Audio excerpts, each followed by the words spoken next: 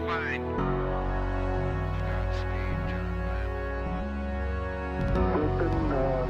Tranquility Base here.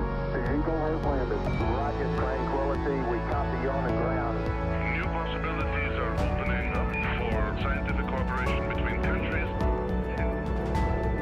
1-0-0. Liftoff. Americans return to space as Discovery clears the tower.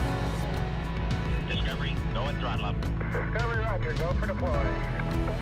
Everybody in the shuttle program, the crew must go for launch. Roger. Nice to be in orbit. We have followed in their footsteps to get us where we are today.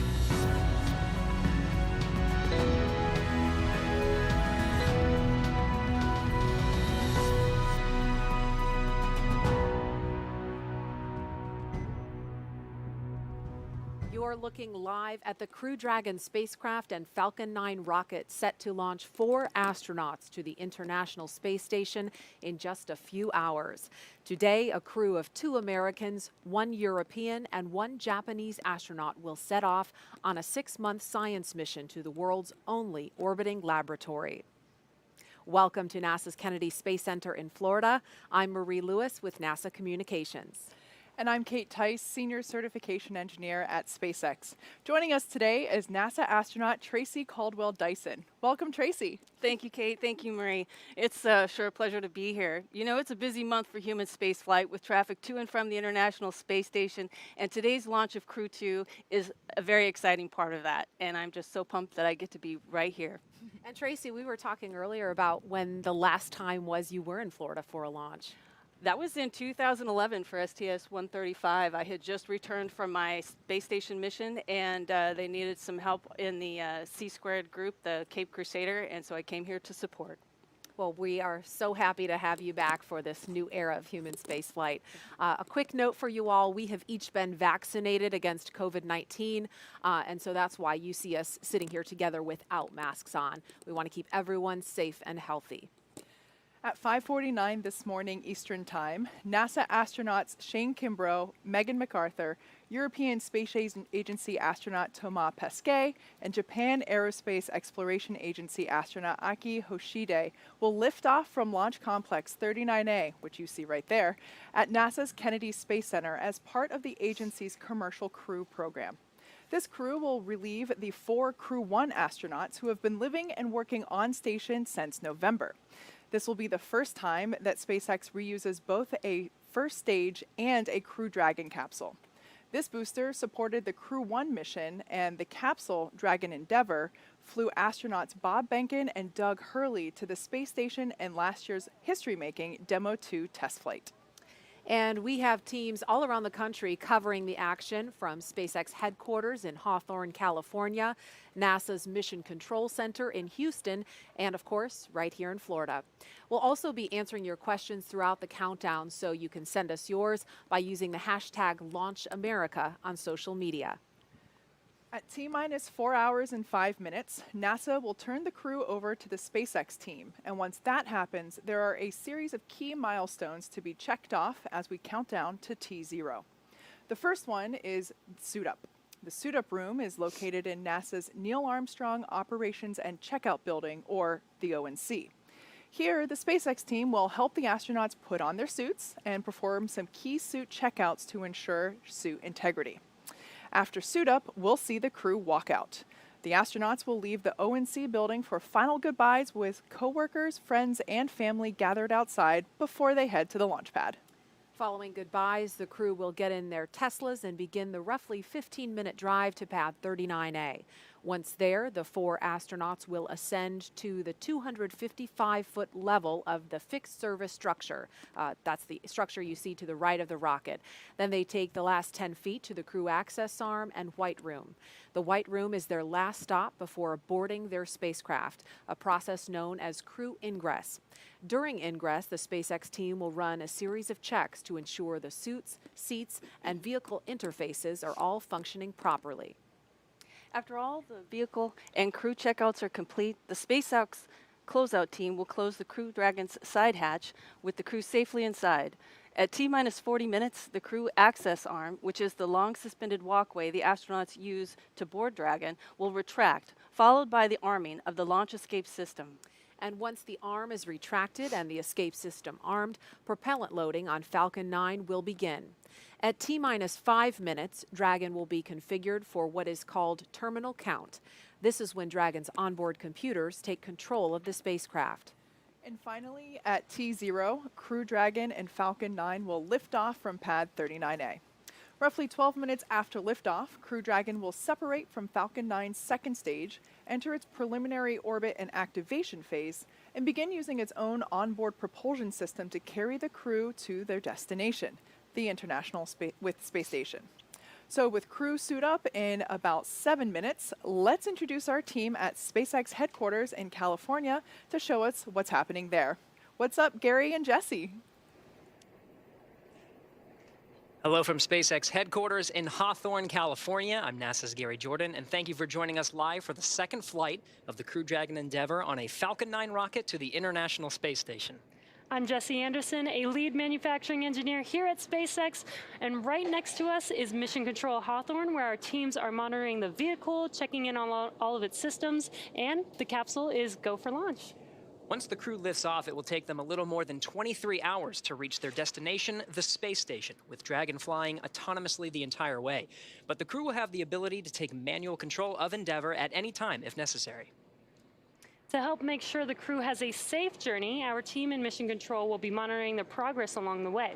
On console or headset are 6 key positions who are monitoring the health of the vehicle and crew. The mission director responsible for mission success is in charge in the room. The person that you'll hear talking to the astronauts is the Crew Operations and Resources Engineer, or what we refer to as the core. The other positions are focused on the vehicle systems like navigation and control, avionics, software, propulsion, life support, and communications with ground segments. NASA has its own team members in Mission Control Houston, where they've been preparing the space station for Crew Dragon's arrival. We'll meet several of the key players later when we check in with Houston. For now, though, let's go to John Insprucker for an operational update on the launch countdown. John. Hello from SpaceX headquarters in Hawthorne, California. I'm John Insprucker, Falcon Principal Integration Engineer here at SpaceX. We're just over 4 hours, 11 minutes to launch. We're coming up at T-minus 4 hours with the launch director's countdown briefing. But right now we're looking at weather. Everything's looking good. Now the major event getting to this point was static fire of the Falcon 9. That was performed 6 days ago. The team went through all the steps of a regular countdown, and at T0 we ignited the 9 Merlin engines on the first stage and let them run for 7 seconds before shutting down. This gave us a final integrated checkout of the rocket and ground systems. Once static fire was complete, we drained the propellants from the rocket and we reopened the pad. Since then, the Falcon 9, with the Dragon capsule on top, as you can see here in the picture, they've remained vertical on the launch pad. Now, the day after the static fire, we performed a final dress rehearsal with the crew. They're putting on their suits, they got into the capsule, they practiced their countdown steps with the Dragon flight team.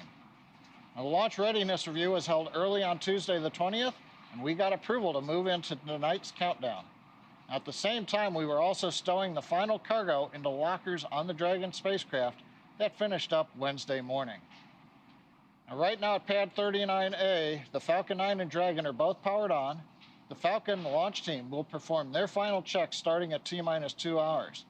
The Dragon team is waiting for arrival of the crew in about 90 to 100 minutes. Happens around T-minus 2 hours, 35 minutes. We just heard a weather brief to the astronauts that came at T-minus 4 hours, 20 minutes. As a reminder, we had to pass up a launch opportunity 24 hours ago due to unfavorable weather in the contingency landing areas where Dragon might have to splash down in case they had to return early. The good news is the weather forecast both at the launch site and around the world looks good for launch early this morning from the Kennedy Space Center. Conditions continue to be go at pad 39A. Now, in the event things don't go as planned, such as an abort, SpaceX and NASA are coordinating with the U.S. Coast Guard to ensure crew safety upon splashdown. This will include extra ships and air assets to patrol the 10 nautical mile keep-out zone. This is to help mitigate safety concerns for any boaters approaching the landing area. And as usual for Dragon flights, we have an instantaneous launch window. That means we can't move the launch time. We'll have to go right on the planned minute and second. Now, if we need to delay, we will have to switch to a backup launch opportunity 3 days from now. But right now, with everything go at the pad, let's head over to Houston, where NASA's Courtney Beasley is standing by. Courtney. Thanks, John, and welcome to Mission Control Houston. You're inside the International Space Station Flight Control Room in Houston, Texas at NASA's Johnson Space Center. Mission Control Houston is the nerve center for operating the International Space Station, working in tandem with our partner agencies and providers around the globe. Together, we've ensured the station is ready to welcome Crew-2 as the 4 astronauts arrive and join the current Expedition 65 crew. Leading the team inside the room right now is Flight Director Paul Konya, as the crew on board the station is just about 20 minutes away from waking up and preparing for their workday. A few hours before Dragon arrives at the station, NASA Flight Director Scott Stover will take over for Dragon's approach and docking. He'll lead the joint NASA-SpaceX go-no-goes once we're in joint operations with mission controllers here in Houston and in SpaceX in Hawthorne, working in sync to bring Crew Dragon to its new home in space. A little bit later, I'll go through all the work we've been doing in space and on the ground to prepare the station for Crew-2's arrival. Until then, we'll keep an eye on today's countdown, and we'll check back in with you soon. For now, let's head back to Tracy in Florida at the Kennedy Space Center for the latest launch preparations. Tracy? Thanks, Courtney. The astronauts will begin suiting up in a minute or so. They designed the logo for the mission. The determined expression of the Dragon reflects the strength of the team and their contribution to space exploration. The 5 large stars represent the 5 partner space agencies cooperating in the International Space Station program. We're proud to have representation from 3 of those partner agencies on this mission, with a JAXA and an ESA astronaut flying on Crew-2. And we had planned to launch on Earth Day yesterday, but of course the teams made a decision to waive off due to rough weather conditions in the ascent corridor, which would have made things just too dangerous in the event of an abort for both the astronauts and the rescue team in that scenario. But weather looking much, much better today. And at NASA, you know, we tend to think of every day as Earth Day because of the work we do on and off the planet we call home. We've all seen this iconic Earthrise image taken by Apollo 8 astronaut Bill Anders as he circled the moon all the way back in 1968. Here's how the Apollo 8 crew remembers the impact of this view. I think it was Bill, too, who said, look, we went all the way to the moon to discover the Earth. First time that we had gone so far, and the first time that we saw the Earth from 240,000 miles away. I think it gave us a sense of we better do our best to take care of this little blue marble that we have. The vast loneliness up here on the moon is awe-inspiring. It makes you realize just what you have back there on Earth. The Earth from here is a grand oasis of the big vastness of space. I think Earthrise will go down in history as an iconic first real view of our home planet, which is very fragile and very delicate. 1970. And this year's Earth Day theme is Connected by Earth. We have a little guest with us. You may remember this is Little Earth, famously known for his trip on the Demo 1 test flight back in, I think it was 2019 now. It seems like it was forever ago. He caught a ride with Ripley. Yes, yes. So he was the gravity indicator on the Demo 1 uncrewed test flight, and Ann McClain and the other crew aboard the space station took great care of him while he was flying in orbit for that mission. So we're excited to have him as a special guest today as a nod to Earth Day. And we also have a view of the actual spacesuits worn by NASA astronauts Bob Behnken and Doug Hurley during the Demo 2 test flight last year. That's a view from the pre-launch news conference Tuesday morning. You can see the briefers, and on either side of them in the background, that is Bob Behnken's spacesuit on the left and Doug Hurley's on the right. And so they are here in Florida, especially for this mission to pay homage to all of the accomplishments that the NASA and SpaceX teams have done together in the last 10 years of the Commercial Crew program. And so we are super excited to see the next crew of 4 suit up in their own custom-made suits momentarily. Yeah, we're looking forward to getting live views inside the ONC suit-up room momentarily. But while we have a great shot of the rocket out at pad 39A, something I want to point out, as I mentioned earlier, this is the first time that we are reusing a booster for a crewed flight.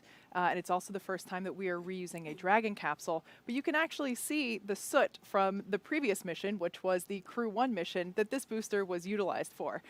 So if you're wondering why this particular rocket is not quite as white and shiny as other ones you may have seen, that's because this one is flight proven. It's already been to space and back. And you can't probably see it from this view, but the crew for this mission actually signed their initials in the soot of that first stage booster. They had a chance to do that after they arrived here at Kennedy last Friday, so that was pretty cool to see. And Thomas was saying that they think they started a new tradition for these reused boosters for crew. And that is an up-close look at the Crew Dragon capsule and the crew access arm extended out to the right. That is the hallway that the astronauts will walk down once they make their way to the pad a little bit later this morning. Again, we are just standing by to get our first live look inside the suit-up room, inside the Neil Armstrong Operations and Checkout Building here at NASA's Kennedy Space Center at T-minus 4 hours, 2 minutes, 20 seconds and counting until liftoff. And a note about the weather, it is a really calm, peaceful, quiet morning here on Florida Space Coast. Yesterday morning was much the same way for us here on the ground, and a lot of people were wondering, why did they wave off the launch on such a beautiful Florida morning? And it wasn't the conditions at the launch site, it was the conditions along the ascent corridor, because if the crew has to abort at any point along that flight path, the conditions have to be safe or low risk enough for a rescue operation to take place in the Atlantic. And so conditions in the Atlantic were just too risky. So the teams made the right call. If they had attempted yesterday, everyone agreed that they would have had to scrub. And the conditions look much better today. The last I heard that there was only a 5% probability of violation, which means we're 95% go for launch today. So we're very excited about that weather news. That's pretty good for Florida standards, 95% favorability. That's Yes. pretty great. Yeah, and it's much better odds than the first time Endeavour liftoff in May of last year with Bob Behnken and Doug Hurley. I believe for Crew-1 we were about 80% favorable for that launch as well. But yeah, you're absolutely right. We did have to scrub for that, basically the downstream weather, but unfortunately that's, while and there we have our first look inside the suit-up room at the Neil Armstrong ONC building. We can see the astronauts have gotten into their suits and are now working with SpaceX suit technicians and the closeout team, SpaceX suit closeouts for doing checks on the umbilicals for, looks like they're getting ready to get into their chairs.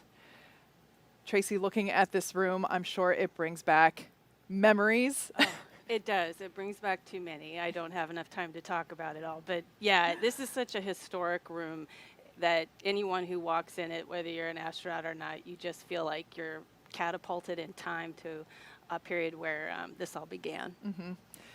And there's a view of Megan MacArthur being helped by the suit technicians.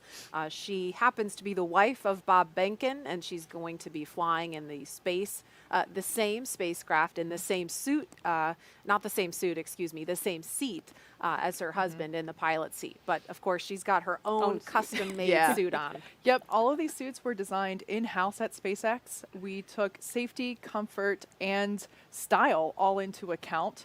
I absolutely love the way that these turned out. And we have heard from crew members that they are really comfortable. So what we see going on here with earlier Megan, they were basically just making sure that everything was comfortable and everything was zipped up. And what we see, I can't quite tell who's in that chair there, but they're basically sitting in a mock-up of the Crew Dragon capsule. And that looked, yeah, that's our commander, Shane Kimbrough. And he's basically sitting in a mock-up of the chair that he will be seated in inside Crew Dragon. So while they're seated inside Crew Dragon, they actually have an umbilical plugged into their suit that flows cool air through the suit to keep them cool and comfy, as well as communications umbilicals and power. So it's really important to make sure that we do these fit-ups here so that there really aren't any surprises once we get into Dragon capsule out on the pad. And the helmets that they're wearing are also custom printed using 3D printing technology. So that's a really exciting technological advancement since the shuttle days. In the room shot we saw just a minute ago, and there's Megan MacArthur getting helped into her gloves in her spacesuit. But we saw, if we could take the wide shot of that room, we saw another astronaut. There it was in the foreground, number 38. That's Jessica Meir. She is a member of the pad closeout team. So we'll see her here in the suit up room, and she'll also be headed to the white room a little later to provide crew support. Yeah, that role for the astronaut is also pretty historic. We've had a group of astronauts in the shuttle days come down and support shuttle crews, basically pre-flight the orbiter and get it ready to go. Before that, in the Apollo days, that's where it all started with our astronaut support personnel, and it's nice to see that tradition continue, having an astronaut there to help support. We can also see the red recliners from the shuttle days kind of in the top right corner off in the background. So they did keep those chairs around, but it's really nice for the crew to have actual mock-ups of the seats that they're going to be inside the spacecraft, so they can do all that kind of fine-tuning in the room before they go get into the actual seats inside the spacecraft. Yeah, I always like to say we kept the history, we just relocated it. Like I said, yeah, this is an integral part of launch day is doing these initial suit checkouts in the mock-up Dragon seats, but yeah, you can even see the corner of one of those maroon chairs in the upper right-hand corner there. So yeah, those are the same recliners that the astronauts used during the shuttle days to do basically the same process that's going on now. And there's a close-up. We just lost view of him, but that's Aki Hoshide having a laugh with some of the suit technicians. This is crew the LD on countdown 1 with a T-minus 4-hour situational awareness briefing. We are currently counting down to a T0 of 9:49:02 UTC, 5:49:02 local, with an instantaneous window. The crew has started suit donning and leak checks in preparation to begin ingress activities. The advanced team is currently on the way to the pad to open the side hatch and prepare for crew arrival. Vehicle gases are at MEOP, FTS checkouts are complete, and Dragon prop tanks are pressed. F9 is not working any issues at this time. The team is tracking ascent winds and pad winds for this morning's launch, but are currently go for those conditions. Expecting a final update on ascent winds at approximately T-minus 3 hours and pad escape winds at T-minus 1 hour. Falcon 9 launch and recovery weather is not tracking any constraints at this time. In the event of a scrub, the next available launch attempt will be Monday, April 26th. Procedure 52.911 is open in the event of any crew contingency from crew ingress through launch. As a reminder, the launch escape system will be armed prior to propellant load today. Fire Room 4 will go into lockdown at T-minus 45 minutes and last until after spacecraft separation, or the launch escape system is disarmed. All personnel are requested to stay in their locations until lockdown is complete. CE, do you have a report on F9 health? F9 is healthy, and we are not tracking any vehicle issues at this time. COPVs are at full pressure, and we are looking good for today's op. Copy all. MD, report on Dragon health. Good evening, LD. I can report the same. Dragon is healthy, and looking forward to proceeding with count.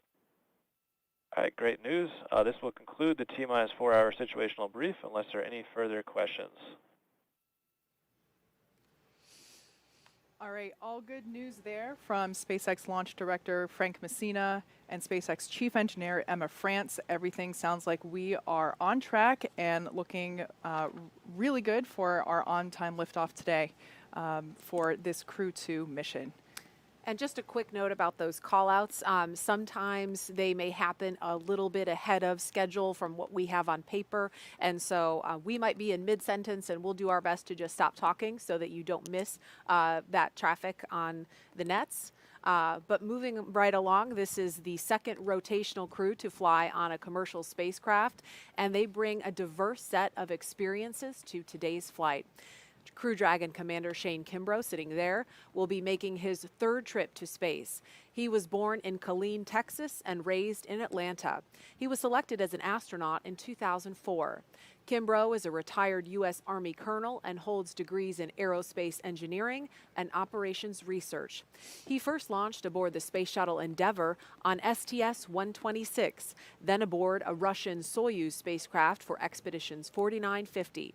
Kimbrough has spent a total of 189 days in space and performed 6 spacewalks. Pilot Megan MacArthur will be making her second trip to space, but her first one to the space station. She was born in Honolulu, but considers California her home state. NASA selected MacArthur as an astronaut in 2000. She holds degrees in aerospace engineering and oceanography. MacArthur served as mission specialist aboard Space Shuttle Atlantis on STS-125, the final servicing mission of the Hubble Space Telescope in 2009. She operated the shuttle's robotic arm over the course of 12 days and 21 hours, capturing the telescope and maneuvering crew members throughout the 5 spacewalks to upgrade Hubble's science instruments, along with removal and replacement of other components to lengthen the telescope's life. Hubble continues to operate to this day, providing scientists the opportunity to make more and more deep space discoveries. Mission specialist Aki Hoshide is suiting up for his third space flight today. Born in Tokyo, Hoshide was selected as an astronaut in 1999 by the National Space Development Agency of Japan, known today as JAXA. Hoshide earned degrees in aerospace engineering and mechanical engineering. He flew on STS-124 aboard the Space Shuttle Discovery to deliver and install Japan's science laboratory Kibo. He also flew aboard the Russian Soyuz on Expedition 32 and 33 for a 124-day visit to the space station. In 2014, he also served as commander of the 18th NASA Extreme Environment Mission Operation, an underwater expedition at the National Oceanic and Atmospheric Administration's Aquarius habitat off Florida Keys' Largo Coast. And mission specialist Thomas Pesquet will be making his second trip to space. Born in Rouen, France, Pesquet was selected by ESA as an astronaut in 2009. He has a degree in spacecraft design and control and more than 2,300 hours as a commercial airline pilot. Pesquet first flew to space on the Russian Soyuz as a flight engineer for expeditions 50 and 51. In that time, he worked on more than 50 different experiments and performed 2 spacewalks to maintain the space station with Kimbrough. He has logged 197 days in space. Pesquet will be the first European astronaut to fly in Crew Dragon, and it will be the first time a European has launched from American soil in more than a decade. Each of these 4 crew members will join Expedition 65 once they arrive at the International Space Station, with Aki Hoshide taking over as commander of the station right before Crew 1 departs. And of course, we will be sure to give you a closer look at each of these astronauts as we approach launch time. So we can see right now, pilot Megan MacArthur is now going through the leak check portion of suit up. Aki looks very comfortable. The advanced team is in the white room on schedule. All right, the call that we heard there indicates the advanced team, which is basically the SpaceX team that just arrived out at Pad 39A to start preparing Dragon capsule for the arrival of the crew and the remainder of the closeout team. Once again, Aki having some more laughs with our suit technicians there in the suit up room. You know, the suit-up room is kind of where the on happens. You know, for the crew, this is it. There's no going back to your room to get something. There's no break from this point. It's the moment that you're on. So it's kind of nice to see a little levity break out and put everybody at ease that they're still with everybody in the room. And these 4 will have about a 4-day handover period with the astronauts from Crew 1, who of course have been living and working on the space station since their launch from here in Florida this past November. NASA astronauts Mike Hopkins, Victor Glover, Shannon Walker, and JAXA astronaut Soichi Noguchi were the last astronauts to sit in this room and suit up, and they are set to return home to Earth on April 28th after the longest human spaceflight ever launched from the United States. We'll dive a little deeper into the work they've been doing later on before launch, but right now they are preparing to welcome this crew aboard station.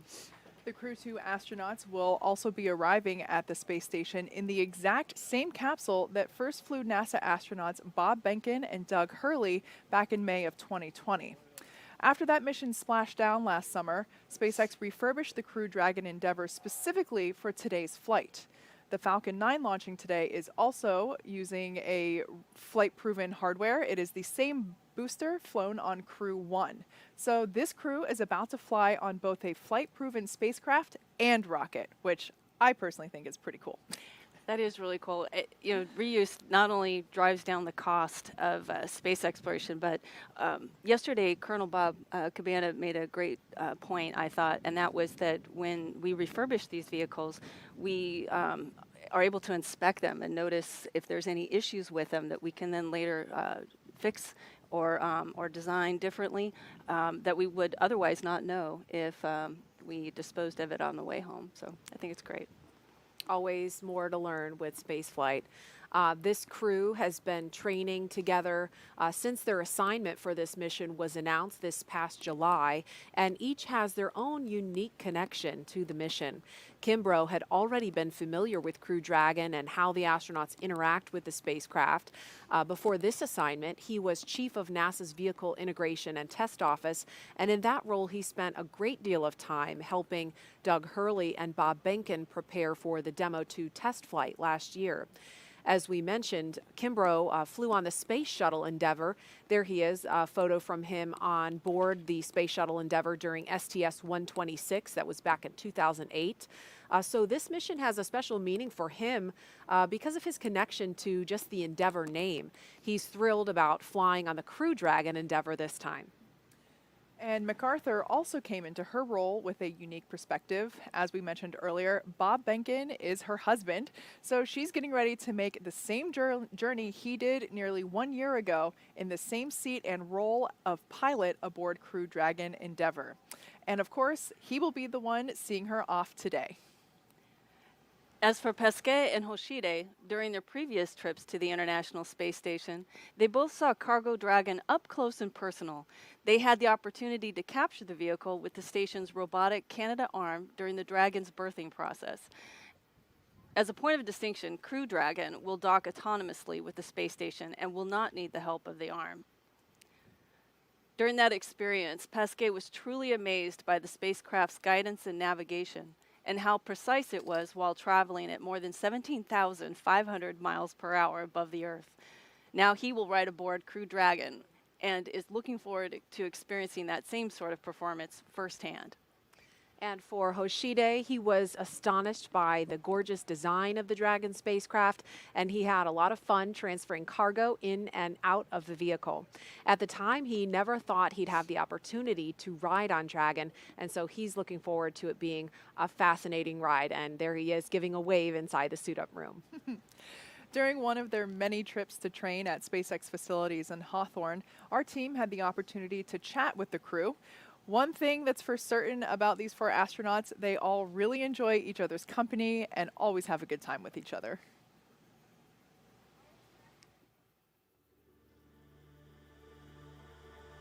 My fellow astronauts on this crew are incredible.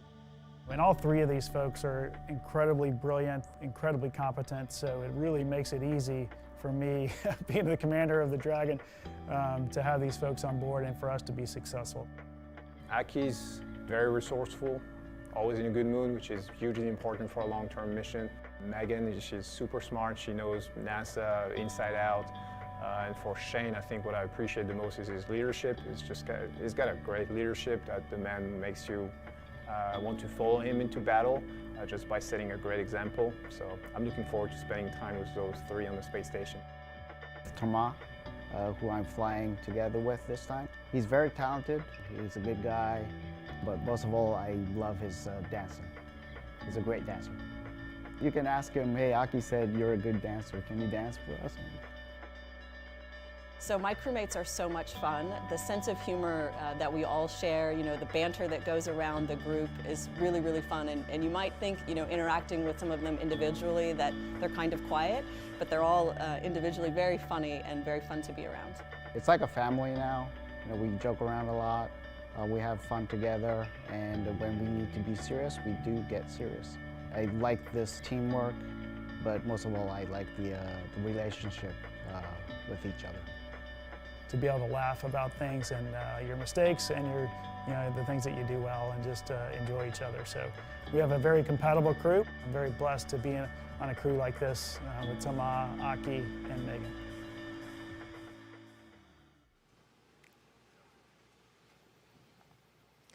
And we're looking at the crew again live in the suit-up room. They had a little bit of downtime yesterday with the wave off because of the weather. I think we have a photo that Toma posted recently. There they are, sitting on the beach. Oh, what a fantastic moment of levity for those guys. You know, I've said it before, these are some of the best personalities in our corps today, and it's fun to watch them launch. It's also fun to watch them relax just before their big mission. Yes, and now it's all business. Suit donning and checkouts complete on schedule. So we just heard the call that suit donning and checkouts are complete at T-minus 3 hours and 42 minutes. Let's go over to John Innsbrucker in Hawthorne for an update. John? Thanks, Marie. We're just inside, as she said, 3 hours, 43 minutes. All continues to go well for this morning's launch as we watch suit up finishing. We just heard the call out, side hatch is open. The advanced team is waiting for the astronauts up in pad 39A. Now to get to this point, we began clearing the launch pad of people at T-minus 8 hours. The team began clearing the hazard area around pad 39A at T-minus 5 hours. The only folks remaining on the pad right now are the ones who are needed for ingress of the astronauts. As I mentioned, they have entered the pad and they are waiting for the crew. And we'll be covering crew arrival at the pad and entry into the spacecraft. At the launch pad, Falcon 9 is powered on. Engine and stage checkouts were performed several hours ago. We're currently monitoring telemetry. We're pressurizing gas storage vessels on the first and second stages. A little while ago, we heard the T-minus 4 hour briefing by the SpaceX launch director. The good news is there's nothing significant to report on the rocket. On top of the Falcon 9, Dragon spacecraft is ready for the crew. Functional checkouts were performed in preparation for the crew's upcoming arrival. Most recently, a little under an hour ago, the Dragon propellant system was pressurized to final flight pressure. And currently, all spacecraft systems are go. The launch range is ready to support. They're working no issues at this time. The weather continues to be go for launch, and as we heard in the countdown brief, we'll be listening for pad winds at the T-minus 3 hour, T-minus 1 hour marks. But right now, we're anticipating acceptable weather for launch. So things are looking good with both Falcon and Dragon. The weather's cooperating as we count down to liftoff. As we get ready for the crew to walk out, let's go back to our team at Kennedy Space Center. All right, thanks, John. It's now T-minus 3 hours, 40 minutes here at Kennedy Space Center in Florida. The crew woke up right after about 11:05. I guess it was last night now because it's now Friday morning.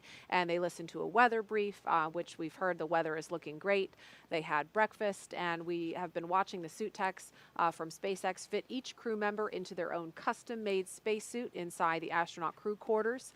And in a few minutes, at T-minus 3 hours and 25 minutes, the crew will be making their way out of this famed suit-up room, down the hall, into an elevator, down to the first floor, and then finally outside to be greeted by their families and a small group of well-wishers before they head out to the pad. There are 3 Teslas waiting to drive the crew out to Launch Complex 39A. Riding in the first car, we'll have the spacecraft closeout lead and a couple of suit techs. In the second Tesla, we will have Shane and Megan, and they'll be sharing a ride with our flight surgeon. And in the third vehicle will be Aki and Toma and another closeout lead. Of course, we're going to try and follow the convoy live every step of the way. It is the middle of the night / morning, so there we could see the Teslas awaiting the crew to take them to the pad. But we will try to bring you as close as possible to the crew without actually being inside the car with them. Tracy, what's it like for you seeing the crew here in these moments before they walk out and remembering what your experience was like? Like I said, this is the moment where the on gets turned on, and you're you're looking at your crewmates, and you know you're going to be doing something pretty exciting here. But there's it seems like a long way to go before liftoff, because there's a lot of milestones to meet, and a lot of coordination that has to happen. So you're kind of in this meta state of excitement and focus. We have another guest close by for launch today who looks forward to the day when she may be also suiting up in this room. Let's go to NASA's Jasmine Hopkins at the Operations Support Building 2 to meet this guest. Jasmine? Thanks, Marie. We've seen astronauts suit up at the ONC since the Apollo days. What we don't often see is the hard work that it took to get there. I'm Jasmine Hopkins with NASA Communications, and joining me now to talk about the journey to becoming an astronaut is Jasmine Mugbelly. Thanks so much for being here today. Absolutely. Thank you, Jasmine. Absolutely. We are so glad to have you here. So you were selected to be an astronaut in 2017. Can you tell us how competitive is that process? Yes, so it was very competitive. The year I applied, there were over 18,000 applicants. And I remember going through the selection process and meeting some of the other candidates who had applied. And it was then that I was sure I wouldn't be selected because they were all so incredible. And so, I feel incredibly lucky to be here. Right. Now, I'm sure there was something that made you stand out against the crowd. We know there's a lot that goes into being an astronaut. So can you tell us any of those specific requirements that got you where you are? Yeah, so we do generally look for people with STEM backgrounds, but what I like to tell people is it doesn't matter so much what you do as opposed to why you do it and how you do it. I think it's really important for people to do something that they feel passionate about and that they love. And, as for the how, you should try to excel at it and you should do your best at it. And that doesn't mean you won't fail along the way. You probably should fail. That means you're pushing yourself. But if you look at our astronaut office, we have many different backgrounds. You have chemists, you have pilots, you have submariners, teachers, doctors, so all sorts of backgrounds. Right. No, it definitely takes a lot to make up that team. And you now have 2 years of astronaut training under your belt, and you're awaiting assignment to your first flight. So can you tell us what that process is like? For the training? No, how do you know when you get assigned to your first flight? Sure, absolutely. So, I've never been behind the scenes for the actual selections for assignments, but I know a lot goes into it. And one, of course, who fits the requirements for this mission, putting together it's not just a single person, but a whole crew that works together and has all the things they need to accomplish that mission. If you're talking about we need to do spacewalks to maintain the space station, what teams do we have to do that? If we're talking about going to the moon, maybe you want a geologist on that flight, someone who can land the vehicle. So it definitely plays into how the whole crew works together and meets the requirements for that mission. Right. Well, we are definitely looking forward to when you get assigned to that first flight. I know that today is a big day for all of us, but how eager are you to see yourself in that suit-up room? Yeah, just, watching this today, becoming an astronaut has been a lifelong dream for me. So thinking about me actually being on one of these spacecraft and launching into space, it's still something that blows my mind that that's even possible right now. Right. No, absolutely. Jasmine Mugbelly, thank you so much for joining us here today. Thanks. Absolutely. Now let's take it back to the KSC host desk with Kate. Thanks, Jasmine. As you can see, we here in our in the suit-up room at the Neil Armstrong ONC building, we have a couple of VIP visitors greeting the crew as they are awaiting, and now they're departing. And it looks like we have a couple last, probably photo opportunities prior to the crew walks out. Now, one thing I do want to point out, that specifically for the folks wearing these black flight suits, this is the suit-up team, and partially will be the closeout team for the astronauts. This crew these suit technicians are responsible for assisting the crew not only in getting in their spacesuits, but making sure that things like unapproved jewelry or is not still being worn when the suits are put on, making sure that any personal items like glasses or medication are tucked in the pockets of the spacesuit. Basically just making sure that those personal items are in the appropriate places.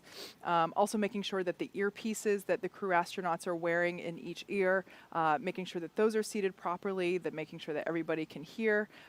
There's a lot that these folks do. It's all in the procedures which are followed along on the tablets that you see some folks carrying around. And yeah, so while it might seem a little chaotic at times, whenever during the suit up process with lots of people milling about, there's actually a very specific process. Each astronaut has a specific suit technician assigned to them, and that suit technician is responsible for communicating and relaying basically status to that person's assigned crew member. And I do want to mention the visitors that we saw a few minutes ago, and they were just departing after the interview with Jasmine. But that was Elon Musk of SpaceX in the room, and also NASA Acting Administrator Steve Jerzik in the room to have some private words with the crew. You may also have noticed that we don't hear ambient sound. We don't have audio from inside this room, and that is by design to give the crew, the suit technicians and the visitors in there some privacy before they go out to the pad.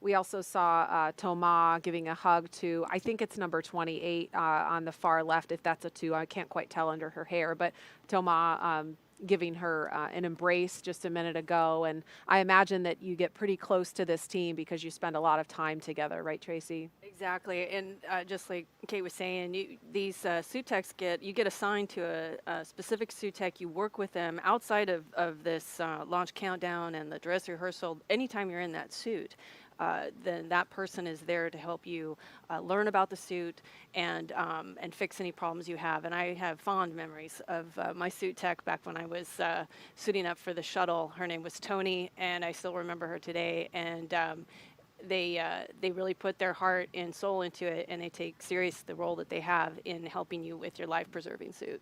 Absolutely. And this crew trains quite often, not only here at Kennedy, but also at SpaceX headquarters in Hawthorne. We have Dragon capsule simulators, not only for the displays, but also physically getting in and out, getting buckled into your seat, all of that. The crew rehearses tens of times with the SpaceX team and the NASA team. So what we're seeing here really is just another another time. They could probably do this in their sleep at this point. Yeah. One thing real quick I want to point out before we lose this shot, the the small blue boxes there that you see behind the crew members that has kind of like an elephant's trunk, an umbilical that's plugging into the leg of each crew member. Gosh, I love the frivolity that we see here. It's so wonderful. Gotta get a good shot. Yeah, so I wanted to mention it because I figured we'd lose the shot. Those blue boxes are basically flowing cool nitrox or nitrogen oxygen mixture air, which is basically the stuff that you have in a scuba tank. We're trying to keep the astronauts cool while they're in their suits. While they're moving around, it can get a little warm, and we want to keep them comfortable until they are seated in their seat inside Crew Dragon. So that's what those small boxes are, and they will have those along with them inside the Teslas during the ride out as well. I think we'll have time for a couple of social media questions, but another note just about the timeline. If you've been following along with all of our anticipated times, the crew right now we've seen is ahead of schedule in terms of completing their suit up process. This is a very limber, quick crew. We observed this during the dry dress rehearsal over the weekend. They were ahead of schedule getting suited up. We do still expect them to walk out at the anticipated time. We expect that will happen at T-minus 3 hours and 20 minutes. So about 9 minutes from now is roughly when they should walk out of the operations and checkout building. But up to this point, they've been a little bit ahead of schedule. Let's take a couple of social media questions while we're waiting for that to happen. Okay, this one, this is a good one for Tracy. Why are very specific times chosen for launches? A lot of it has to do with orbital mechanics and where the space station is over Kennedy Space Center at the time. And so we are basically launching a vehicle to chase the space station, and it has much to do with that. All right, next question. How long does it take to refurbish a Crew Dragon, and how many times can Dragon be reused? As we're looking outside the ONC, Kate, this is a good one for you. Yeah, that's a great question. In terms of how long, it's hard to say right now because this is the first time that we did it. And the first time that you refurbish something, or really the first time you do anything, is generally the longest it will take you to do something. We have been working on the refurbishment of this Crew Dragon capsule since it splashed down in August of last year. So just under a year, basically to get it in a state and launch ready.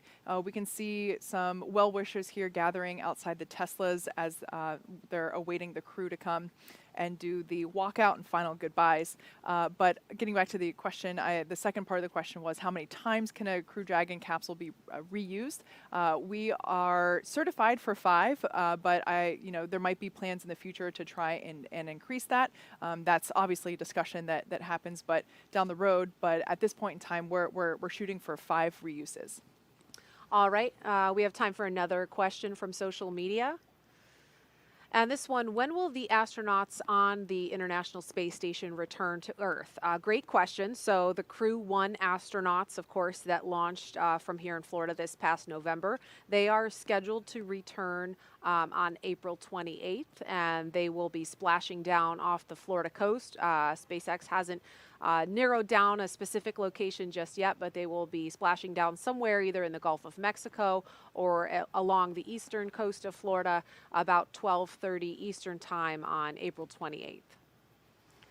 And we see a few more folks coming outside in anticipation of the crew walkout. It looks like Elon Musk and Steve Jurczyk, the NASA administrator, taking their spots to the right of your screen.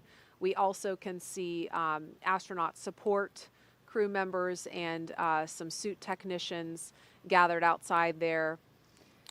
We can also see some of the crew members' families. I recognize some of them there in the background.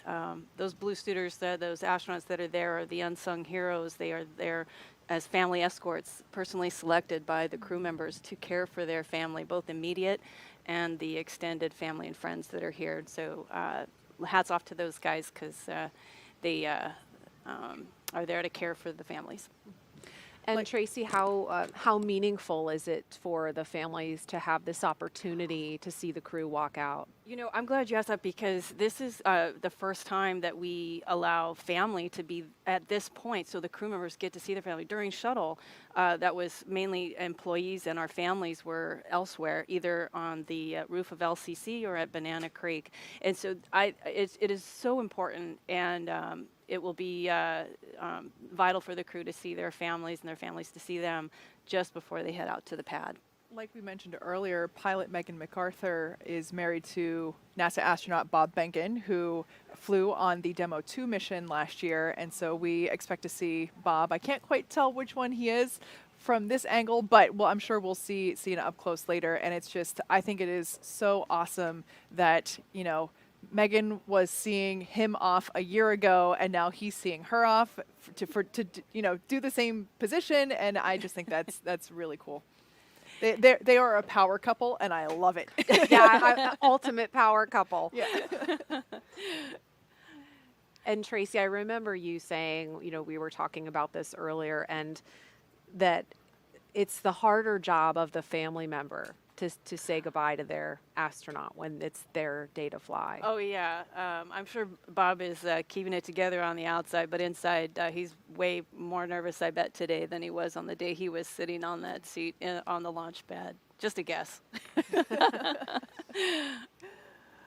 And so it is T-minus 3 hours, 24 minutes and counting. And any moment now, we expect to see the crew leave the room and start walking down the hallway. We'll see them get into an elevator, and here is a shot of the elevator. So, the hallway. And so where those, that is Joe Acaba to the left.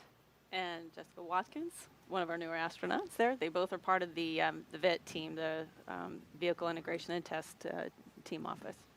And we'll see the crew walk out. There's a doorway to the left of your screen where Joe and Jessica are facing, and we'll see the crew walk out of that doorway and come straight down towards where the camera is pointing any moment now. And here they come. There they are. Commander Shane Kimbrough, pilot Megan MacArthur in the front. Megan blowing kisses. Thomas and Aki ready for their ride to the space station. And inside the elevator there is a poster you can see in the background. It has the signatures of folks who have worked on this mission. So this is the first of 2 elevator rides that these guys will be partaking in today. The second, of course, being the elevator ride to almost the top of the structure next to the launch pad. And we will see the crew walk out in just a moment, but first we want to hear a performance of America the Beautiful by preeminent jazz and classical saxophonist, composer, band leader, and 3-time Grammy winner, Branford Marsalis. Crew walkout in progress on schedule.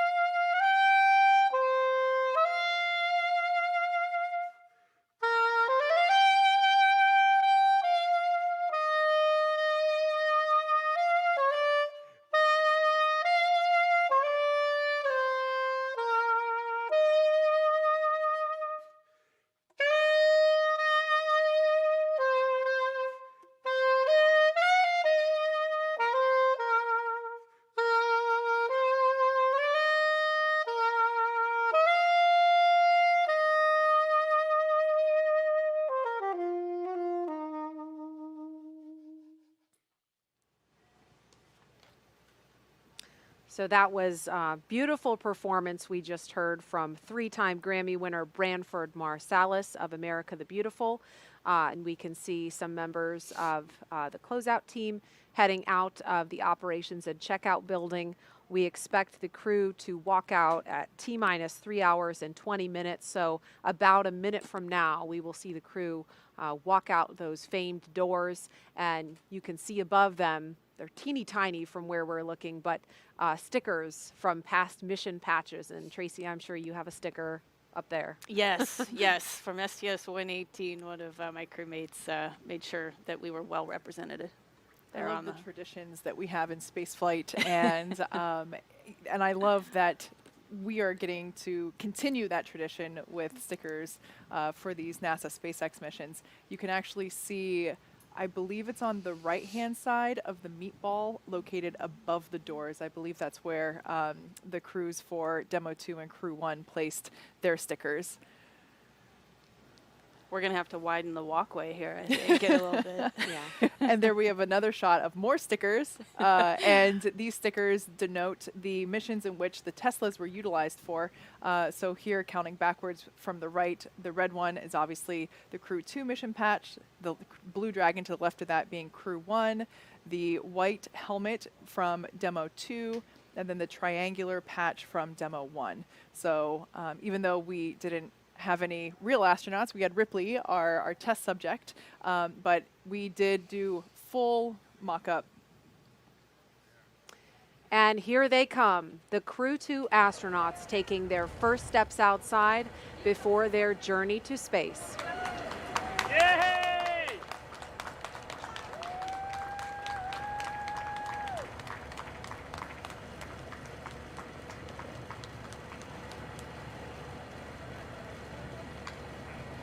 I love this moment. They're now going to have the opportunity to wave goodbye from a safe distance. The distance is normal protocol for spaceflight this is not a result of the COVID-19 pandemic. This would be in place even if we didn't have that situation going on. But I love this moment. It's a wonderful opportunity to see the astronauts get some final farewells from their friends and family members.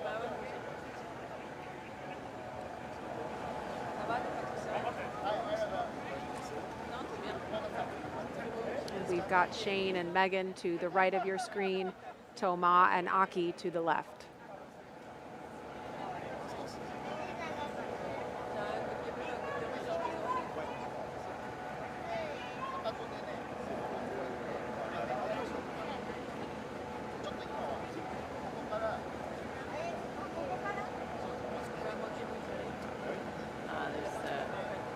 There's Shane's wife. Shane and his wife posing for a socially distanced photo. Yes. And it looks like Bob Behnken is there in a blue polo with the son of he and Megan MacArthur.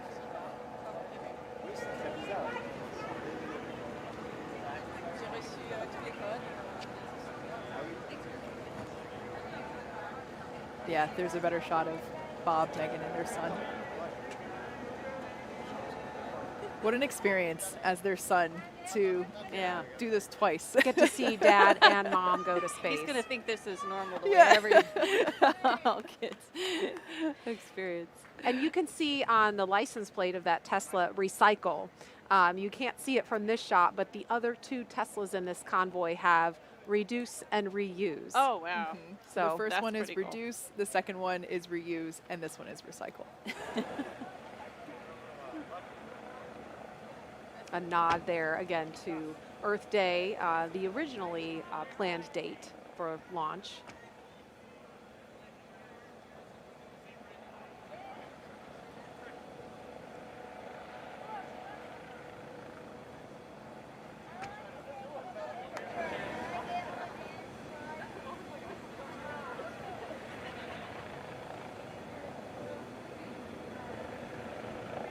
Actually, people are more impressed by the Teslas than by the rocket.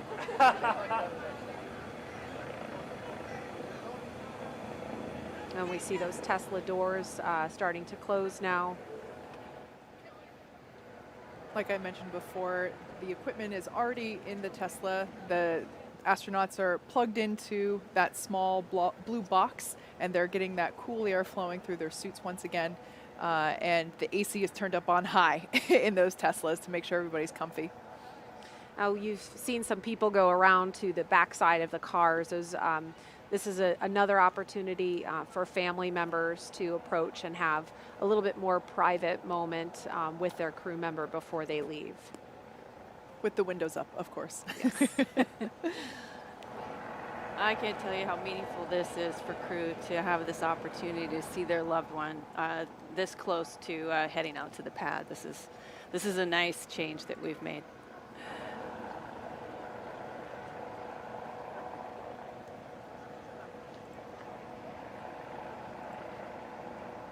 And this is the car carrying Shane Kimbrough on the right rear passenger side, and Megan MacArthur is on the left rear passenger side. And then this the third Tesla in the convoy here with the recycle license plate has Thomas sitting on the back rear side and Aki sitting on the left rear side.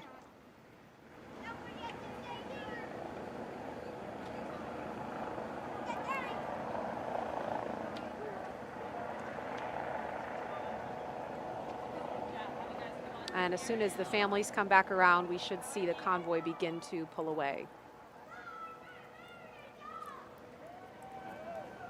Right on schedule.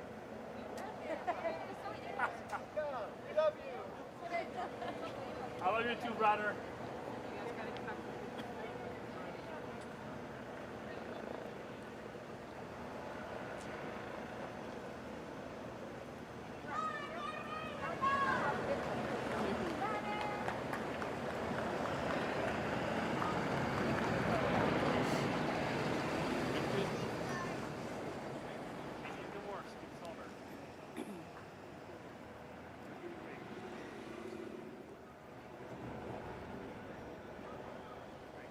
ONC departure on schedule. All right, so we just heard that announcement that the crew has departed the operations and checkout building on schedule. They are now on their way to Launch Complex 39A, scheduled to lift off at 5:49 a.m. Eastern Time this morning. It will be about a 15-minute drive with a full security escort across NASA's Kennedy Space Center and out to the launch pad. And as we follow the convoy, we'd like to share some words from the teams working so hard day and night to get this crew to the International Space Station. Wishing Crew-2 good luck and a safe trip. Good luck, Shane, Megan, Aki, and Thomas. Go Crew-2! Go Crew-2! Go Crew-2! Winchester! You guys are inspiration to all of us.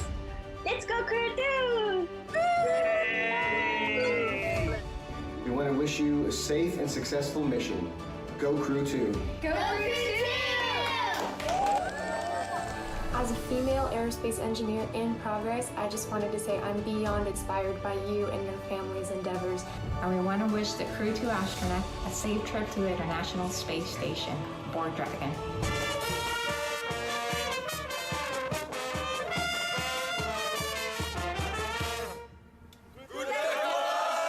Hey Crew-2, looking forward to watching you guys launch today. The screens behind me should look familiar. I'm looking forward to getting to see you guys use it for real. So proud you'll be representing all Yellow Jackets on the NASA SpaceX Crew Dragon to the ISS. Good luck!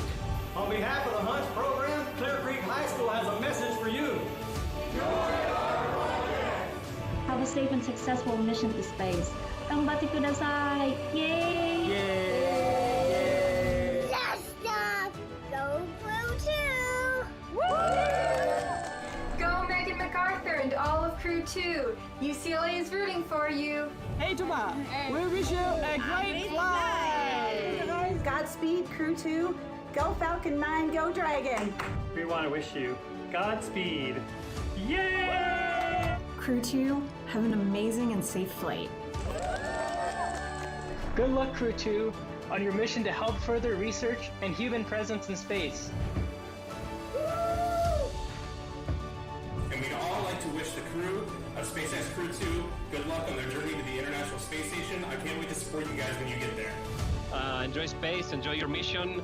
Go ESA, go ISS, go Mission Alpha. We're going to be there with you as you're going through space, and we're going to be there with you as you're on the crew, on ISS, and we're going to be there with you when you're coming home.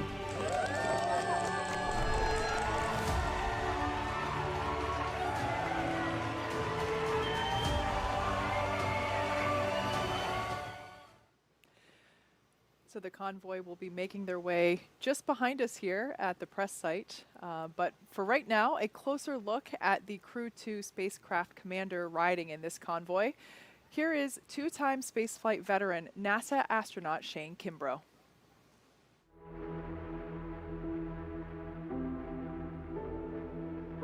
I love it. It doesn't matter what I'm flying, a helicopter, an airplane. It's just incredible.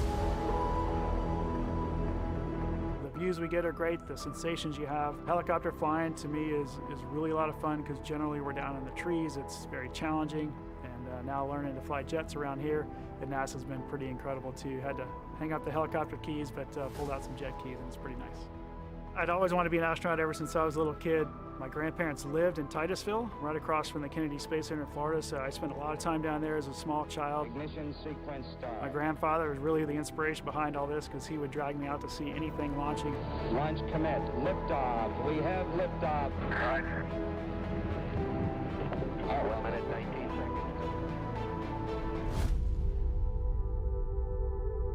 For whatever reason, it kind of stuck in my blood. The ironic thing is when I decided to go to West Point, I figured that my dream of being an astronaut was gone, so I kind of gave up on it because I didn't realize you could be in the Army and be an astronaut, but turns out you can. So back in 2008, I flew on STS-126. We were kind of a resupply mission. So they called our mission actually the Extreme Home Makeover Mission for the space station. We got a chance to bring up new bedrooms, a new bathroom, a new kitchen, a new gym, really outfit the station to be able to support more than 3 crew members. So that was pretty cool to be part of that. And then to go back a few years later in 2016 and 2017 when I flew on the Soyuz. That was an incredible time up there. The long duration piece is obviously a lot different than the shuttle couple-week mission. There's a different cadence, a different rhythm you have to get into, more of a marathon pace versus a sprint pace. Space shuttle for me was you're kind of rocking and rolling for the first couple minutes while the solid rocket boosters are on, and then it smooths out and it's pure acceleration. The landing coming back in is super smooth because you're landing on a runway. And Soyuz to me was kind of the opposite. It was a really smooth ride uphill, but coming back was really violent and pretty incredible that we made it through that. But they've been doing it for many, many years, and a proven product for sure. We do things differently down in Florida now than we did for shuttle, so it was just a whole different world. We kind of blended, I would say, the best things from shuttle during quarantine and launch day operations and the best things from Soyuz that we've learned over the years. And kind of now we have a hybrid of those really good things on launch day especially. I'm really excited about it. I love the Kennedy Space Center and all the teams down there that I've gotten to work with. I love it for our country, our nation, that we're launching out of the U.S. again. It's a great capability that we have, and just happy to be doing it again out of Florida. My name is Shane Kimbrough. I am the commander of NASA's SpaceX Crew-2 mission to the International Space Station.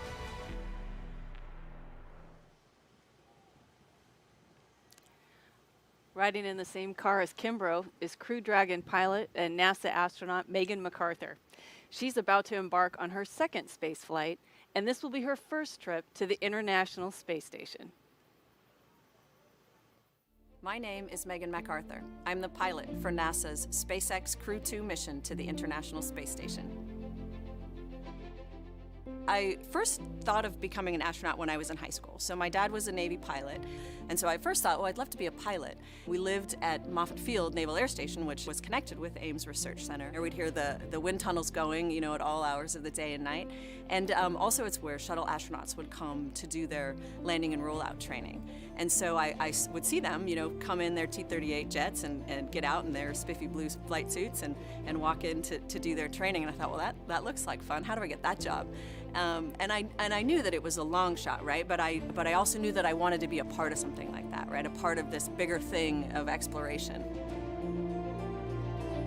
And then I kind of took this left turn into oceanography, but really it's all about exploration. We're not better equipped to survive underwater, you know, any better than we are in outer space. And so we need technology to help us explore those areas. So how do we do those things? You know, we can send rovers, we can send people, you know, we have to build the right kind of machines to support that. And so there's a lot of parallels. From graduate school in oceanography, I always had this idea in the back of my mind, and I went ahead and applied, and I got really lucky. Every launch experience is very unique to the individual. You know, we climbed aboard and there's that period of waiting, and you actually get a little bit uncomfortable. You know, your body starts to cramp up and you're ready to go. And then when the actual launch goes, it's indescribable. It's so much energy. You are moving so fast.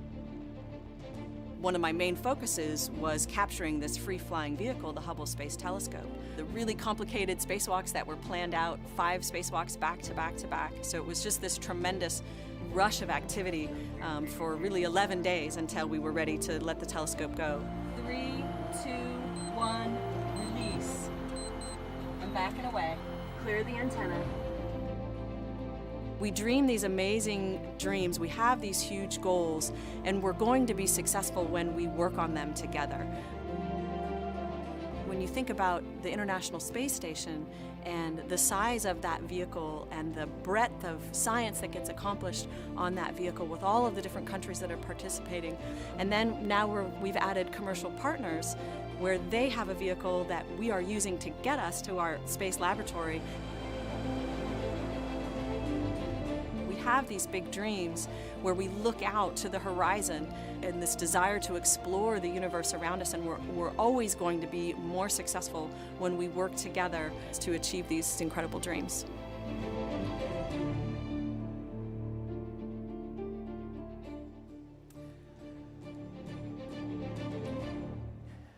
So there's the convoy there on your screen. They just passed behind us just moments ago, on their way to pad 39A. Now, if you're wondering what the crew is listening to. Oh, first let's look at this Twitter comment. It's so cool seeing Bob see his wife off for this mission. Crew-2 almost a year after she did the same for him for Demo 2. I just love that. Like I said before, they are a power couple, and I can't get enough of it. Absolutely. And they've got a really cool playlist that we had a preview of, but you were starting to talk about that, Kate. Yeah, so the astronauts, of course, get to pick their playlist in their Tesla. So in the first car with Shane and Megan, I'm not sure which one they're listening to this instant, but they had selections like Learn to Fly by the Foo Fighters, a personal favorite of mine, Crazy Train, Ozzy Osbourne, Enter Sandman, Metallica. I was listening to that one on my way in today. City of Blinding Lights, U2. And in Aki and Tomas' car, Drops of Jupiter. That is a classic. Paradise City by Guns N' Roses. And, of course, Danger Zone by Kenny Loggins. Yeah, little Top Gun action. I love it. The NASA and SpaceX team inside the Launch Control Center here at Kennedy Space Center just watched this convoy pass by from their windows at the LCC, and we caught up with the NASA Commercial Crew Program Manager about what that moment is like. As they drive down that road, down to Launch Pad 39A, and you can see the crew, and then to me, that's when it really becomes real. Not that it's not real every step of the way during preparations, but everybody in the firing room will stand up and it gets really quiet. And I think that's when everybody realizes, hey, we're about to go do this for real. And you can just feel the passion and the intensity. Everybody in that room and everybody in Houston and Hawthorne, you know, I think they're standing up too, watching, because they know, hey, this is going to be a great mission, but it's about to get really serious. And now the crew is approaching Pad 39A and entering what is known as the Blast Danger Area, or BDA, and now approaching the base of the pad. But the teams have conducted internal go, no-go polls to make sure that this area was safe before they entered. And as they are approaching the base of the pad, we have some more messages from those with some personal connections to this crew.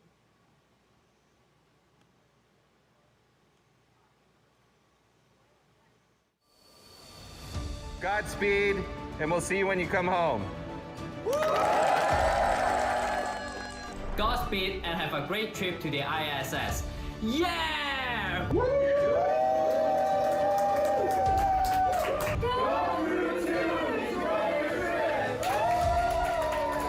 Crew-2, we're ready for you. Thank you for flying with SpaceX. Good luck from the bakery and Simco Logistics team. Go Crew Dragon! Someone to wish Crew-2 a happy flight. When I say crew, you say two. Crew. Two. Crew. Two. Go Dragon! Go SpaceX! Go NASA Crew-2! Crew-2 is launching. There's 10 seconds for this cheers. So good luck to the astronauts and Dragon engineers. Go Shane! Go Megan. Go Thomas! Go Aki! Go Falcon! Go Endeavor! And go Crew-2! We are wishing you guys a safe mission to the ISS. Good luck and Godspeed, Megan, Shane, Akihiko, and Thomas.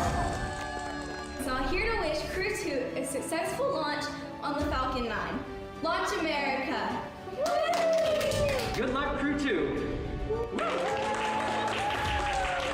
On behalf of the Dragon Engines and Tanks engineering team, have a safe flight. Wishing Shane, Megan, Tama, and Akihiko a safe flight and a productive stay at the ISS. Go Falcon, go Dragon, and go Crew-2! Crew-2, Godspeed, and thank you for flying SpaceX. Have a safe flight. And it is an honor and a privilege to be a part of this and contribute in some way. And I couldn't be more excited to see you on this mission.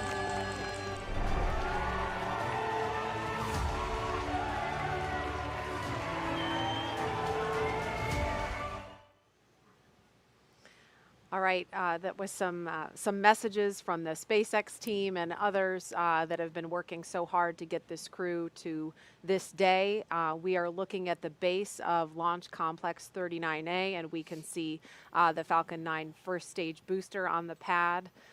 Kate, I know SpaceX has done some extensive upgrades since you began leasing this, and we can't see the crew on screen here. They take a bio break once they get to the pad, so it'll be a couple of minutes before they ascend the fixed service structure to the right of your screen. That's that big black tower.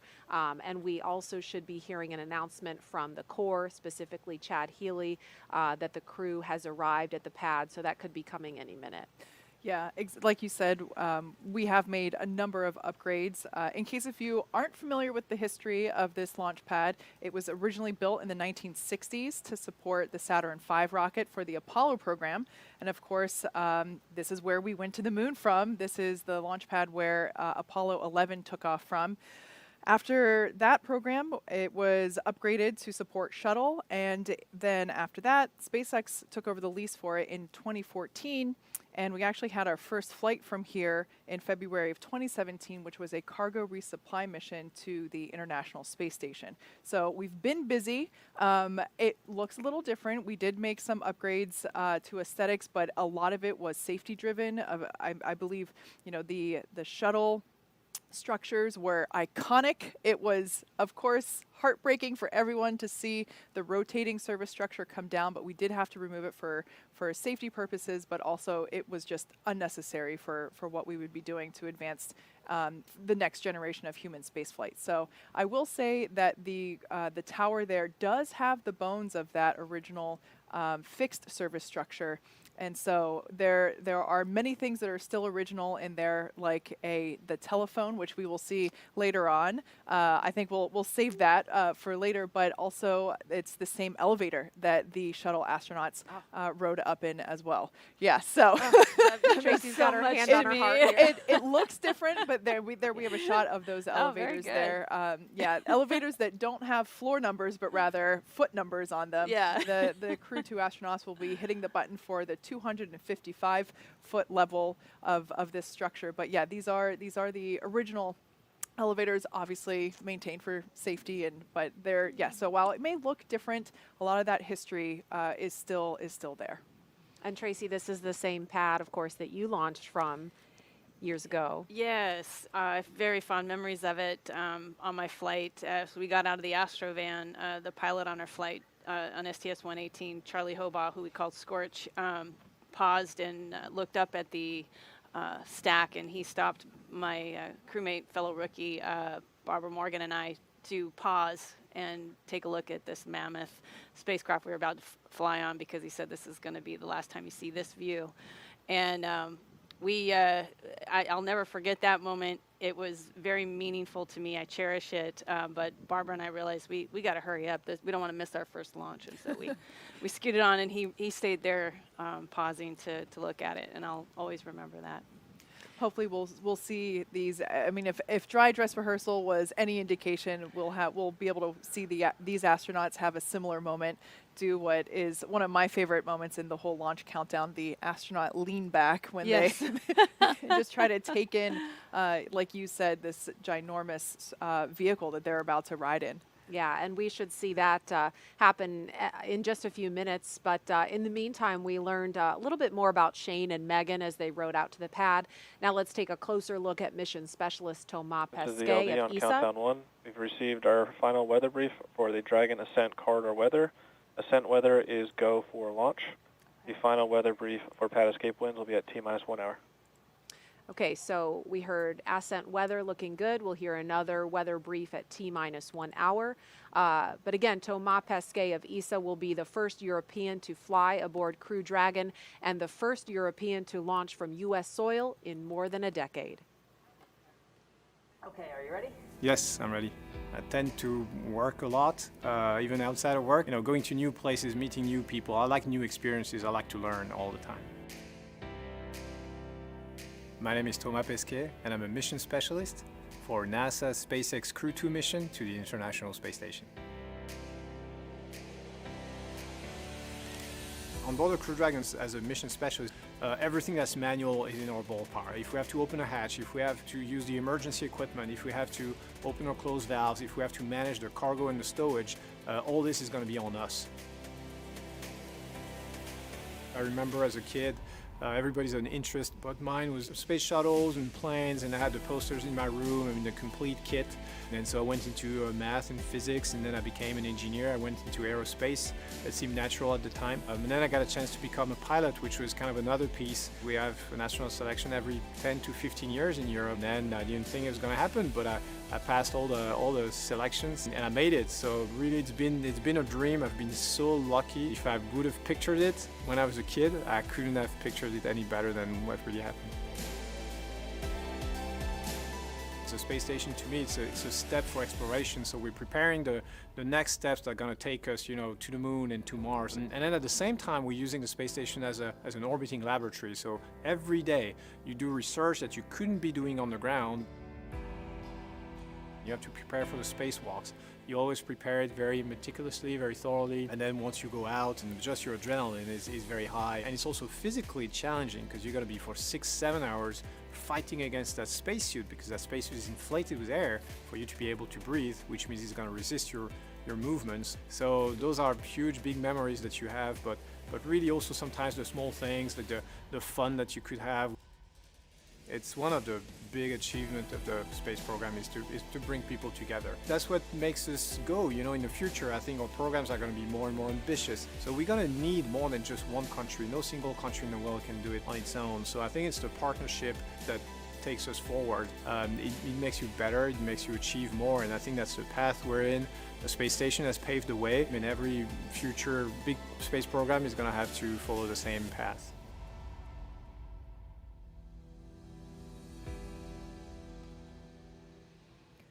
So there we can see Shane and Megan have made their way up the tower. They're now climbing the stairs to the level where the crew arm is located.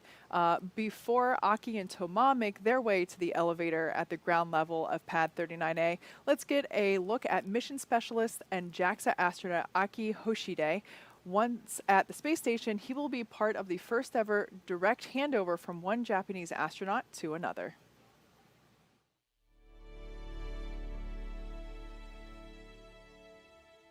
I meant to check this, but do you know when I was selected as an astronaut? 1999, thank you. I always get mixed up there. So I was born in Tokyo, Japan, and then from age 3 to 7, I actually lived in New Jersey because of my dad's job. In high school, I went to Singapore for 2 years. Went to Keio University in Japan. Got my degree in mechanical engineering. And then right after college, I joined the Japanese Space Agency. I have dreamt of becoming an astronaut since my childhood and tried a couple of times in astronaut selection. And on my third try, got selected as an astronaut candidate in 1999. So on my first mission on STS-124 on the Space Shuttle Discovery, that was my first flight, so I thought I would be nervous, but my crewmates were already like my family, so we were just chit-chatting inside the cockpit. 6, 5, 4, 3, 2, 1. Booster ignition and liftoff of Shuttle Discovery.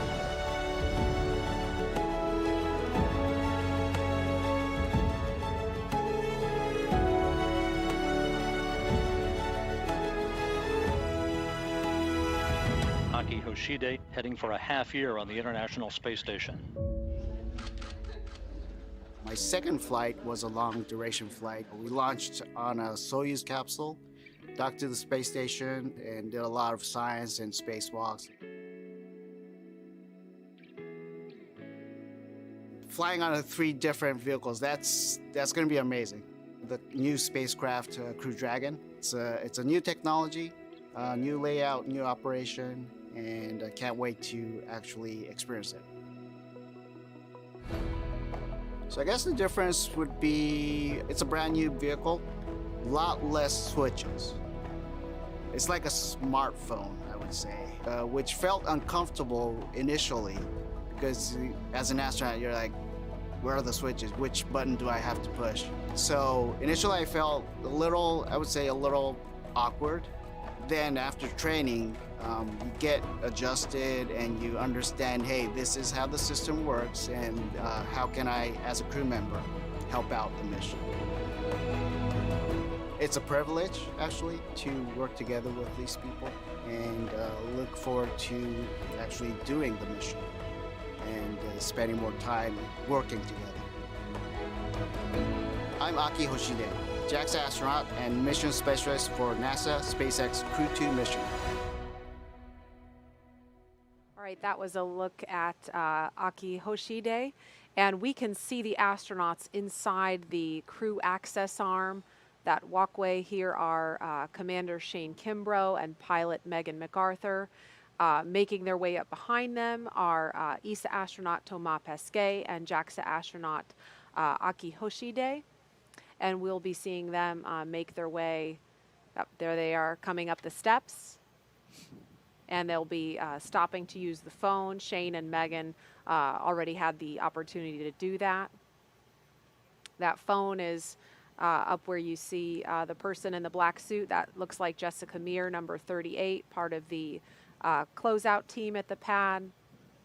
And this is a shot inside the white room. Astronaut Shane Kimbrough to the left of your screen, and to the right you can see the side hatch of the Crew Dragon Endeavour is open in preparation for the next milestone, which will be crew ingress in just a few minutes. If you're just joining us, you're watching live coverage of NASA's SpaceX mission known as Crew-2. Good morning and welcome to Kennedy Space Center in Florida. I'm Marie Lewis with NASA Communications. And I'm Kate Tice, Senior Certification Engineer at SpaceX. Joining us today is NASA astronaut Tracy Caldwell Dyson. Welcome, Tracy. We're so happy that you're able to join us this morning. Thank you, Kate. Thank you, Marie. It's great to be here. So as you can see, the crew has already arrived at Pad 39A, where Falcon 9 will lift off at 5:49 a.m. Eastern Time. We can see that Megan and Shane are in the white room here, undergoing final checkouts and just comfort checks with the suit and closeout team. One thing that we'll see them do momentarily is the closeout lead there on the right-hand side with the tablet will provide them with a black Sharpie, and they're going to actually add their signature to the wall to their right of this white room.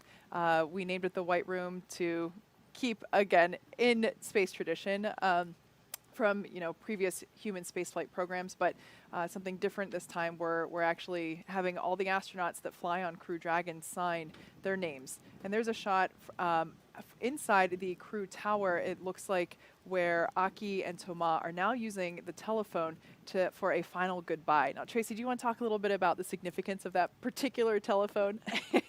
I think.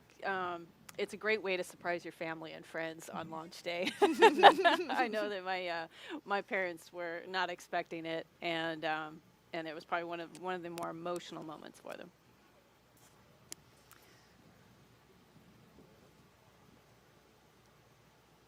And in a moment, we will see Commander Shane Kimbrough.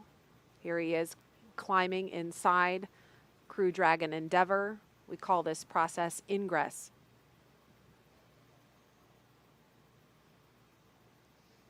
And pilot Megan MacArthur following.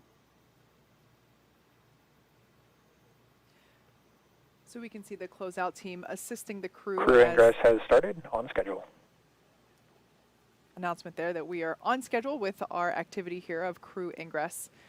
Like I was saying, you can see the closeout team assisting the crew as they enter the capsule to assure that they don't ding their helmet or any part of their suit on the hatch as they're entering. There's also some protective coverings around the hatch itself, but just to make sure that there's a clear path to entry, we now see suit technicians assisting the crew getting settled and will help the crew members get buckled in.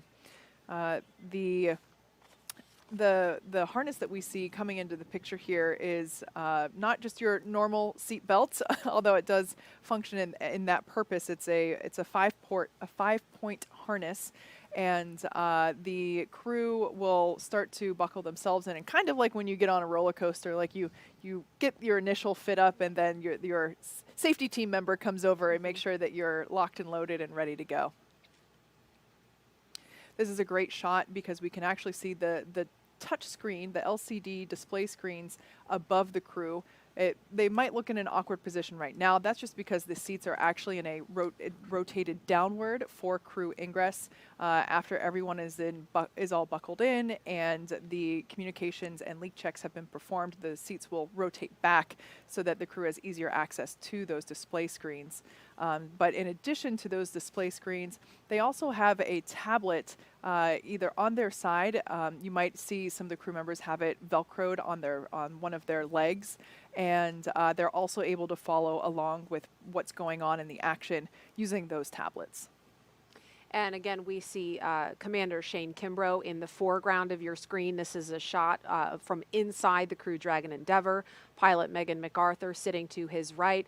And momentarily, we will see ESA astronaut Thomas Pesquet, who's on the phone right now, and JAXA astronaut Aki Hoshide in the background, ingressing Dragon. And so we're going to go over to Hawthorne, California for our NASA and SpaceX friends there to take us through the rest of this action. Gary, Jesse?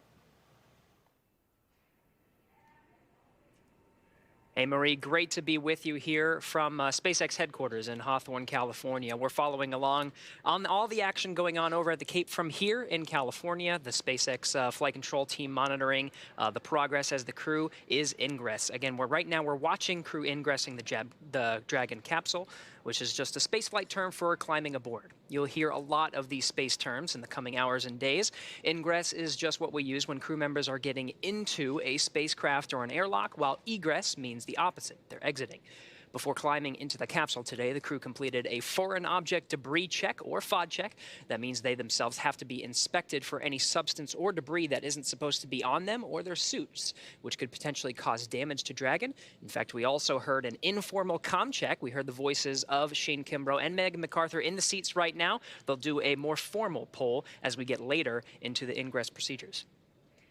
And we got some really cool views of the second two astronauts walking through the crew arm, making their way to the Dragon capsule. And to help protect against debris, the crew has covers on their boots as well as on their umbilical port on their suits that need to be removed before they can ingress. And once the FOD check was complete for the first two astronauts, Commander Shane Kimbrough ingressed first, followed by Megan. And then next up, we will have Aki and Thomas, who just made it to the white room that you can see on your left-hand screen. And Megan and Commander Shane Kimbrough are now strapped in. They're getting all hooked up to their umbilicals, and the umbilicals allow the crew to have their comms through their suit, air to help keep them cool, as well as delivers nitrox for suit pressurization. And as we mentioned earlier in the broadcast, the suit's primary function is to protect the crew in the event of a cabin depressurization.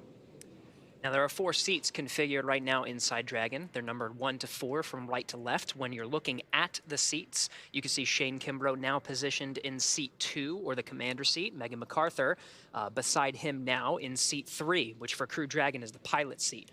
Aki Hoshide will take the seat number 1, which is on the far right of your screen, and it's the left seat. Thomas Pesquet will be in seat 4, the left of your screen. That's called the right seat. Now, it's worth noting that Megan is sitting in the same seat in the same capsule that her husband Bob Behnken sat in during the Demo 2 test flight to the space station last year. Directly in front of the crew members, you can see sort of to the top of the panel that's on the right there, there are 3 displays that they'll use throughout the flight, getting insight into Dragon systems, seeing any alerts or issues with the vehicle, and if required, taking control and manually flying Dragon. Now, coming up, the crew will do a comm check, and Megan and Shane Kimbrough actually did an unofficial or informal comm check, but there will be a formal comm check once all 4 astronauts are in their seats. And that is to make sure that they can hear mission control, mission control in Hawthorne, and then their seats will be rotated into position for launch once those comm checks are complete. So what you're seeing right now is, I believe that is Aki ingressing the vehicle. On the far end, it looks to be Thomas. Thomas Oh, is that taking the Thomas? right seat, the left from if you're looking directly through the side hatch, but it is the right seat. He and Aki both have the same role as mission specialists. They're just far enough away where they don't necessarily have access to that display panel that Kimbrough and MacArthur will use as soon as the seats rotate. Mission Specialist 2 from the capsule, come check. Hey, bienvenue au Dragon, Thomas. Got you loud and clear. How me? I got you loud and clear, Chad. Thanks a lot. Good to be here. I love how fast that happens, Jesse, as soon as they get into the seat. They do have those umbilicals that they were carrying that was providing air, some conditioned air to their suits, and was able to pressurize it when they were in the ONC building. Those suits will provide pressure to the suits when that comes later in the countdown. First is the comm check. So yeah, Thomas plugged that in, and that's that informal comm check. They're going to do a formal poll with all the launch support teams as well as the mission control teams here in Hawthorne, California. Aki Hoshide entering through the side hatch now. Yeah, definitely very exciting, Gary. This is one of my favorite parts, is watching them ingress onto the vehicle. It's really getting real. You know, we have been watching them since the suit up room, but now they are officially on the vehicle, getting strapped in, getting ready for this. SpaceX MS-1, checking in. Aki, Dragoni, yokoso. Welcome to Dragon. Good to be here. Very cool. We just heard Aki's informal comm check. Again, once they are all strapped in, all their umbilicals are hooked up, their harnesses on, then they will do an official comm check. And followed by that official comm check will be the seat rotation. And you can kind of see on your right-hand screen, the seats are rotated upright right now, but when they're getting ready for launch, they will rotate upwards, looking at your screen, so that they can access those display panels that are right above them. That's right. Accessing those display panels will be key. In fact, some of the previous missions that we've watched, Demo 2 as well as Crew 1, it was seconds before. I think the seat rotation was still actually rotating when the commander and pilot pulled up their fingers and started pressing. They have a lot of procedures that they got to get through, make sure that they're. Yes, you can see already. Shane Kimbrough already accessing the panel. Yeah, those checklists are some of the things from the crew side that they'll have to do. Again, some of those key visual milestones. Well, first are the audio milestones. We'll do the formal communications check with all the ground teams, making sure everyone can check in through the various communication pathways that we have on Dragon. There's some communication lines through the ground. We also have communication through ground stations, as well as TDRIST geosynchronous satellites. So they'll test all of these different pathways, making sure that the crew can hear and all systems are go before they begin those next couple of milestones. Jesse, you mentioned the seat rotation. That's a very visual milestone, as well as the leak checks. We saw that again in the ONC building not too long ago, but they'll do another one here before they, the advanced teams that are there now that are currently preparing the crew in their seats before they go ahead and depart the access arm and leave the blast danger zone. Yeah, and as you mentioned, they did perform those suit leak checks while in the suit-up room at the ONC building, but they'll do that again right before liftoff, and that's because, you know, they're strapped into a whole new system now. They're strapped into the Dragon system officially, so we want to make sure that their suits are good for liftoff today. And again, we have all 4 astronauts on Crew-2 sitting in each of their seats. These are custom seats with their custom suits for each astronaut. And it's almost like its own entire system. It's almost like they are inside of a vehicle inside of a vehicle. A spacecraft within a spacecraft. Right. That's exactly right. That suit will hold pressure. just in case there is any breach and that causes atmospheric pressure to decrease. They do have that redundancy with the suit itself, providing pressure and holding throughout some of the more dynamic phases of flight. That includes ascent. This is very important until they reach an orbital insertion. It's not too long after they get into a healthy orbit. You got checkouts of the Draco engines that will provide the navigation and some of the thrust needed to make its way to the International Space Station, but it's really not too long until they start doffing or taking off their suits and getting into a position to get some shut-eye. Actually, they got a long flight ahead of them. Yeah, it's about a 23.5-hour flight, so they will want to get comfortable. You can see the suit techs are there helping all 4 astronauts get strapped in, preparing them for these suit leak checks and comm checks coming up here shortly. And you may have seen some of them holding a tablet. That is so that they have access to those procedures. Each procedure has very specific and intentional steps that they need to follow. And the astronauts also have a tablet themselves that they can follow along those procedures. All right, 2 hours, inside 2 hours and 34 minutes from launch. We're going to stand by and wait for those communication checks. Meanwhile, let's check in for an operational update with John Innsbrucker for the latest health on both vehicles. John. Well, as Gary said, just over 2.5 hours remaining in the countdown for the launch of Falcon 9 with Dragon on the Crew-2 mission to the space station. The Dragon launch ops team has completed their major activities to prepare the spacecraft for the astronauts. Checkouts are complete of the major systems, including the escape system. And as you can see on your screens, ingress of the astronauts is well underway, all 4 crew members inside the Dragon capsule, and there are no issues in work. We're also listening right now for the Dragon team comm checks with the crew. That'll be coming up momentarily. Now, the Falcon 9 team is located in Firing Room 4 in the Launch Control Center at Kennedy Space Center. They're settling in for final checkouts and then propellant loading and launch. We've been hearing some of the comm checks as the engineers get on station here in the last 15-20 minutes. Now, the Falcon 9 team will also do comm checks with the crew. That'll happen at about T-minus 2 hours, or about 30 minutes from now. Currently, all systems are go on the launch vehicle. The range continues to report no problems. The weather forecast continues to be acceptable.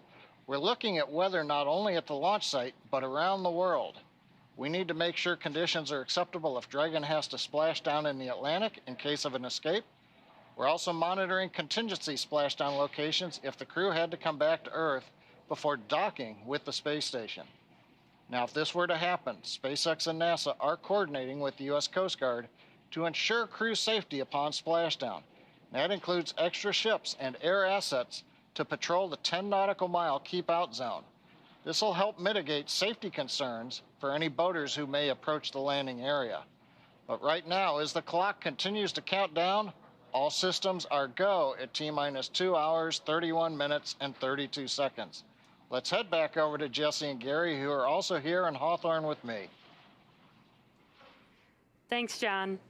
In order to get to where we are today, our 3rd human spaceflight, it took years of hard work.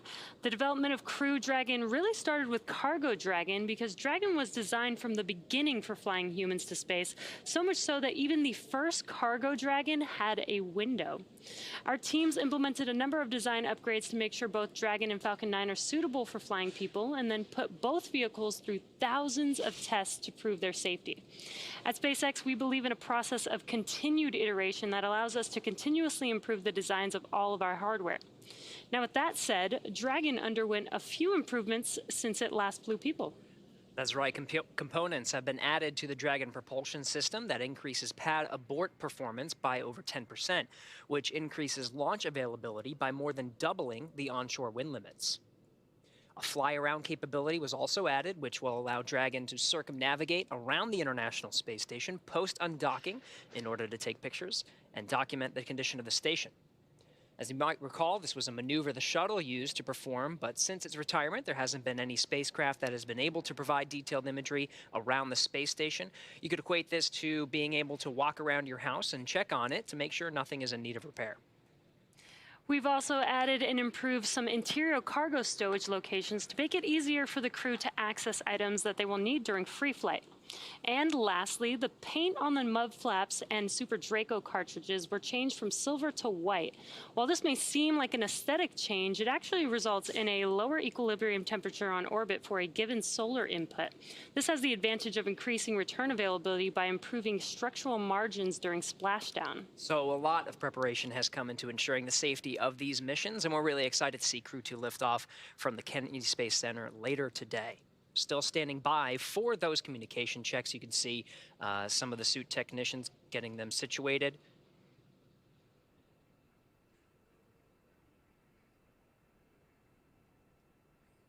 They become quite pros at this, Jesse. Just as soon as they got into the seats, you saw some of their gloves were off. Those gloves specially designed and form-fitted to each of the astronaut. The gloves are now in place. Very shortly, we'll be hearing the communications checks. Some of the other milestones that'll happen very quickly as well will be the seat rotation. It'll be from this position that allows the suit technicians to access each of the astronauts and help them get buckled, strapped in, and the umbilicals checked out. And then, of course, there'll be the suit leak check. And we got a cool view looking from outside of the Dragon capsule in through the hatchway. And some fist bumps there from the suit techs to the astronauts.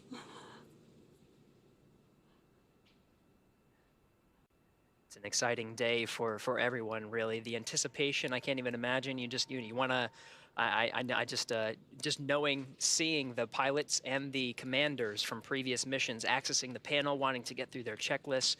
You know they're really soaking in this moment, but at the same time, they are thinking about those next steps. What do I have to do to prepare to make sure we're ready to launch on time today? Exactly. They must be so excited, but this is their job at the moment, right? They're actually... SpaceX Endeavour, we're in section 1.3, ready for comm checks. SpaceX copies. Stand by for umbilical comm check.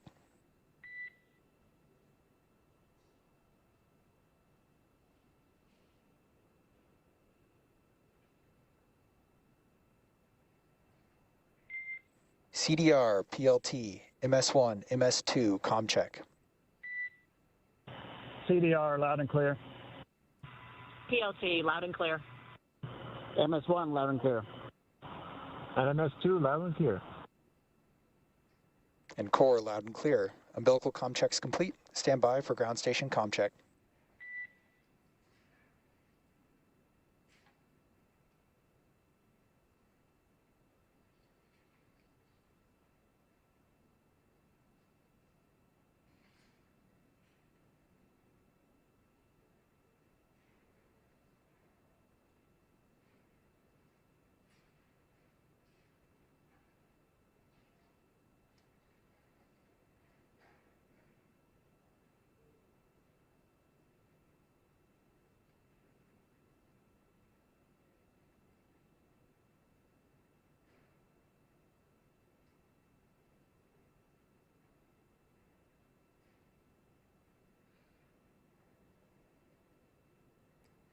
If you're just now joining us, they are performing comm checks right now, so that is what we are waiting for. They've done a couple so far. There will be a few more call-outs here for these communication checks.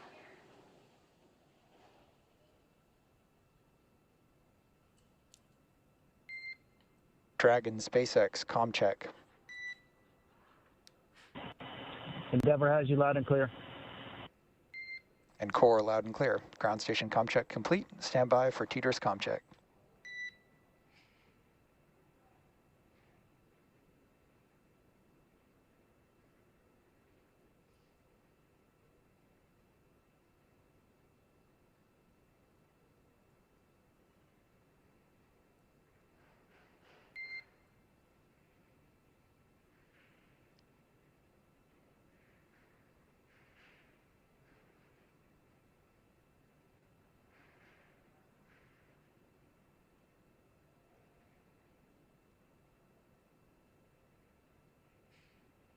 An incredible view from one of the handheld cameras of the suit technician peering in through the side hatch. The side hatch is open now and will remain closed throughout the duration of the mission until Dragon splashes down.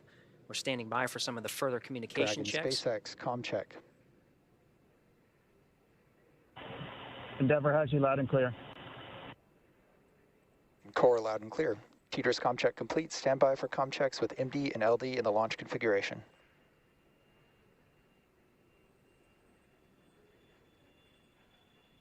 Dragon, MD on countdown 1, comm check. MD, have you loud and clear on countdown 1. MD loud and clear, stand by for comm check over Dragon to ground. Dragon, MD on Dragon to ground, comm check. MD, loud and clear, Dragon to ground. MD loud and clear, stand by for comm checks with LD.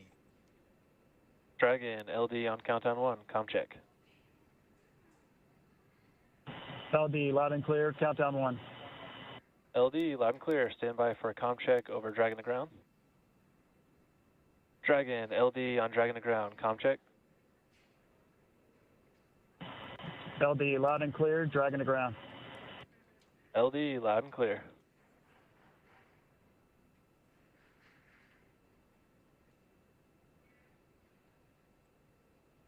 And Dragon SpaceX launch configuration comm checks complete. Report when ready for seat rotation per section 2 of 4.100.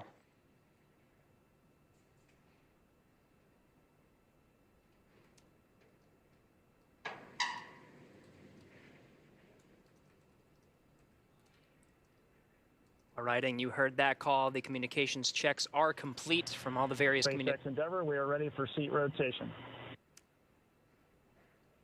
Copy. Will report when initiating. Excellent. The communications checks are complete. The next step will be the visual milestone of seat rotation. So again, those communication checks were through some of the various paths of communication to Dragon, including through some of the ground lines, as well as ground stations.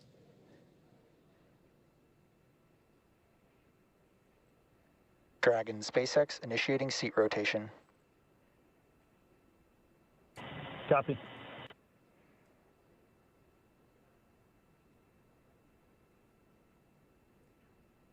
And you can see on your screen that seat rotation has now begun. They are rotating from upright to the recline launch position. And this will give Shane Kimbrough and Megan MacArthur access to those display panels right above them. And it's very slow and steady, but this is a pretty cool view that we have here on our screen. An amazing view, really. You could see how much cargo space we have under those seats as well.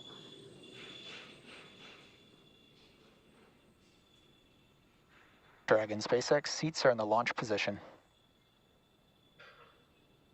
Copy. Great news.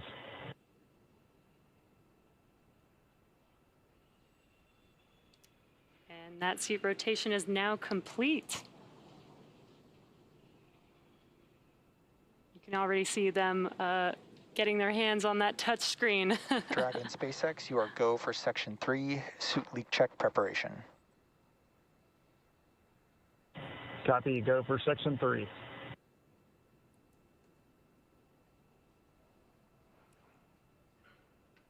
These milestones really happening in rapid succession. As you mentioned, Jesse, it wasn't really too long until they reached up and started touching through some of those procedures. That first one, of course, is the suit leak checks. Communications checks complete from all the various communication paths, and seats are rotated into the position for launch. Those seats specially designed for each astronaut. Not only it allows them to access that display panel. Chair complete, ready for leak check. Copy Endeavour, we see the same. Your go for section 4, suit leak check. Section 4 in work.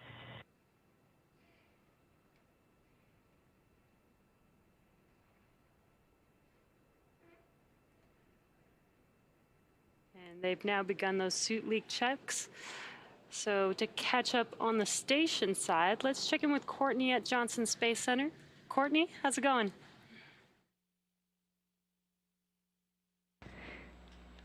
Thanks, Jesse. As we said earlier, the team here in Mission Control Houston is actively controlling and monitoring the space station as they await Dragon's arrival. The Expedition 65 crew is in the early part of their day after waking up at 1 a.m. Central Time. The crew on board have completed a number of tasks to prepare the station for Crew-2's arrival. NASA's Victor Glover received some additional onboard training for monitoring Dragon during its final approach, which he'll do from the station's cupola. In addition, he will set up computers and control panels needed for approach monitoring and hatch operations and pre-position emergency equipment. He will also work with Soichi Noguchi to get the extra station crew quarters ready for the new residents. Back here in Houston, our rotating flight directors and their teams will be in constant communication with the SpaceX mission director for the duration of the flight uphill.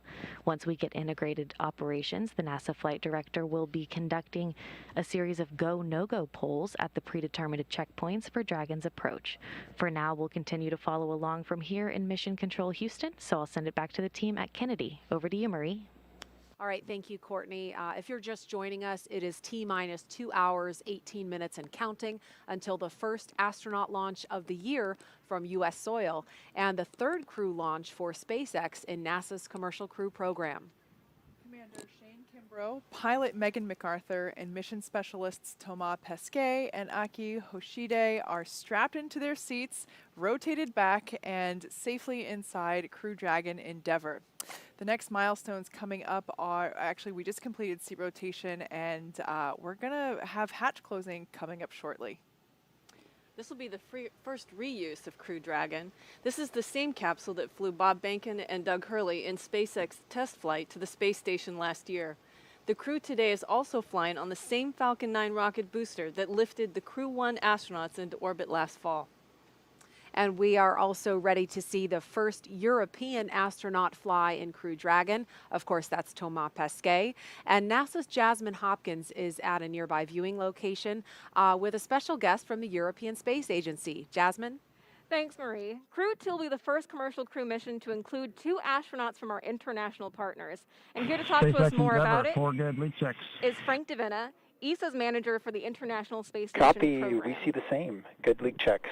Closeout team will perform. Good morning, good afternoon in Europe. Thank you so much for being here today with us, Frank. We got some call-outs happening over the waves right now, but we're going to continue with your interview. So you understand the space station as both an astronaut and as a manager. You flew there twice. Can you tell us what today's mission means to ESA? Well, today is a very important mission, of course, for ESA. It's the first time that we fly an ESA astronaut on a U.S. commercial crew vehicle, the Dragon, the Crew-2.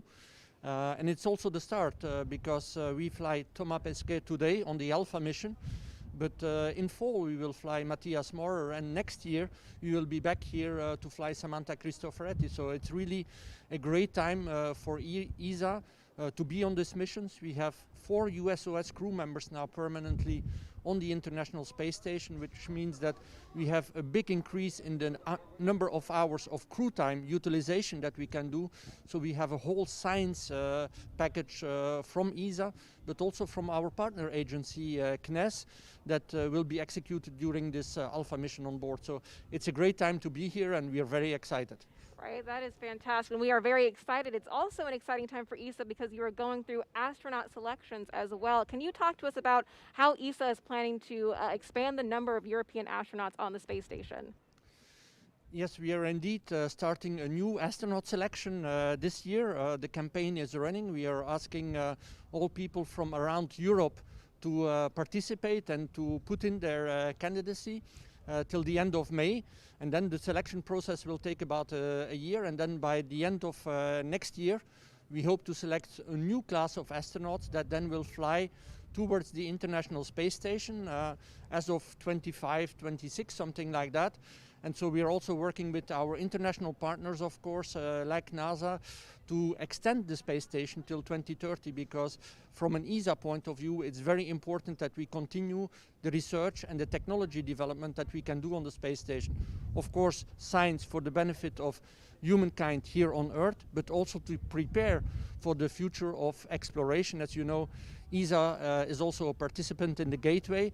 Some of the astronauts will fly to the Gateway as well, so we need to expand our reach of humankind in the rest of the universe. Right, that's fantastic. We know there's a lot of great science that's going to be going on board the space station, especially from Thomas Pesquet. You've spoken about the European robotic arm previously. Can you tell us more about that and how he's going to be involved?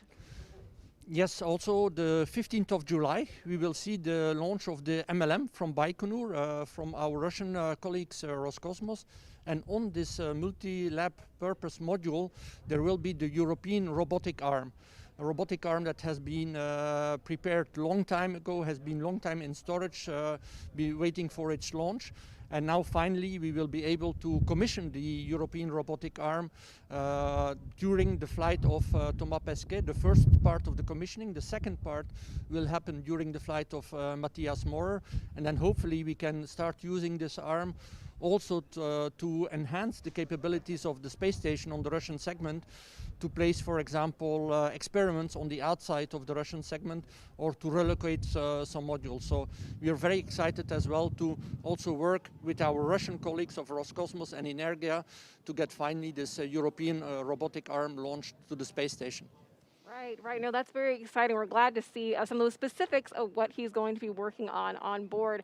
Can you tell us about the importance of our commercial and international partnerships with ESA? Well, it's very important that we have this partnership going, of course, in the International Space Station. At one day, the ISS will come to an end, but for sure the partnership will continue. And that is already clear in the Gateway program now, and we hope to extend that further to the lunar surface with the astronaut, with the Artemis program, and also have European astronauts one day walking on the surface of the moon. So the partnership for us is extremely important to be able to execute our exploration program.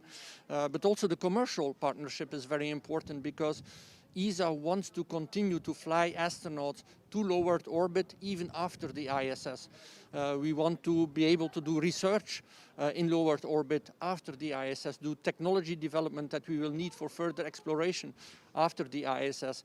But most probably it will not be the same configuration anymore as we have today. It will be in a partnership with the commercial sector. It's what we call the LEO economy. And so one of the tasks that we have as well at ESA is to help build this LEO economy so that we can also have a good and thriving future of astronautics, flying astronauts, research and science in low Earth orbit after the ISS. Right. We have a lot to look forward to then from ESA. Frank DeVena, thank you so much for being here with us today. Now we're going to take it back to the KSC host desk. All right, thanks, Jasmine. Teams are running about 16 minutes ahead of schedule, and hatch close will be happening momentarily. So we're going to go over to John Insprucker in Hawthorne. John? Thanks, Marie.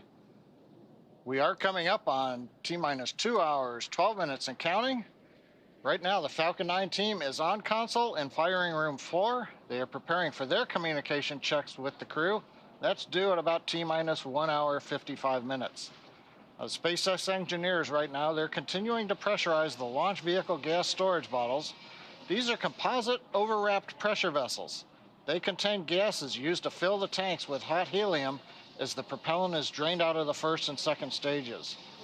We're also storing helium and nitrogen gases on the vehicle. We use those to spin the Merlin engine turbopumps when we start an engine in space. For example, when we light the second stage engine after it separates from the first stage.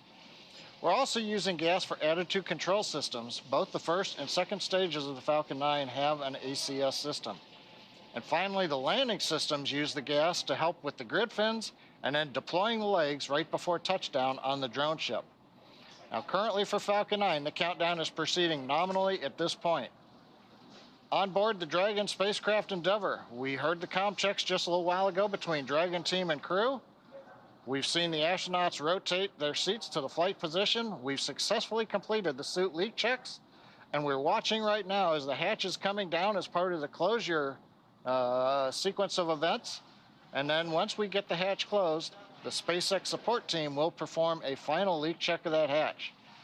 Now, once that leak check is finished and it passes, the team will then begin the steps to ready the access arm for retraction.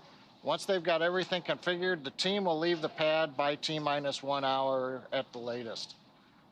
Now, T-minus 2 hours coming up here very shortly. Kennedy Space Center personnel will begin final sweeps of the flight caution and hazard areas. Right now, the only people that are inside the roadblocks in a perimeter around pad 39A are the crew and the SpaceX support team that you see on your monitor.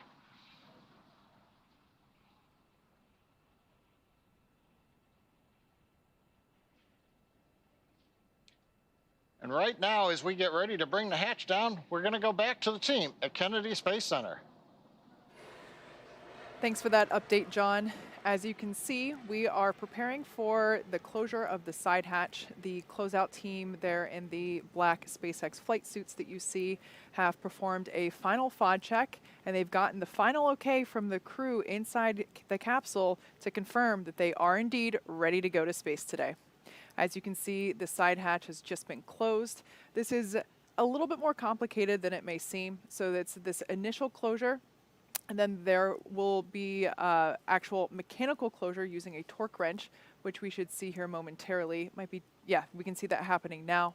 And then afterward, we will inflate the seal that's around the side hatch in order to do that leak check. We'll inflate the seal, apply a pressure basically, and make sure that the hatch is able to hold that designated pressure for a couple of minutes.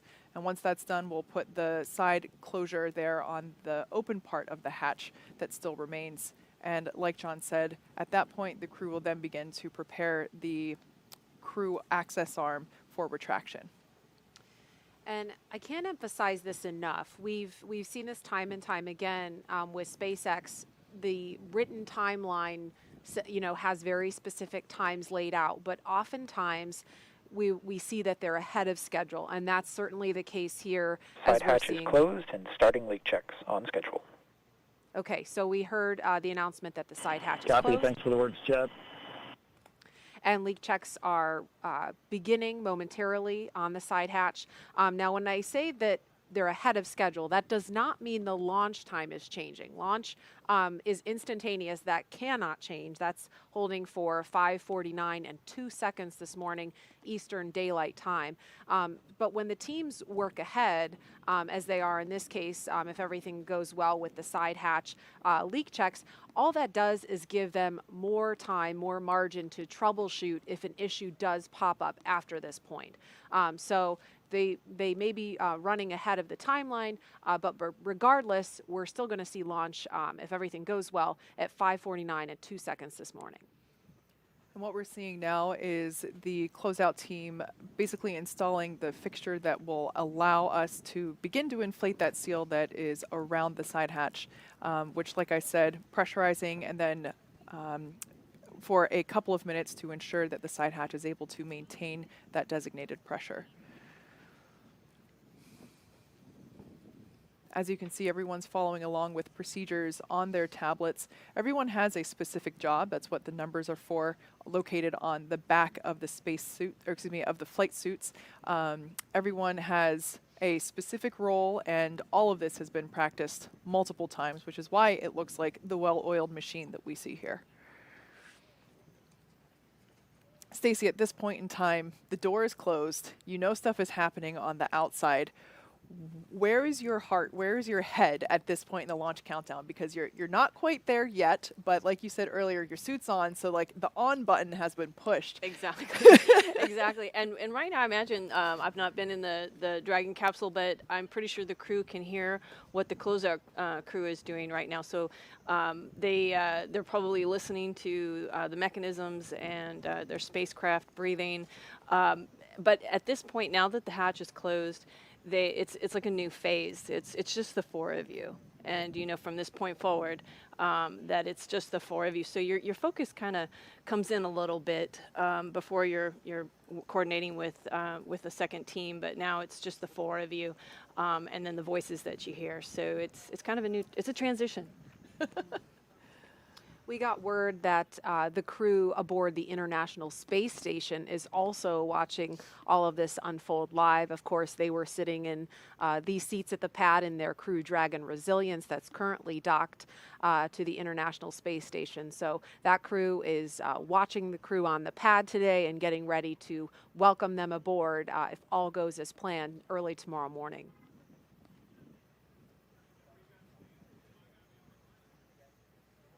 And again, if you're just joining us, the side hatch of the Crew Dragon Endeavour on the launch pad has just closed, and leak checks of that side hatch are in progress. This is a view of the White Room with members of the SpaceX pad closeout team you see in the black flight suits. And the shot we saw just before this was from inside the Crew Dragon Endeavour capsule.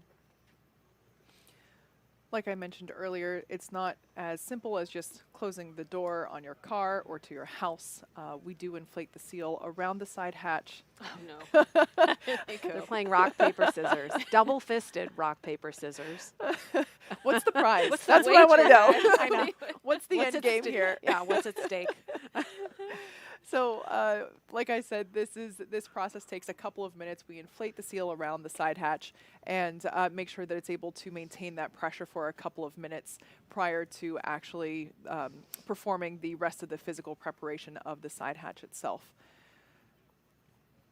Which at that point, after the successful leak check, will mostly just involve removing the remaining ground support equipment away from the area and installing the tiny hatch on the hatch. The rock, paper, scissors shoot with the Crew-2 crew continues on. I was going to say, yeah, let's get back to the technical part of the rock, paper, scissors. They did this during dry dress, and we wondered what was going on. And it may be that they're just making up for lost time. I don't remember seeing them do this during the suit up. And so they're getting in their rock, paper, scissor now. It's critical. It's totally critical. But in all seriousness, I think that, you know, when we see the joke, that we see the crew kind of joke around and have those moments of levity, they can do that because they know these procedures like the back of their hand. It's all like muscle memory at this point because they've rehearsed it so many times. Yeah, this is definitely a good sign. They have a moment of levity.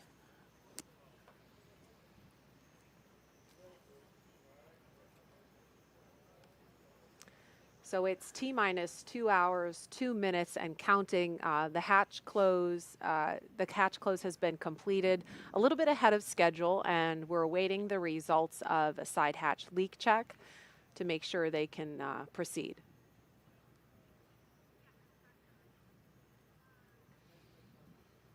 I'd love to know what the winner gets in this rock, paper, scissors game that we see. This will be probably a question, the first opportunity they have to answer questions after this. See, I just happen to be looking at the crew's schedule on board right now, and my memory of those days being on board waiting for a crew to come up to see you. It's a lot of anticipation because they're coming to see you, and so I'm just thinking about Mike and Shannon and Victor and Suichi, Mark on board, at least in the U.S. segment, to be anticipating this. And they just got their day started, and I see a lot of flexible activities, and so they're probably getting updates from Mission Control right now. We have time to take a couple of questions for social media while this hatch leak check is in progress. If we could pull one of those up. Does food taste the same in space? Tracy, you're the only one here that can answer that. I think that one's for me.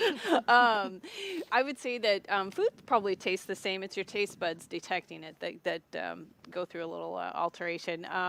For me, spicy foods took on a different flavor. Every astronaut's different, so you'll get a different answer depending on who you ask. But shrimp cocktail, loved it on the ground, could not tolerate it in orbit.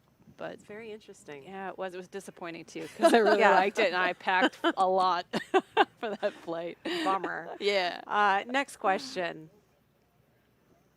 Are the big touch screens that the astronauts are looking at just for looking up data and docking on the International Space Station, or could the astronauts do something different with them, like open the side hatch or separate the trunk or fire the Draco thrusters manually? Kate. Yeah, that's a great question. The screens are primarily used for monitoring, especially in the final approach to the station, everyone can actually see which thrusters are thrusting when, as Dragon is slowing itself down and steering and basically positioning itself to dock with the International Space Station.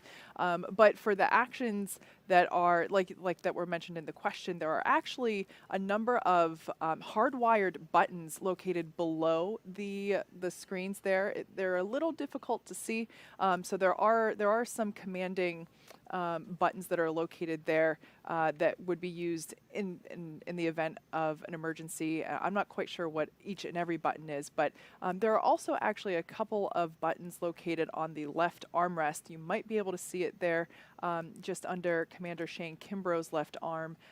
There's actually a small control panel that allows them to basically turn their volume up and down, turns on their task light, which is a little personal light there inside the cabin, and of course transmit their communications. So there are a couple of different buttons located around.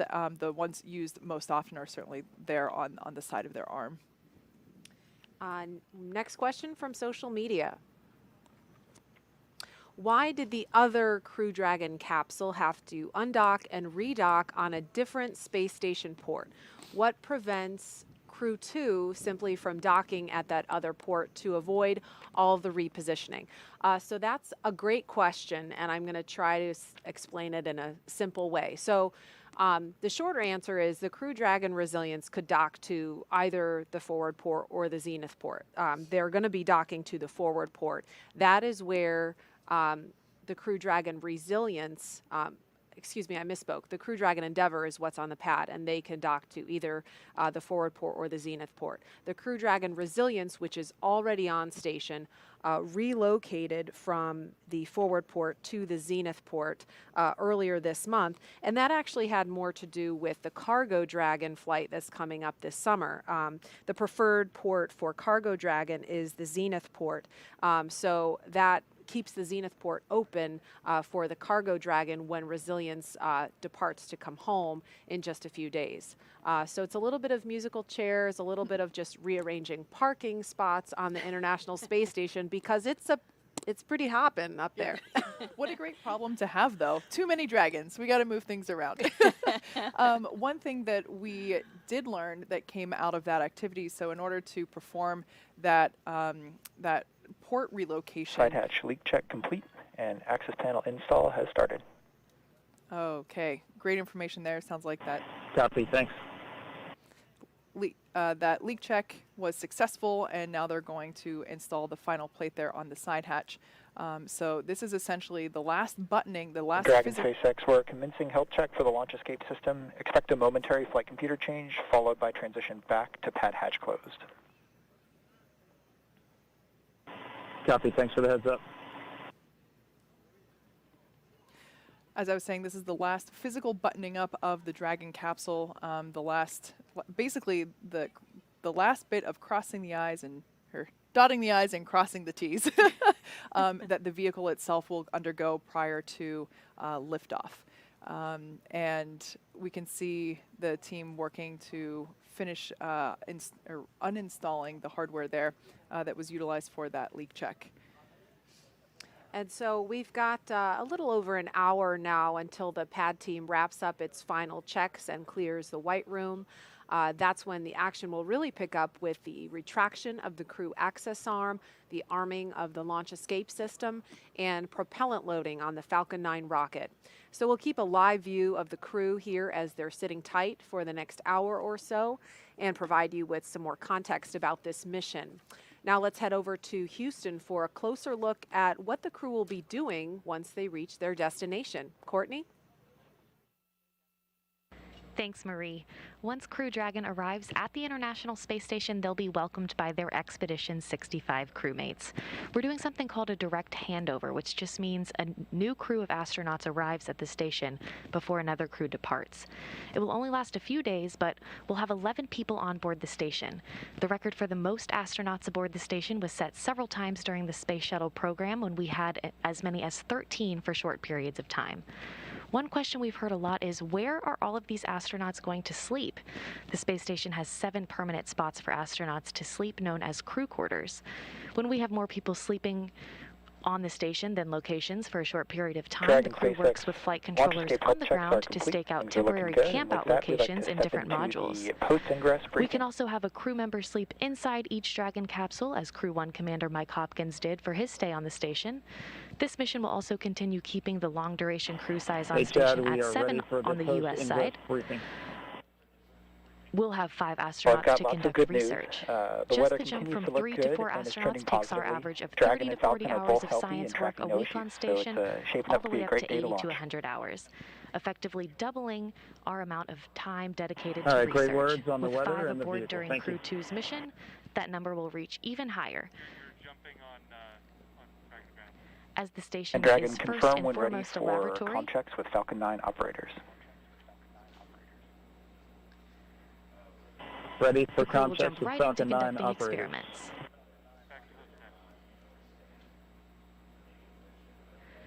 And with new research still to be delivered on upcoming cargo flights, including another SpaceX Dragon scheduled right now in June, that's the latest from here in Mission Control. I'll toss it over to Jasmine now, where we will learn more about some of the exciting science on the horizon for Crew 2. Jasmine?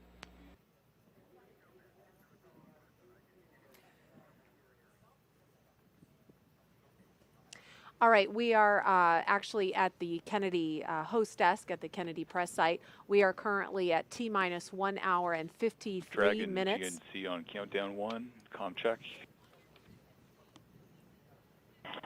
GNC, loud and clear, countdown 1.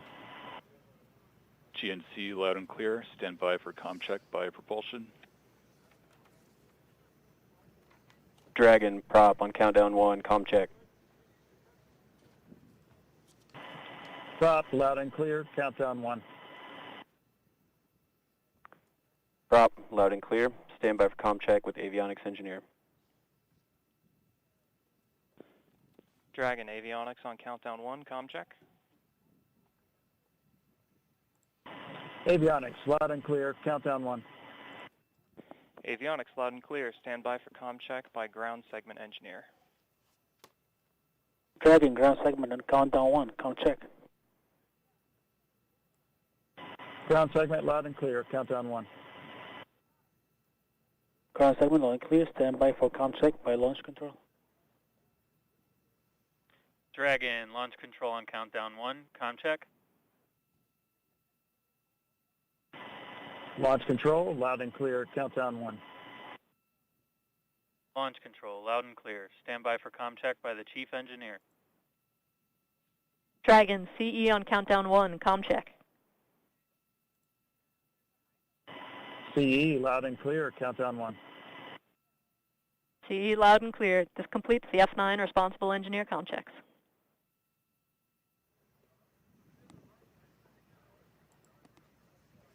All right, so we just heard comm checks from the Falcon 9 team and the Crew Dragon Endeavour crew sitting inside the capsule. That was the voice of Chief Engineer Emma France that we last heard, and everything sounded great. We are going to go over now to Jasmine at the OSB-2 viewing location with another special guest. Jasmine? Thanks, Marie. One of the ongoing experiments on the space station is growing plants in space. Here to talk to us more about it is Joya Massa, project scientist from right here at Kennedy Space Center. Thanks so much for being here, Joya. Oh, my pleasure, Jasmine. Thank you, absolutely. So let's get right into it. Why are we growing plants in space? Well, we're growing plants in space for a number of reasons, primarily for the food, to help supplement the packaged diet. The packaged diet is great, but if it's stored for a long duration, like it will have to be when we send astronauts to Mars, the nutrition and the quality can break down. So we're looking at adding plants to provide all of the vitamins and variety for the crew. At the same time, they're going to provide psychological benefit and that reminder of Earth. Right. No, that's really important to think about. So growing plants can be difficult as it is on Earth. Not everybody has a green thumb. So what are some of the specific challenges that astronauts are facing growing plants on the space station? Well, you know, we have a number of challenges. I mean, one to think of is seeds. You know, I've got some seeds here to show. They're really small. So handling seeds, planting seeds is a real challenge. So one of the things we've recently tested in the space station was having the astronauts put seeds that are planted in a film and to plant the plants directly with that. So it's a way to handle the seeds easily in microgravity without them floating away. And they plant them in plant pillows such as this that we use in our veggie chamber. Another challenge is watering the plants. And right now, the astronauts have to water the pillow in veggie through this quick disconnect. It's a fair amount of labor, and it's not as sustainable as we need to be in the future. So we're looking at methods like this porous ceramic tube, where plants could be grown multiple times, harvested, the tubes could be cleaned off, and then replanted. So we're looking at a lot of these challenges to try to figure out solutions for the future. Right. It's good to see those creative solutions that we have going on there. So this is a very timely scientific experiment going on the space station, because just yesterday we celebrated Earth Day. Can you talk to us about how some of the science that we're doing on the space station is helping us here on our home planet of Earth? Certainly. There's a lot of parallels between the agriculture that we do on Earth and the agriculture that we need to do in space. And we're learning a lot that may apply to growing plants on Earth, especially in controlled environments, how to grow plants indoors. So there's a lot of work on vertical farming in cities to grow fresh produce. A lot of the lessons that we're learning for how to care for the plants translate directly to that environment. And we also learn a lot from the research community on Earth working in that area. And even other aspects such as choosing the right plants to grow in these environments. We do work on that here to identify good candidates that have the vitamins that people need, that have very good food safety, and those would also translate well to Earth. Also, the work on LED lighting for crops. That was something that NASA started originally, and now it's being done all over the planet. Right. And I'm glad that you mentioned choosing the right plant. I know that part of your scientific research is also education-based. With something called Growing Beyond Earth, you worked with students in hundreds of classrooms, across the country to help choose a crop that Mike Hopkins grew on the space station. And is there anything that you want to tell to those students, about the future of plant science? Well, that citizen science education program that we run it's run by Fairchild Tropical Botanic Garden in Miami, and we collaborate with them on this.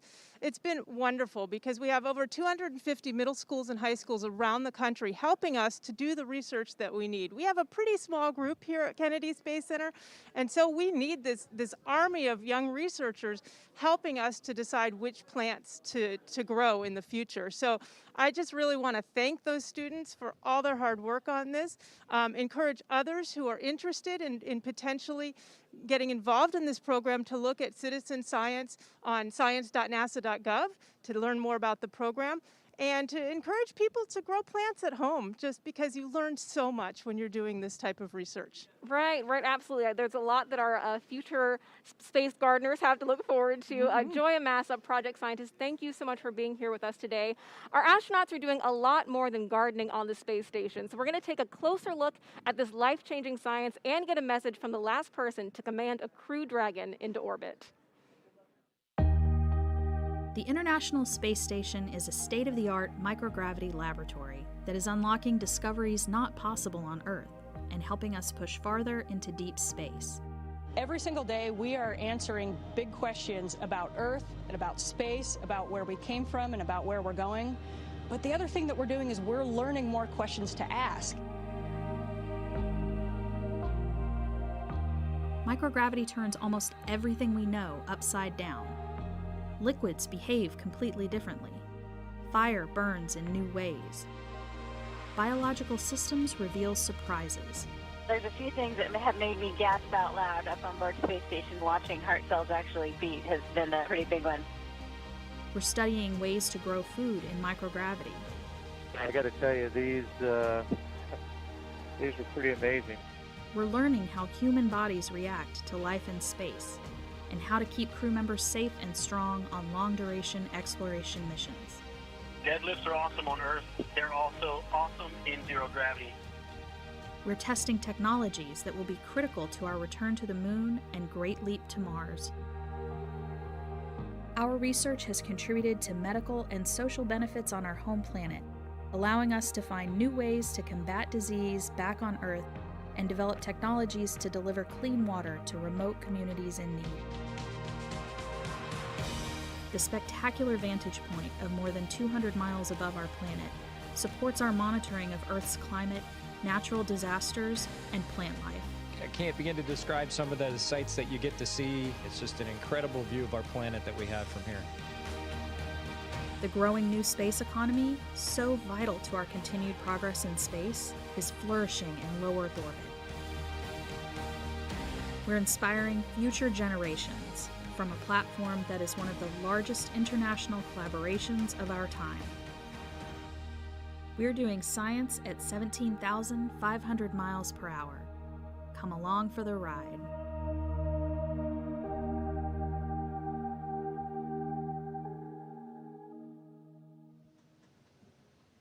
Hi, I'm NASA astronaut Mike Hopkins aboard the International Space Station and a member of Expedition 64. Additionally, I have the honor of commanding Crew Dragon Resilience, which brought us here last fall. Since that time, my crewmates and I have been busy working on experiments and performing spacewalks to maintain this spectacular orbiting laboratory. It has been a privilege of a lifetime for the past 6 months as we continue to pave the way for exciting new exploration that will lead to American footprints on the moon once again in the near future. Victor, Shannon, Suichi, and I are getting ready to come home soon.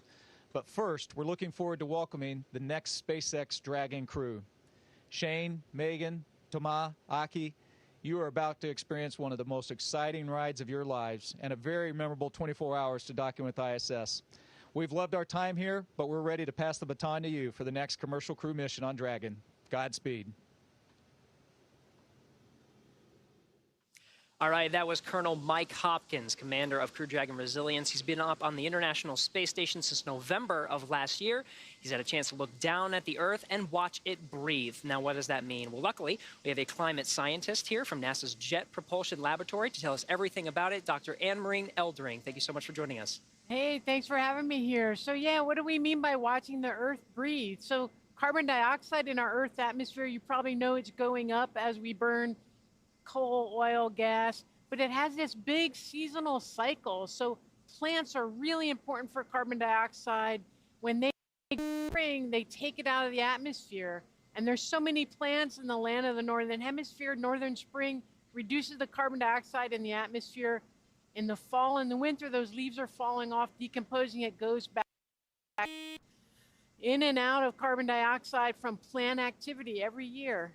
All right, so why is the International Space Station a good place to monitor all of that? The International Space Station was actually really well designed for us to do science on it. And two features we love. One is the way it orbits around the Earth, it passes overhead at different times of day.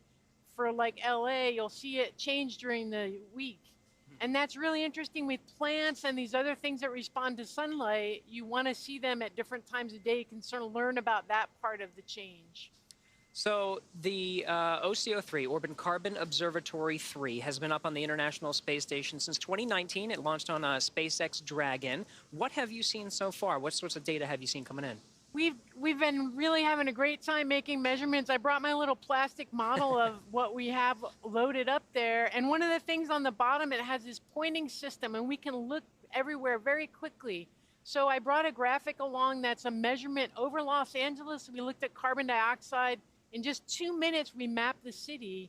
And you can see how there's extra carbon dioxide over the heart of LA as compared to the outer reaches. So we can start to see city scale variation in carbon dioxide and learn more about our own human emissions than we've ever seen before. Now that's some great data, right? But this is not the only remote sensing tool that's on the International Space Station. What else is up there? It's like a party up there. We've got, especially when you're thinking about plants, we have a neighbor called Jedi. It's looking at how much plant material is there.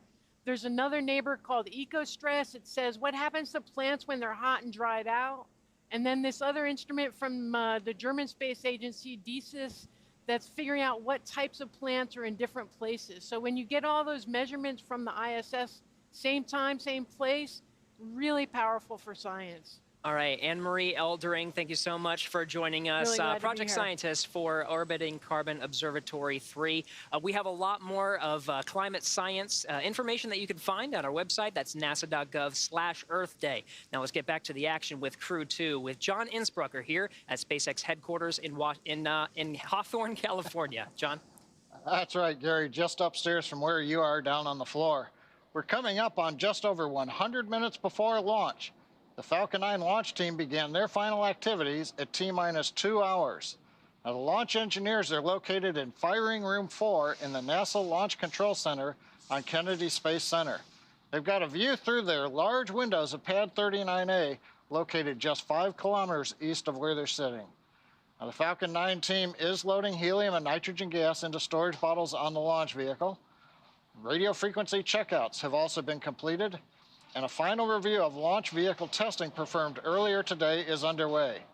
Now, the SpaceX chief engineer will check with the team at T-minus 80 minutes to verify we are good to continue the countdown. Now, the next major activity is going to be flowing a small amount of fuel onto the first stage to prime the Merlin 1D engines for ignition. The team is also monitoring fuel and liquid oxygen loading preparations. We're ensuring that the propellants in the ground tanks are correctly chilled prior to loading onto the Falcon at T-minus 35 minutes. Now the view you've got here, the Dragon capsule at the end of the crew access arm. Well, the crew's been busy this early morning. We've got all 4 of the astronauts are in the capsule. The hatch is closed.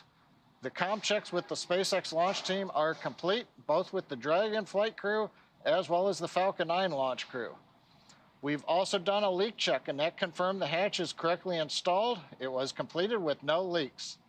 Now, at about T-minus 1 hour, the support team will be clear of the crew access arm and the pad. And actually, right now, we're running well ahead of schedule, so they're beginning to button things up, and so they may actually leave the launch pad area a little bit early. Now, the range will begin their final sweeps of the flight hazard and caution areas. And for the weather, the good news right now is that everything continues to look good. The weather possibility of bad weather is only 5% right now. What we're mostly looking at is in case a cloud with some rain in it pops up along the flight trajectory, but that doesn't look to be a big issue right now. We are waiting at T-minus 1 hour for some last weather data that'll tell us the Dragon weather conditions if they are go for launch. In the case of an abort, we need to make sure that it's not too windy. If Dragon had to do an escape maneuver from the Falcon 9, we don't want the winds to be too high as they come down into the ocean. But right now, everything looks good, both at the launch pad as well as the downrange and contingency landing locations, looking good weather-wise. So right now, everything's looking go at T-minus 1 hour, 37 minutes, 28 seconds. And Jasmine, back to you in Florida. Thanks, John. This mission is demonstrating our partnerships across the country and around the globe. Joining me now is Hiroshi Sasaki, Vice President of JAXA and Director General of the Human Spaceflight Technology Directorate. Thank you so much for joining us today. Welcome. Thank you very much. Of course, of course. So Crew-2 will be the second commercial crew mission to include a JAXA astronaut. Can you tell us what the commercial crew program means to JAXA? Yeah, commercial crew program is very important for also us that our Japanese astronauts on board. And Aki, as well as the Japanese folks, is so excited that Japanese astronauts Soichi and Aki will meet each other in the space stations. And it is a symbol of the Japanese astronauts are active in space. And it inspires and gives hopes to the Japanese young people. Right, absolutely. So I'm glad that you mentioned that Aki Hiko Hoshide will be joining Soichi Noguchi on board, and this will be the first time that there is a direct crew handover with 2 JAXA astronauts. Can you tell us how that's inspiring the next generation of JAXA astronauts? Yeah, now we are selecting the new astronaut. Well, not only the ISS, but also moon missions. And these activities very inspires people to want to go to the space and even the moon, I think.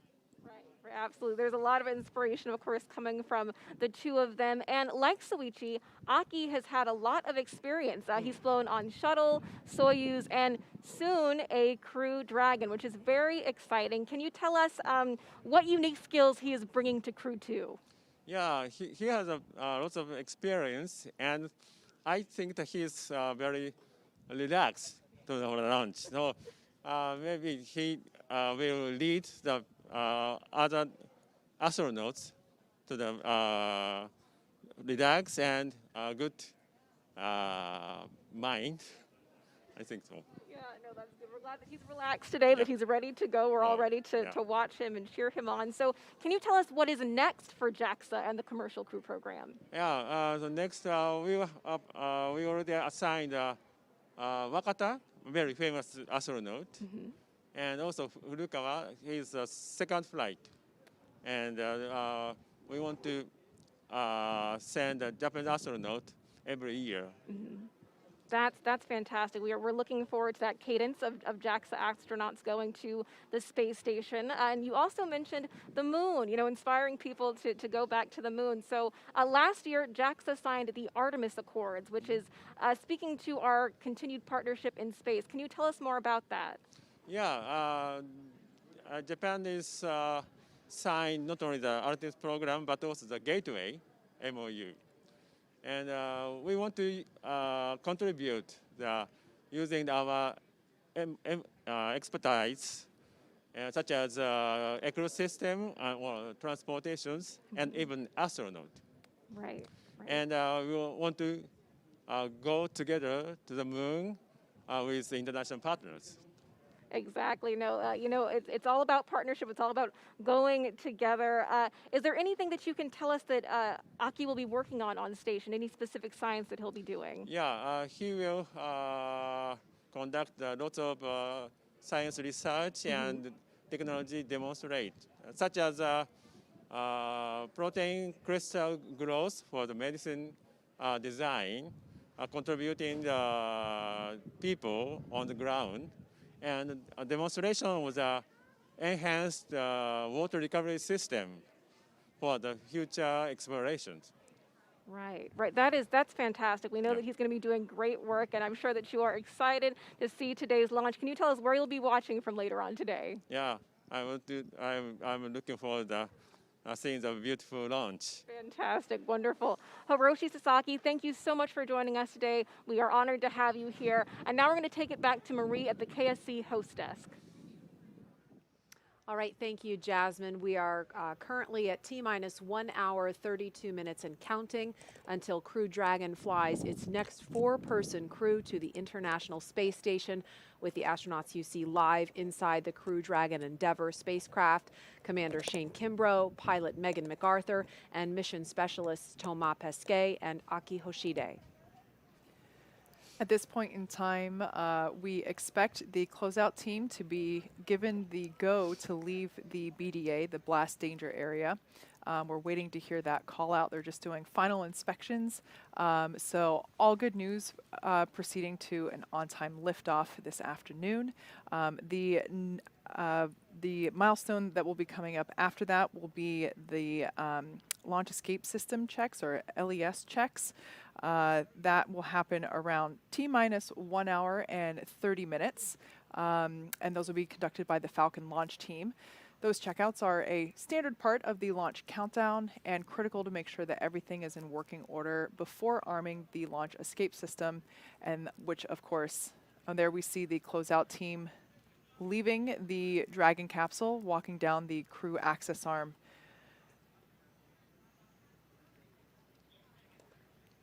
So the closeout team has begun. Dragon SpaceX closeout team has departed the crew arm. Copy, thanks.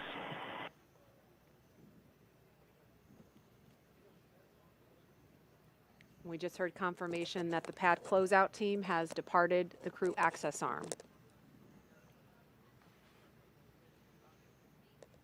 As I was saying, the milestone that will be coming up next is commencement of the launch escape system checks, and we're expecting that to begin any moment now. As I was saying, these are standard part of the launch countdown, critical to make sure that everything is in working order before we arm the launch escape system, which of course comes right before we step into propellant loading. And that launch escape system is what basically arms the Crew Dragon capsule to be able to propel itself off of the Falcon 9 rocket in the event of an emergency. And so that is a critical step that has to be taken before the arming of that system that happens just before fueling on the rocket begins at T-minus 35 minutes. Once again, seated in the seat that is closest to what we can actually see on the camera is Commander Shane Kimbrough. To his right is pilot Megan MacArthur. To her right is Thomas Pesquet. And then seated underneath the camera, so unfortunately we can't see him, is Aki Hoshide. This crew has certainly been having a good time while they're sitting in their seats. There's not a whole lot for them to do at this particular time. We see some smiles there on our commander, so it sounds like everything is fun inside the capsule.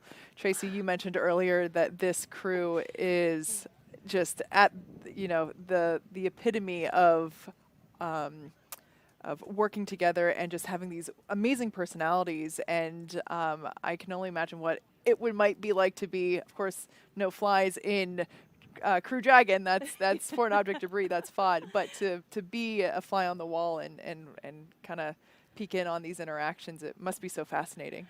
Yeah, if I had to guess, even though we can't see Aki, we know he's smiling, right? He's the one probably making them all laugh. Yeah. Yeah, these guys have worked together. We've all worked together well before being assigned to crew together, and these four have intertwined in a number of ways. As you know, Shane and Thomas flew in space together on their expedition. Aki credits Megan with teaching him how to Capcom, and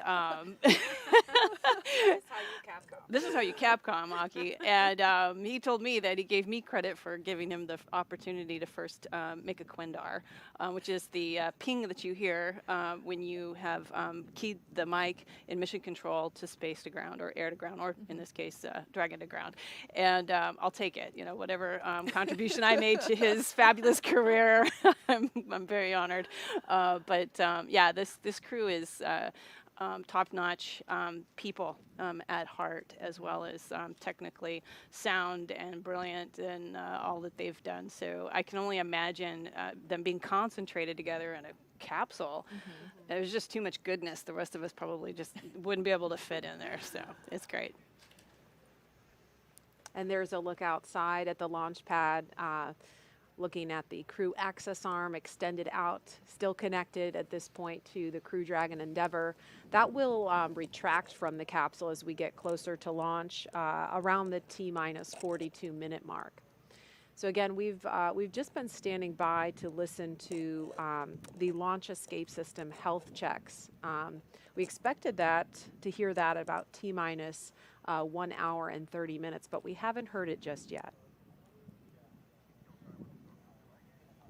Let's take a social question while we're standing by for that. All right, how come some launches take longer to get to the space station than others? Tracy, do you want to take that one? Sure. It mainly, again, has to do with our orbital mechanics and, you know, the station, the capsule when it launches is constantly chasing the space station. But it has a lot to do with phasing, we call it, but that's really just the distance you are to the space station and how far below it you are, and you're catching up to it. And we call it a profile, but it's basically the path that the capsule takes to get to the station. And each milestone of that is a engine firing that takes it closer to the station, either in altitude or in proximity. And how that's designed plays a big role in how long it takes to get there. Plus, engines performance and propellant and a number of factors can go into that make it anywhere from 2 days to 2 hours. And so it's quite a range of time to get there.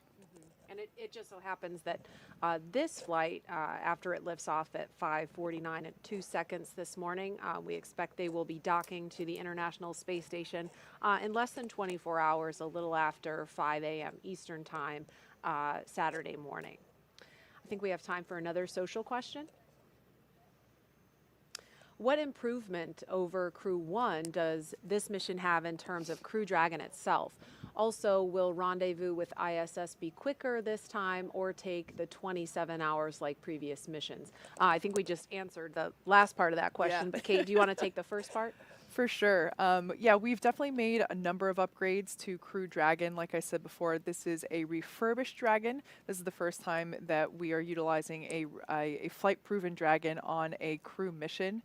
We installed some components on the Super Draco system, which is actually, if needed, which of course, never something we expect to use, but the launch escape system, as we mentioned before, is an important safety feature. And the components that we added to that propulsion system, it gives us over a 10% improvement on performance for a pad abort scenario, which in that case doubles, and in this situation, doubling is a good thing. It actually doubles our envelope for the wind limits at launch time. So when there are so many things going into consideration for a launch, like downrange weather, which is why we waved off from yesterday, to launch weather here specifically at the site, it's a great improvement to be able to have twice as much capability there in that range. We've also improved some inside things. We've taken, of course, feedback from our astronauts that have flown on board already and have taken their feedback and made some more efficiency or operational improvements to things even as simple as where certain personal items need to be packed inside Crew Dragon for retrieval while on orbit. And I think we have time for one more social question. Are the Crew-2 astronauts going to do any experiments that are related to Artemis missions? Yes, absolutely.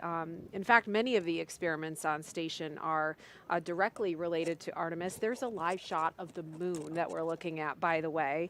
And that is where we're going with the Artemis mission.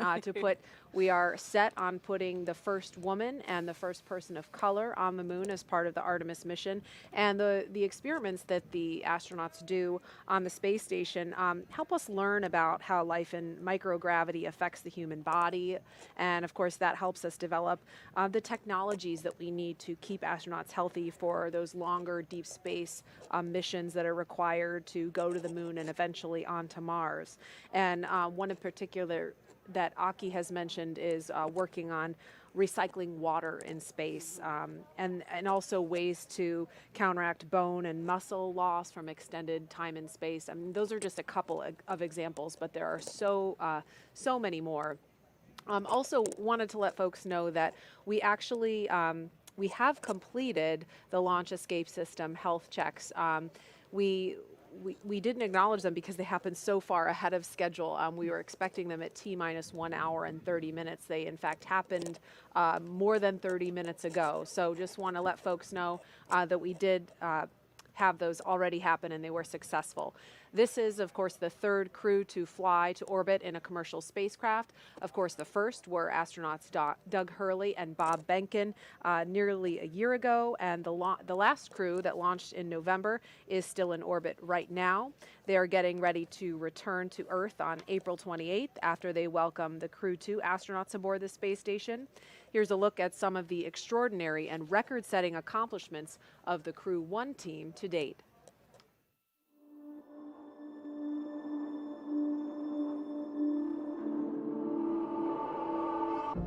You know, it feels great to be a part of this transition from a test program, a demonstration program, to an operational program. After NASA certified Crew Dragon, Crew-1 is the first mission to the International Space Station. I feel very honored to be a part of this great mission. Dragon, SpaceX, go for launch. When we're sitting on the launch pad, I think what's going to be going through my mind is I want to be in the moment. and enjoy the experience. There is just an electricity in the air as that countdown is happening. The engines light and liftoff occurs. 3, 2, 1. Ignition. Liftoff. Vehicles pitching downrange. Falcon 9 is supersonic. Stage separation confirmed. Dragon separation confirmed.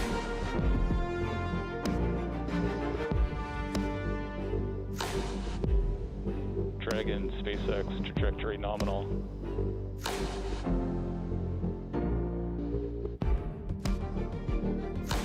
It's really hard to explain living and working in zero-G. It's fascinating how normal it becomes so quickly. It just feels like you've done it your whole life.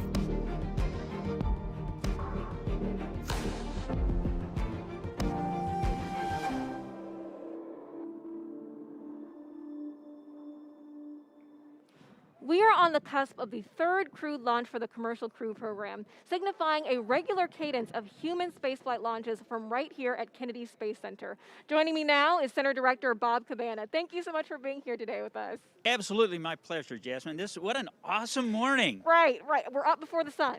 Yep. Yeah, we are so glad to have you here. What's your reaction to this return to regular human spaceflight launches? All I can say is it's about time. It was so great last May when Bob and Doug launched for the first time in 9 years humans to space on a U.S. rocket from U.S. soil here at the Kennedy Space Center. Then to get Crew-1 up there last November. And now this is really cool because Megan's flying in the same capsule that Bob, her husband, went to space in last May. I mean, it's awesome to have this regular cadence again. Yeah, absolutely. We're thrilled to be here. We're thrilled to see, history being made. And in addition to the excitement from today's launch, we are also coming off our celebration of Earth Day. Can you talk to us about how we launch from Earth for Earth? What is Kennedy Space Center doing to benefit our home planet? Kennedy Space Center has an absolutely excellent environmental program. First off, our 144,000 acres here, it's a national wildlife refuge managed for us by the Fish and Wildlife Service.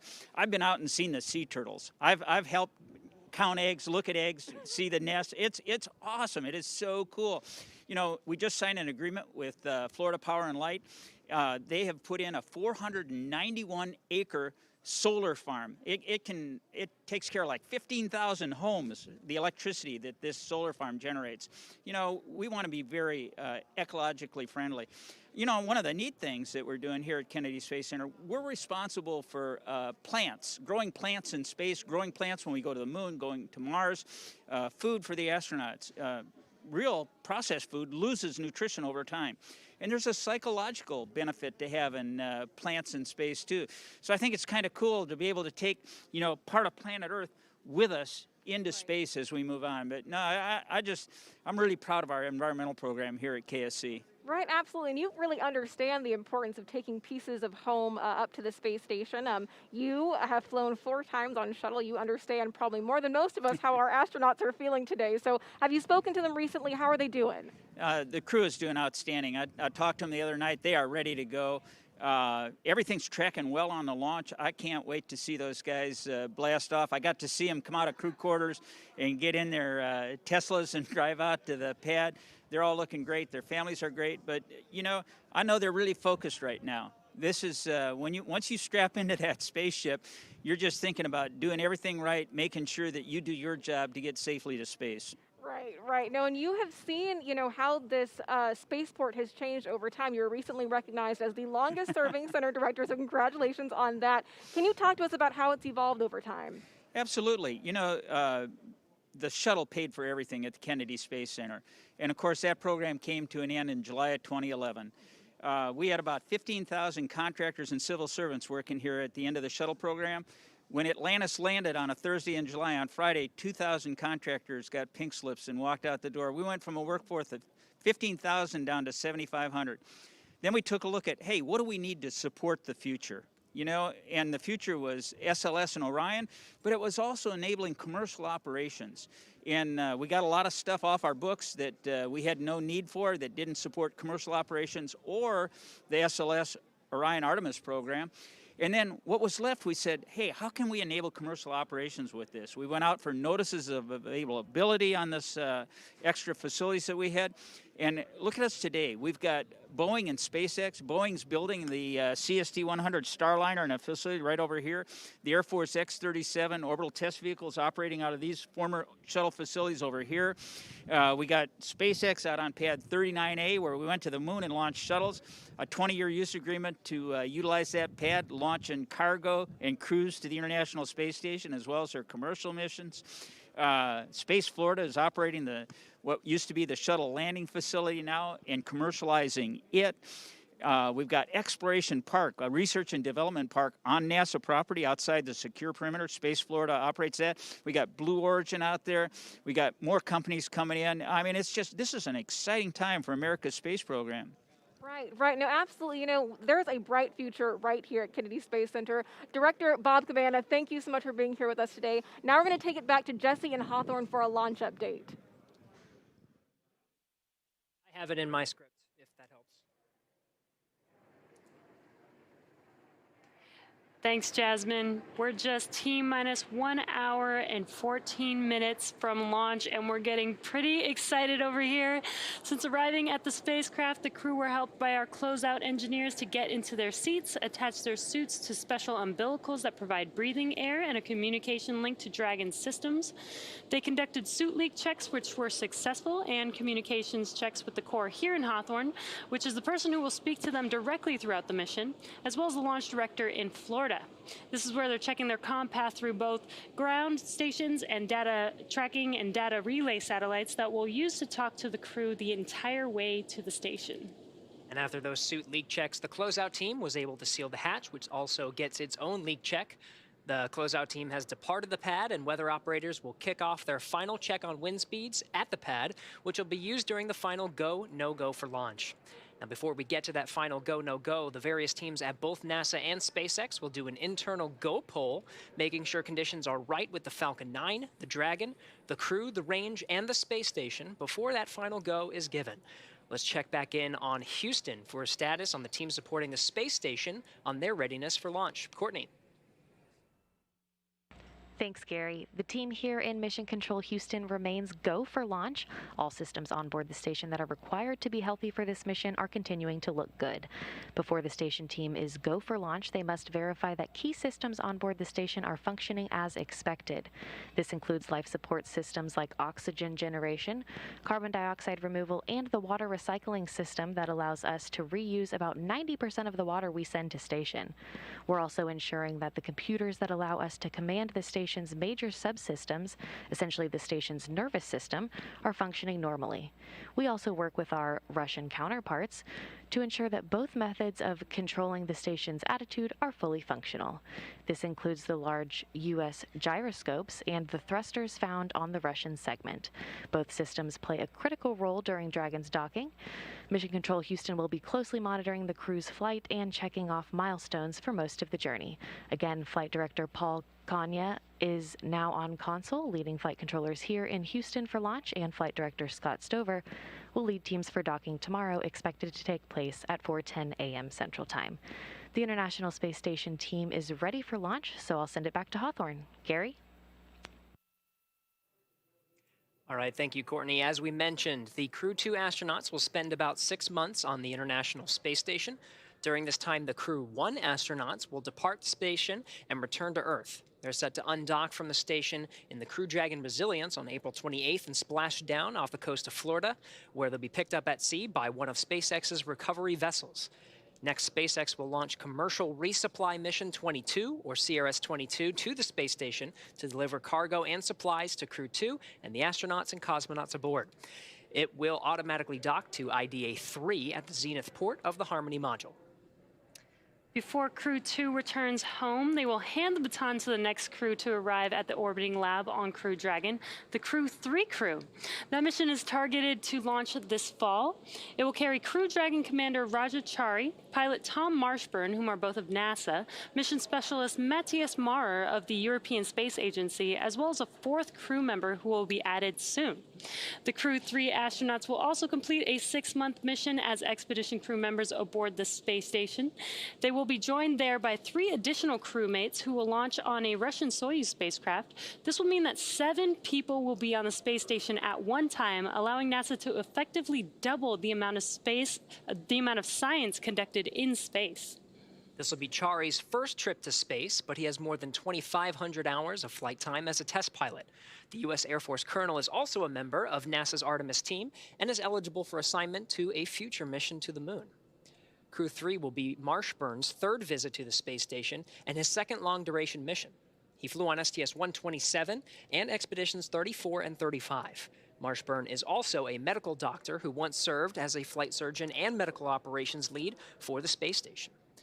Like Chari, Maurer will be making his first trip to space with the Crew-3 mission.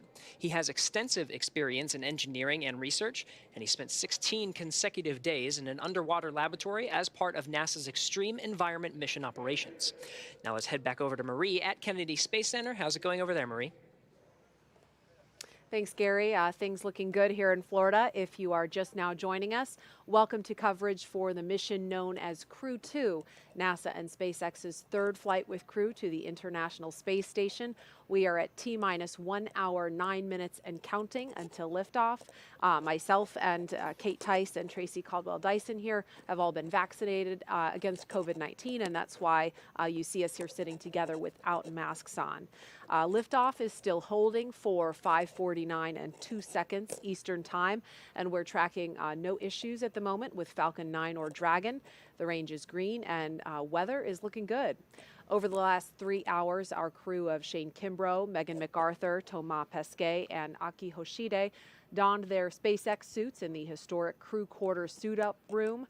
They walked out of the crew quarters building just as every astronaut to fly from this spaceport has done since Apollo 7. And then they were transported to the pad where they climbed inside the SpaceX Crew Dragon Endeavour, which we are watching live on your screen. While this is SpaceX's 3rd time flying astronauts in Crew Dragon, it will be the first time a European astronaut will fly aboard Dragon. If you remember back in November, we launched NASA astronauts Mike Hopkins, Victor Glover, Shannon Walker, and JAXA astronaut Soichi Noguchi to the International Space Station, and those 4 are nearing the end of their 6-month science mission. They are scheduled to return home to Earth just a few days after the Crew-2 astronauts arrive on station. Over the next hour, we will conduct a series of polls to get ready for launch, have the crew arm the launch escape system, and begin fueling Falcon 9. Launch is set for 5:49 a.m. Eastern Time. This will include a 12-minute flight to orbit and then a 23.5-hour flight to dock with the International Space Station tomorrow at approximately 5:10 a.m. Eastern Time. So we're approaching T-minus 1 hour till launch. Tracy, what is going through the astronauts' head right now as they're seated in their capsule and they're ready to go? They still have another 60 minutes to go. Can you give us any insight into what they may be experiencing right now? Well, normally I would say, building off of experience, that inside an hour, it seems like eternity before those engines light. You're in there chatting it up with your crewmates, but watching these guys, they're having a little party in there.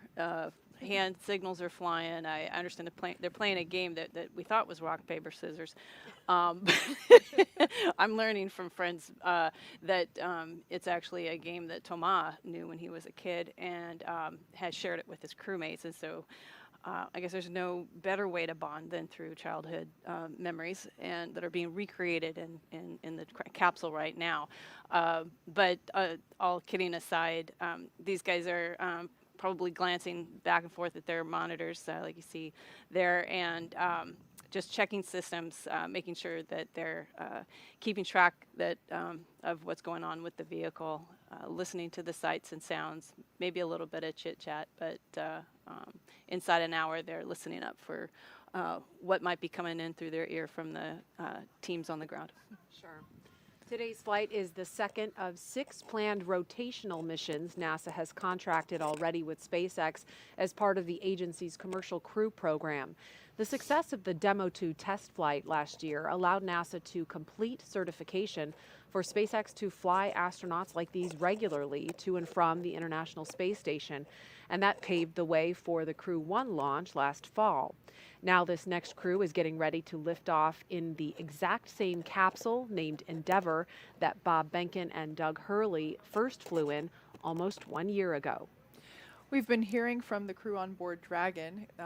Like you can see there, they're currently strapped into their seats, and they've already gone through all of their communication and suit leak checks. They're able to follow all the milestones that they still have ahead of them on the displays there just above them, which allow them to gain insight into all of the Dragon and Falcon 9 systems as we continue to proceed towards launch. So right now, as we're coming up to the T-minus 1 hour and 5 minute mark, let's check in with Hawthorne for a status on both vehicles. John, what updates do you have for us now? Okay, we've had, as you've been saying, a smooth countdown. The SpaceX team is working no issues, and the pace is beginning to pick up. In the Falcon 9, final propulsion checkouts of the first and second stages in the engines began just a few minutes ago in preparation for propellant loading. Now at T-minus 45 minutes, the team will report their readiness with a final electronic go-no-go poll. At T-minus 35 minutes, Falcon 9 propellant loading will begin. The Dragon spacecraft you can see right here on the monitor with the crew access arm next to it. Earlier today, the Dragon operators performed a series of checkouts of the Dragon flight systems, and the spacecraft is also currently go for launch. The 4 astronauts are currently inside Dragon, and the hatch is closed. The SpaceX closeout team has left the pad, and they'll be outside of the blast danger area very shortly. Now, before we can start loading propellant on the Falcon 9, we've got 2 major items to perform.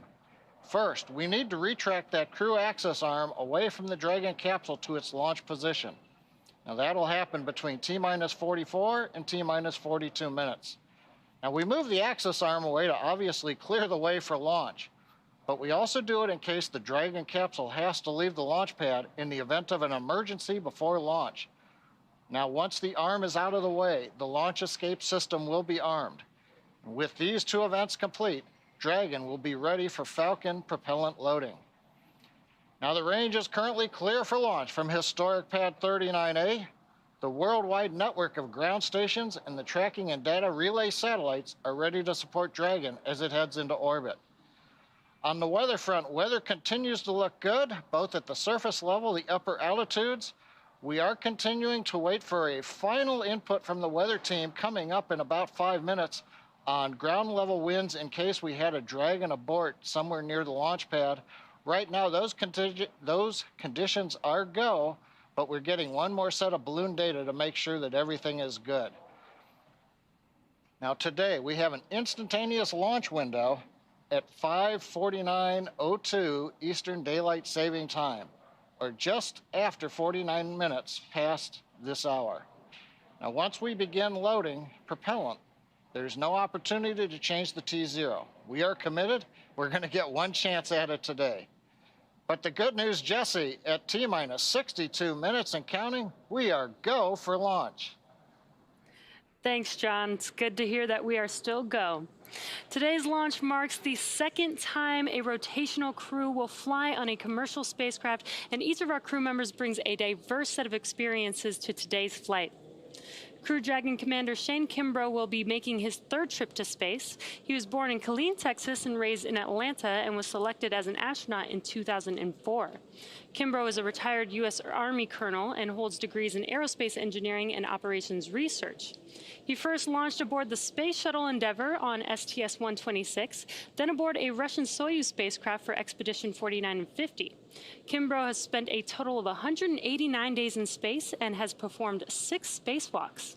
Pilot Megan MacArthur will be making her 2nd trip to space, but her first one to the space station. She was born in Honolulu, but considers California her home state. She holds degrees in aerospace engineering and oceanography, and was selected as a NASA astronaut in 2000. MacArthur served as a mission specialist aboard Space Shuttle Atlantis on STS-125, the final servicing mission of the Hubble Space Telescope in 2009. She operated the shuttle's robotic arm over the course of 12 days and 21 hours, capturing the telescope and maneuvering crew members throughout the 5 spacewalks to upgrade Hubble's science instruments, along with removal and replacement of other components to lengthen the telescope's life. Hubble continues to operate to this day, providing scientists the opportunity to make more and more deep space discoveries. Mission specialist Aki Hoshide has suited up for his 3rd spaceflight today. Born in Tokyo, Hoshide was selected as an astronaut in 1999 by the National Space Development Agency of Japan, known today as JAXA. Hoshide earned his degrees in aerospace engineering and mechanical engineering. He flew on STS-124 aboard the Space Shuttle Discovery to deliver and install Japan's science laboratory, Kibo. He also flew aboard the Russian Soyuz on expeditions 32 and 33 for a 124-day visit to the space station. SpaceX. Things continue to progress nominally. Next up is cycling the orbit tank isolation valves to equalize low flow pressure here in about 15 seconds. Copy. We'll be listening. Got some good call-outs there. In 2014, he also served as commander of the 18th NASA Extreme Environment Mission Operation, which was an underwater expedition at the National Oceanic and Atmospheric Administration's Aquarius habitat off of Florida's Key Largo coast. Mission specialist Thomas Pesquet will be making his 2nd trip to space. Born in Rouen, France, Pesquet was selected by ESA as an astronaut in 2009. He has a degree in spacecraft design and control and more than 2,300 flight hours as a commercial airline pilot. Pesquet first flew to space on the Soyuz as a flight engineer for expeditions 50 and 51. In that time, he worked on more than 50 experiments and performed 2 spacewalks to maintain the space station. He's logged 197 days in space. Pesquet will be the first European to fly in Crew Dragon, and it will be the first time a European has launched from America in more than a decade. Each of these 4 crew members will join Expedition 65 once they arrive at the International Space Station, with Aki Hoshide taking over as commander of the station right before Crew 1 departs. All right, we're inside 59 minutes from launch. The day is a continuation of regular crew flights to space station from U.S. soil. This will be the 3rd Crew Dragon flight with crew and its 2nd long-duration mission to the International Space Station. The Dragon astronauts... SpaceX, you are go for Section 6. When ready, report go for launch. Copy. Section 6. In work.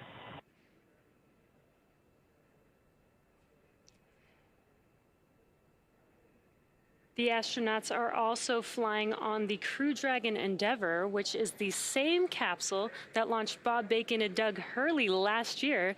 And today, Bob's wife, Megan, is the pilot on this flight, sitting in the same seat that he did. It's been an awesome countdown so far. Weather is still looking good, and the excitement is picking up as we get closer and closer to that T0. That's right, Jesse. We had a great countdown today, starting with suit up just over 3 hours ago. The SpaceX team helped the crew put on their suits and conduct initial checkouts before crew walkout. Crew walkout was where Shane Kimbrough... Go for launch. SpaceX copies. Go for launch. All right, the crew reporting go for launch real time. This just comes right after crew walkout, where Shane Kimbrough, Megan McArthur, Thomas Pesquet, and Aki Hoshide gave final goodbyes with friends and family gathered outside the operations and checkout building before they began that roughly 20-minute ride out to pad 39A. And though it was early morning before dawn, we did still get some awesome views of those Teslas heading down the NASA Causeway before the crew arrived at the pad. And once they arrived, they all took a brief moment to enjoy the view of the vehicle that they will be taking flight on. And then they headed up the fixed service structure to begin a process known as crew ingress. That is where the astronauts entered the vehicle, and the SpaceX team performed a series of checks to ensure the suits, seats, and vehicle interactions were all functioning properly. About 30 minutes ago, the team closed Dragon's hatch with crew safely inside. So now, in, let's see, less than 57 minutes to go until Dragon starts breathing fire, things will pick up as we get close to the go-no-go pole to arm the launch escape system and begin propellant loading. The crew poll for readiness was completed at T-minus 60 minutes, and we did hear those call-outs. And the Dragon poll for prop load will occur here in just about a minute at T-minus 55 minutes. After that will be T-minus 45 minutes will be the internal mission control Hawthorne poll, and then the launch director's poll for propellant loading. And when we get to about T-minus 40 minutes, the crew access arm will retract, and the crew will get the call to close their visors and arm the launch escape system. Now, this is the automated system in place that can fire the 8 Super Draco thrusters on Dragon to quickly separate the crew from the rocket, either on the pad or during the flight on the ride uphill. And then once we reach about T-minus 35 minutes, propellant loading for the Falcon 9 will begin. Throughout the countdown, we've been getting some pretty incredible views of the astronauts. You see there on the right, making their final preparations, as well as some close-up views of the suits. The teams have often described the suits as an extension of the Dragon spacecraft, almost a mini spacecraft inside of a spacecraft. So we're hearing that the SpaceX teams are go for launch, and we'll wait for that call for propellant loading.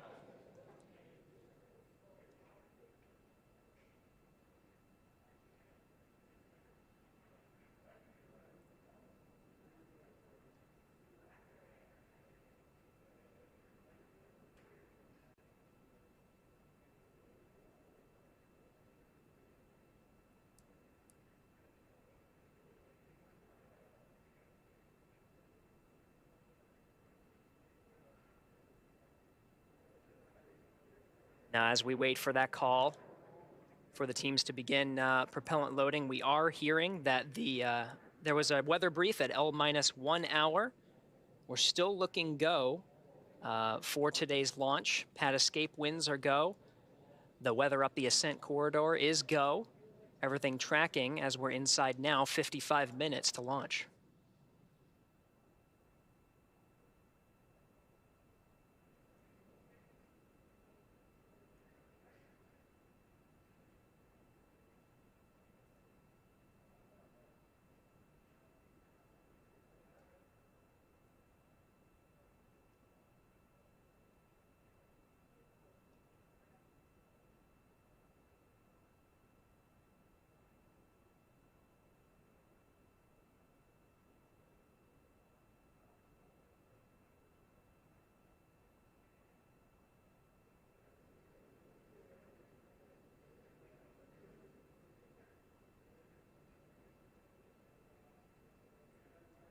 All right, so again, there are several milestones here now that we're less than an hour away from launch. Most of the calls will be the team's readiness to get ready for propellant loading at T-minus 35 minutes.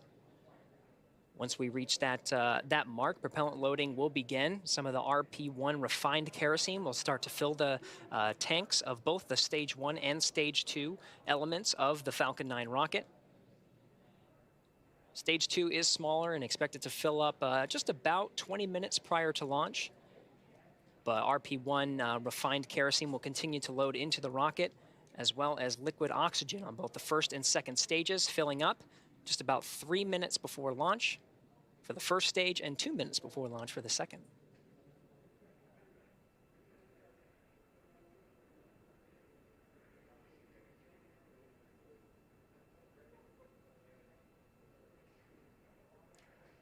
All right, and we are hearing that the Dragon teams did conduct that go poll electronically here in Mission Control Houston. The first checked and the first milestone to go for prop load is underway. There's going to be another poll coming up at T-minus 45 minutes with the launch teams, and then prop load is set to begin at T-minus 35. Until then, let's go over to Jasmine over at the Kennedy Space Center. Jasmine? Thank you, Gary. Joining me now is NASA's Acting Administrator, Steve Jerzik. Thank you so much for being here today. Oh, no, thanks for having me on. Of course, of course. So it's a big day. The commercial crew program is in full force. Last summer, we launched Demo 2 and then Crew-1 in the fall, and we're gearing up to launch 4 more astronauts from American soil. How does that feel? It feels amazing. If you would have told me a year ago that we would get 3 crew flights launched in less than a year, I would have just been ecstatic, and I am ecstatic today for the third flight with SpaceX. It's a lot of firsts with this flight, including the first crew rotation. Having that 4 crew on station in the U.S. segment continuously with the commercial crew program. Transportation capability is going to accelerate the research and technology development we're doing on station, both to benefit folks here on Earth as well as prepare for our Artemis missions. Right. And with this mission today, we're looking at the space station, but of course, with Artemis, we're going even further to the moon. NASA just announced that they selected SpaceX to develop the first human lunar lander since the Apollo days. What does that mean for our sustained return to the moon? Yeah, so that kind of completes all the systems we need to develop for the first astronaut landing on the moon under Artemis. So we have the SLS, the core stage test. Was successful a month ago at Stennis, and so that core stage for SLS for Artemis 1 is on a barge and headed to Kennedy Space Center as you speak. It'll arrive here next week, and that'll mean all the components of SLS are here at Kennedy for integration for the Artemis 1 mission. Orion is ready to go for Artemis 1. The Gateway, we did a review of the Gateway the other day, and the Gateway's starting to come together. And then, of course, the last piece is the Human Landing System, which will transport astronauts from lunar orbit to the surface and back to lunar orbit. So it's really exciting to have the landing system in full development. It's the last piece that we need for our first Artemis missions. And later this year, hopefully, we'll conduct the first Artemis 1 mission, which will be an uncrewed test flight around the moon. Right. So that is exciting. As we are looking at going to the moon, we're also looking at even further to Mars. We made history just this week with the first flight of Ingenuity. There's also the MOXIE experiment that is converting the Martian atmosphere into oxygen. So what does that mean for our hopeful one day putting people on Mars? Yeah, so the science missions, the robotic missions are really important because they fill knowledge gaps for us that we need to fill to plan out eventually human missions to Mars. So for example, there's a weather station on Perseverance. And for the first time, we're getting 5-day weather forecasts from Mars, right? So also that weather station characterizes the dust, the size and properties of the dust. And that's really important for mitigating that dust in suits and systems. So it fills knowledge gaps. But MOXIE is really important, right? We generated oxygen from atmospheric CO2, and using the resources of Mars is critical because it will be very challenging to take all the oxygen and all the fuel and water that we need with us for an astronaut mission to Mars. So generating oxygen from the atmosphere and exploiting the frozen water in the regolith or Martian soil is really important because we can break that water down into oxygen and hydrogen for fuel. We can use it for potable water as well as for breathable air. So this, what we call in situ resource utilization or living off the land, is a real enabler for our human missions to Mars. Right. And of course, we've got our sights set on the moon and Mars, but we're taking care of Earth at the same time. NASA recently joined the White House Climate Task Force. Can you tell us how NASA is going to expand its exploration and understanding of our home planet right here? Yeah, so we have over about 24 spacecraft in Earth orbit right now, looking down, making observations of the oceans, the atmosphere, the land, vegetation, what we call the cryosphere, or measuring the height of ice sheets, both in the Arctic and Antarctic. So we use the unique view from space to make global measurements over years and decades. And we use that data to conduct research and also to improve models of the Earth systems and modeling. Because if we can't predict climate using our research, we can't mitigate climate. And so that's really important that the research we do informs policy making and informs the most effective policies to mitigate climate change, which is really, really important, not only for the US, but for the world. Station, on ISS, we also have instruments mounted externally on ISS. It's in a unique orbit, an inclined orbit that's different from most of our Earth orbiting spacecraft that look down, which are in a polar orbit. And for certain types of instruments, that orbit is very advantageous. It gives us a lot of coverage and a unique perspective. And so we're using ISS more and more as an Earth observation platform. So, both with the research we do with NASA, with our other government agency partners through the U.S. Global Change Research Program, and also in collaboration with our international partners, We're going to continue to make those observations, do that research, and improve our ability to predict climate change. Right. We are making progress across the universe. NASA Acting Administrator Steve Jerzik, thank you so much for joining us today.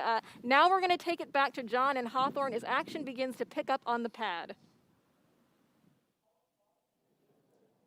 Thanks, Jasmine. It's just inside 46.5 minutes to launch. The SpaceX launch team, they're finishing their final review of data from checkouts of Falcon 9 over the last hour. The launch director is about to poll the team for readiness, both to load propellant and to launch. This will be the last poll before liftoff. The 7 SpaceX engineers indicate they are go by electronically voting on an online countdown procedure. We won't hear a verbal poll, something folks may remember from the earlier days of launch and movies like Apollo 13. The launch director is also checking with Dragon mission director and the NASA launch manager to make sure everyone is ready to go. Meanwhile, on the Dragon spacecraft, on the screen you can see the crew arm is still in the service position. The crew is on board Dragon, waiting for next instructions, which will be to stow the arm for launch and to arm the launch escape system. Once the launch director gives final instructions to the launch team, which should be coming up in about 30 seconds, the crew arm sequence will be armed and initiated. We should get a good view of the Axis arm as it swings away from the capsule, taking about 2 minutes to move out of the way. Now the range continues to be go for launch. They're monitoring the area around the pad as well as air and sea space around the flight corridor. And on the weather front, the weather officer gave a fantastic at the T-minus 1 hour briefing. The winds for all conditions of flight, liftoff, contingencies, getting into space, everything looks good both at ground level and upper altitude.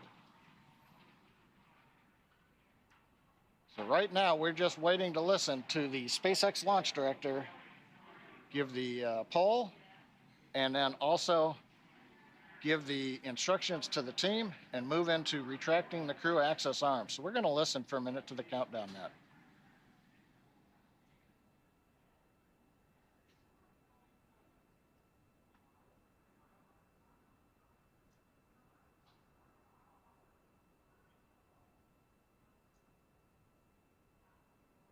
Poll is complete and team is ready for propellant load and crew access arm retract.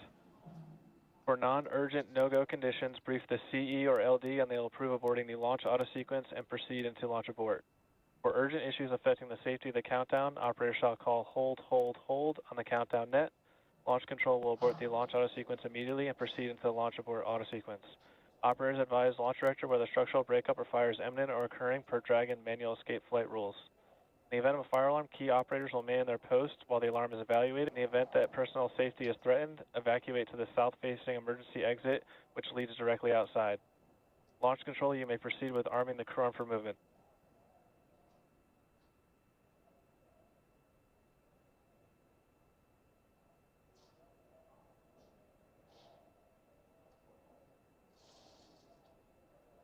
Crew access arm retraction started.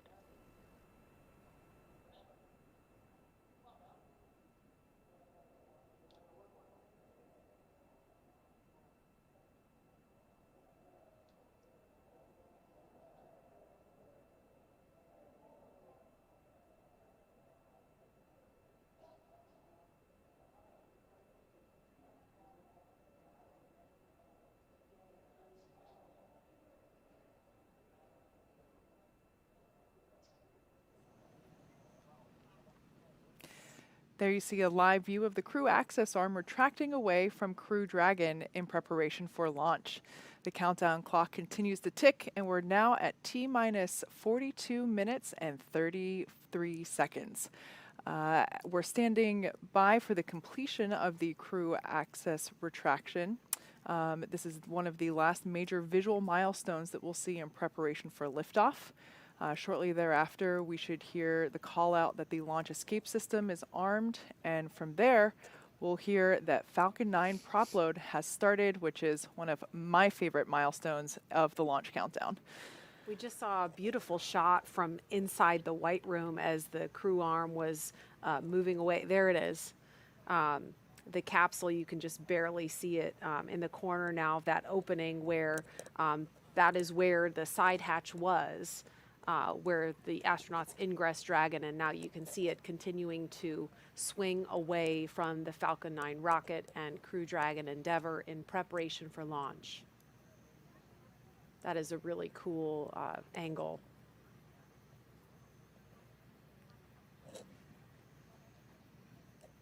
And Tracy, as we're watching the crew arm still retracting here, we are about to have the international. Expect to hear a call to arm the launch escape system.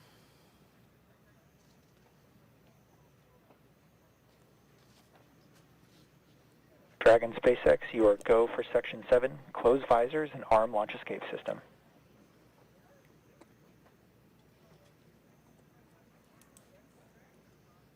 Copy. SpaceX Endeavour visors are down. Copy, visors down. Okay, so the crew there reporting that they have closed and locked their visors in place in preparation for the launch escape system arming. The launch escape system is a critical safety feature. This is something that the shuttle did not have. We take very seriously the fact that the astronauts' lives are in our hands, and we take every measure possible to ensure that the crew has options and has an escape in the worst of scenarios. So this is simply a path to safety for the crew in the event that they need to depart the pad in an emergency, and also applies to aborting the mission even after liftoff and through ascent. And the Crew Dragon Endeavour actually has an enhanced abort capability now. That was one of the improvements made to this capsule after Demo 2, and it increased the propulsion system on Dragon. Launch escape system is verified armed. Okay, so that was confirmation that the launch escape system is armed, and so that is what we have to hear before fueling on the Falcon 9 rocket can begin. So we are about just under 4 minutes away from that milestone. But again, we were saying the propulsion system. Oh, there's a shot of the space station. There it is. Yeah, everybody wave. They're waving down at us. I think they're watching right now. So they are. You know they are. Yeah. Hi guys. Hi. We see you.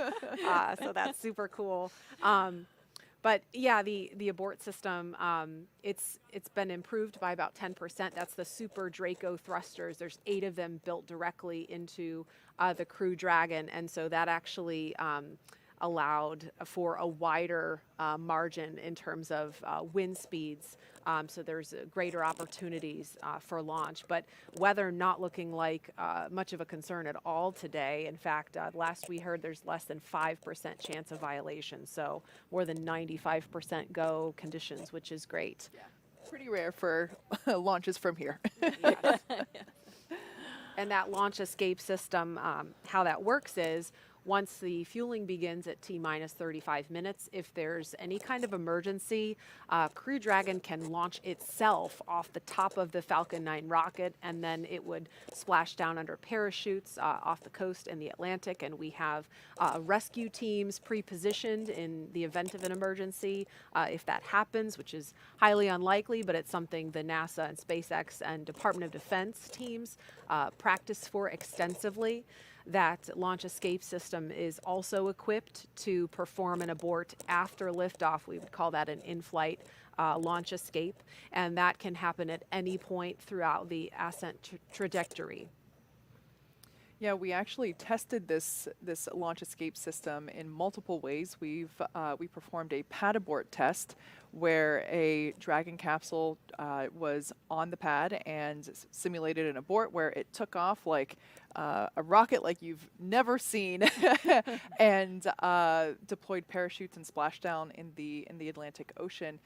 We also conducted an in-flight abort test, which was incredible to witness. I mean, it was a test unlike any other that we'd performed before, and where we launched a Falcon 9 rocket with a Dragon on top, and and about 100 seconds into flight, simulated an anomaly. Dragon took off and deployed parachutes, splashed down, and yeah, so this is a system that we have tested, but never expect to utilize. Once again, the booster that you're looking at now, if you're wondering why it looks a little dirty, that is actually soot that was left from re-entry after its last mission. This particular booster supported the Crew-1 mission very recently, and we have, yeah, there we can see a photo of our Crew-2 astronauts.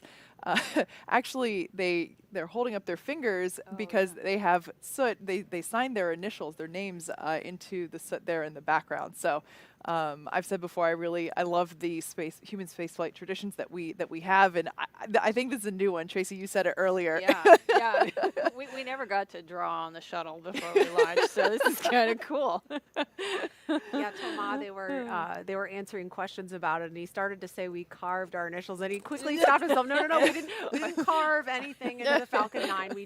We traced our initials in the side of the rocket, and so you could see closely in that photo, if you look, you could see the initials of each astronaut. So that's really cool and something that we look forward to seeing on future reused boosters. This one is set to land. Load has started. Okay, we just heard confirmation that fueling has begun on the Falcon 9 rocket. And this first stage booster is set to land on a SpaceX drone ship at sea after liftoff.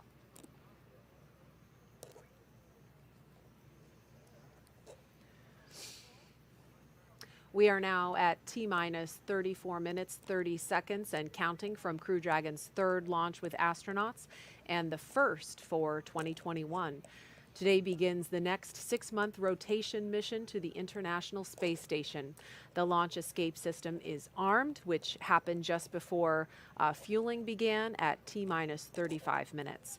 The Dragon capsule was loaded with propellants about a week and a half ago, just a few miles down the road at what we call Dragon Land.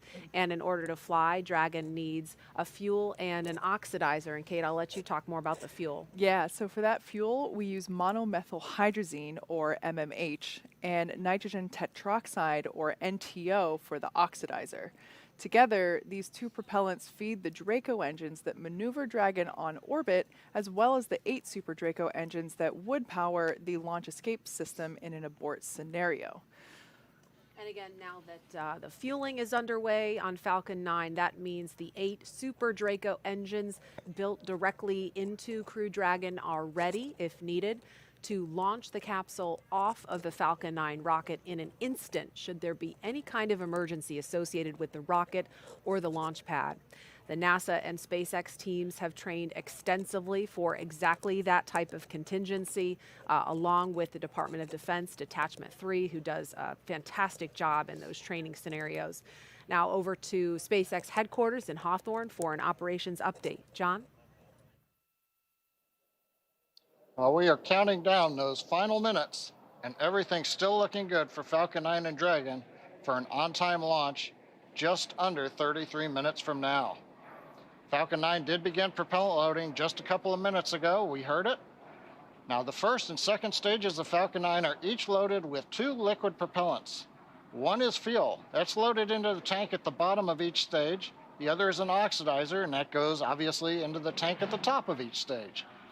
Now, the fuel that we use to power the Merlin engines is a refined kerosene called RP1. And the oxidizer loaded on each stage is densified liquid oxygen called LOX. Densified means that it is kept much colder than typical for launch vehicles, and it takes up less volumes. So this allows us to get more oxidizer loaded onto the first and second stages. Now, to ignite the fuel and oxidizer in the Merlin rocket engine, we use an ignition fluid called T-tub. When T-tub comes in contact with oxygen, it burns, and it gives off a green-colored flame. Now, once we've got the flame going, we add the kerosene fuel into the Merlin chamber, and the engine ramps up to full power. You might see the green flash just as the second stage engine ignites following stage separation. Now currently we've just begun. The first stage fuel tank is about right now a little under 10% full. The first stage is the bottom 2/3 of the vehicle you see on your screen. The white cylinder topped off by the black cylinder, that makes up the first stage. And then the top 1/3 underneath the Dragon capsule, that's our second stage. Now at this time, the second stage fuel tank is about 8% full. Now the fuel tank, if you were to zoom in, that's where the NASA meatball logo is positioned. And right above it, you can just make out the red NASA worm logo, and that's where the liquid oxygen tank is on the second stage. And there's a closer view. Now, in addition to loading the fuel, we're also loading oxygen, the liquid oxygen, onto the first stage. We won't start liquid oxygen loading on the second stage until T-minus 16 minutes and 30 seconds. Stage 1 cryo. And liquid oxygen will continue loading on both stages until the last few minutes of the countdown. Helium loading into pressure vessels is also underway. We use that to pressurize the tanks in flight as the propellant is pulled out by the Merlin turbopumps. On board the Dragon spacecraft, you can see here in a close-up, the astronauts are monitoring systems while the propellant is loaded into the Falcon 9. The crew training in the simulator included playback of sounds that we've recorded in the Dragon capsule during recent flights. So they get an idea what all that hissing and popping and banging is from the vent valves and the pressurization systems. Now the range continues to report no problems. They are go to support launch. And the weather also looks good. I mentioned the T-minus 1 hour briefing. We called it fantastic. Currently, we don't have anything that we are tracking that could be a concern. We have a very small possibility of a pop-up rain shower, but nothing showing up. So right now, 29 minutes, 40 seconds ago, it looks like we've got good weather. Now, as a reminder, today we have an instantaneous launch window. So at this point, if we hear a hold for any reason, we'll have to stand down and target our backup launch opportunity coming in 3 days. So right now, let's turn it back over to Jesse and Gary for an overview of events that are going to happen after the liftoff of Falcon 9. Great news, John. For Crew-2, the astronauts' flight to station will take about 23 hours, and their journey will be fairly similar to the trip Crew-1 made in November of last year. All right, as we wait T0 in just about 29 minutes, the ground operations teams are doing a series of systems checks to make sure both Dragon and Falcon 9 are ready for launch. You're looking at a live view of our teams at the Cape as they prepare for liftoff. As we wait for the launch clock to hit 0, we wanted to give you an overview of what the ascent portion of the mission will look like. Once we hit T0 and a successful launch occurs, we will watch Falcon 9 and Dragon lift off from historic launch pad 39A and make their ascent. At about 50 seconds into the flight, Falcon 9 engines will throttle up to help pass through the period of maximum dynamic pressure on the rocket, or what we typically refer to as max Q. It's worth noting that once we hit max Q, the vehicle will be going supersonic. Once we are through the period of maximum dynamic pressure, we can throttle up our 9 Merlin engines again. And from there, at about 2.5 minutes into flight, we have a series of 3 events that will happen in rapid succession. First is MECO, or main engine cutoff. This is where all 9 Merlin 1D engines shut off in preparation for stage separation, which is our second event. This is where the first stage detaches from the second stage, with the first stage making its way back to Earth for landing as the second stage continues on its journey with the third event. SES-1, or second stage engine start number 1, is where the MVAC engine lights up and propels the second stage along with our Crew-2 astronauts to orbit. As Stage 2 heads towards its targeted drop-off orbit, Stage 1 will execute 2 burns in order to make its way back to Earth. The first is the entry burn, where 3 of the 9 M1D engines will reignite and then shut down. And this helps to slow the stage down in preparation for entry back into the upper parts of the Earth's atmosphere. While the first stage is heading back to Earth, the second stage will cut off its 1 Merlin engine that was ignited right after stage separation. Once this happens, we'll wait for confirmation of a good orbital insertion. About 90 seconds after Dragon gets into orbit, Falcon 9 will land back on Earth. The landing burn is just a single engine burn, powerful enough to bring the vehicle's speed down rapidly in order to land on the drone ship about 9.5 minutes into the mission. While Falcon 9 first stage is landing, Dragon is preparing to separate from the second stage. At about 3 minutes after the second stage gets into orbit, we should have a great view of Dragon with its 4-person crew drifting away from the second stage. Once Dragon is a short distance away, it will begin checking out its Draco maneuvering thrusters to make sure Dragon continues to increase separation distance from the second stage. It's worth noting that these are not the Super Draco engines that would be used during an abort scenario. About 40 seconds after separation, Dragon's nose cone deploy sequence will begin. It will take roughly 4 minutes for the nose cone hooks to unlatch and open, exposing its guidance navigation controls, or what we call GNC, that will help Dragon autonomously fly to the space station. And lastly, once the nose cone is deployed, the remaining Draco thrusters on the forward bulkhead will be checked. From there, over the next 23+ hours, Dragon will be in its rendezvous and approach phases, undergoing a number of phasing burns as it makes its way to station.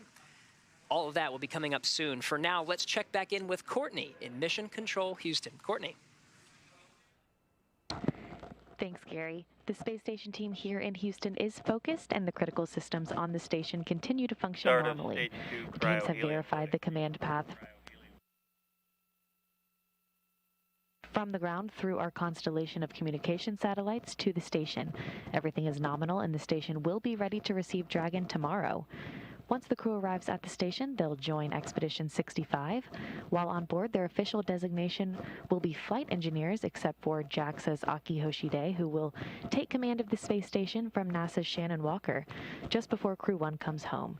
He'll be the station commander until the fall, when he'll hand the reins to European Space Agency Thomas Pesquet for the final part of their mission. Flight Director Paul Kanya is on console now, leading flight controllers in Houston for launch, and Flight Director Scott Stover will lead teams for docking tomorrow. Just a reminder that a launch today will take about 23.5 hours to get to station, with a docking to the Node 2 forward port scheduled tomorrow at 4:10 a.m. Central. Once Dragon is docked to the station, the team here in Houston will assist Dragon and space station astronauts with leak checks, as they will work to open hatches on both Dragon and the inside of the station's pressurized mating adapter. We expect hatch open to take place approximately 2 hours after docking. That's it for us here in Mission Control Houston. I'll send it back over to the team in Florida. Marie? All right, thanks, Courtney. You're looking live at the Falcon 9 rocket and SpaceX Crew Dragon, and we can see liquid oxygen venting off the rocket. That is normal and expected. It is now T-minus 23 minutes, 50 seconds and counting from the third astronaut launch from U.S. soil in the past year, and the first with 2 international partners aboard. Commander Shane Kimbrough, pilot Megan MacArthur, and mission specialist Thomas Pesquet and Aki Hoshide are strapped into their seats inside the Crew Dragon Endeavour on top. There's an inside view.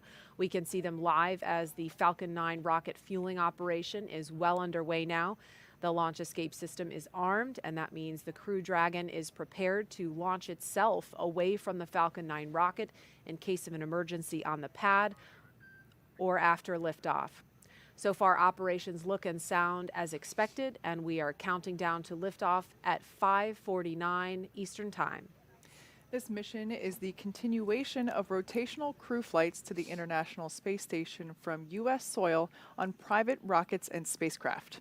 This wouldn't have been possible without the success of the NASA SpaceX Demo 2 test flight last year and the safe delivery of the Crew 1 astronauts to the space station last fall for a long-duration mission. Those Crew 1 astronauts are preparing to return to Earth shortly after Crew 2 arrives at station. And this will be the first time we'll see 2 Crew Dragons docked to the space station at the same time. Crew 1's Resilience and Crew 2's Endeavour, that's on the launch pad right now. With the arrival of the Crew 2 team, I believe that'll bring the head count on station to 11 people. And as much as I love camping, that does sound like it would be a little crowded up there. Yeah, you counted 11 people on board the station, 9 of them in the U.S. segment. We've got 4 crew quarters, which are basically crew bedrooms. We've got both commanders of the Dragons sleeping in their vehicles. That leaves 3 people needing a place to sleep. That's Suichi, Shannon, and Victor. They'll be in the Gem, the Columbus, and the airlock, respectively. So you could say it's quite a full house. They'll be camping out, rolling out their sleeping bags on rack fronts. So it'll be tight. What a great benefit to being commander. You have your own private suite with windows. And yeah, it's a nice place to be. Yeah, and that's honestly the window shots that we have been receiving from the crew have been one of my favorite things from the Crew-1 team up there, and even Bob and Doug whenever they were up there as well. Just the view outside of the Crew Dragon window. It's actually my phone background right now. And it's just incredible, and I love that we get to, that they share their perspective with us from above. Let's give you a quick recap of who the astronauts are sitting inside the capsule here. In the foreground, sitting closest to the front of your screen is Commander Shane Kimbrough. He is commanding the Crew Dragon Endeavour today, and he is a native of Texas, making his third trip to space. The retired U.S. Army colonel first launched aboard the Space Shuttle Endeavour on STS-126, then aboard a Russian Soyuz spacecraft for expeditions 49 and 50. Kimbrough has spent a total of 189 days in space and performed 6 spacewalks. Pilot Megan MacArthur will be making her second trip to space, but her first to the space station. She was born in Honolulu. She was born in Honolulu, but considers California her home state. MacArthur served as a mission specialist aboard Space Shuttle Atlantis on STS-125, the final servicing mission of the Hubble Space Telescope. She operated the shuttle's robotic arm over the course of 12 days and 21 hours, capturing the telescope and maneuvering the crew members throughout 5 spacewalks to lengthen the telescope's life. And mission specialist Aki Hoshide is embarking on his third spaceflight today. The JAXA astronaut from Tokyo previously flew on STS-124 aboard the Space Shuttle Discovery to deliver and install Japan's science laboratory Kibo. He also flew aboard the Russian Soyuz on expeditions 32 and 33 for a 124-day visit to the space station. And in the far corner of your screen is mission specialist Thomas Pesquet. He will be making his second trip to space.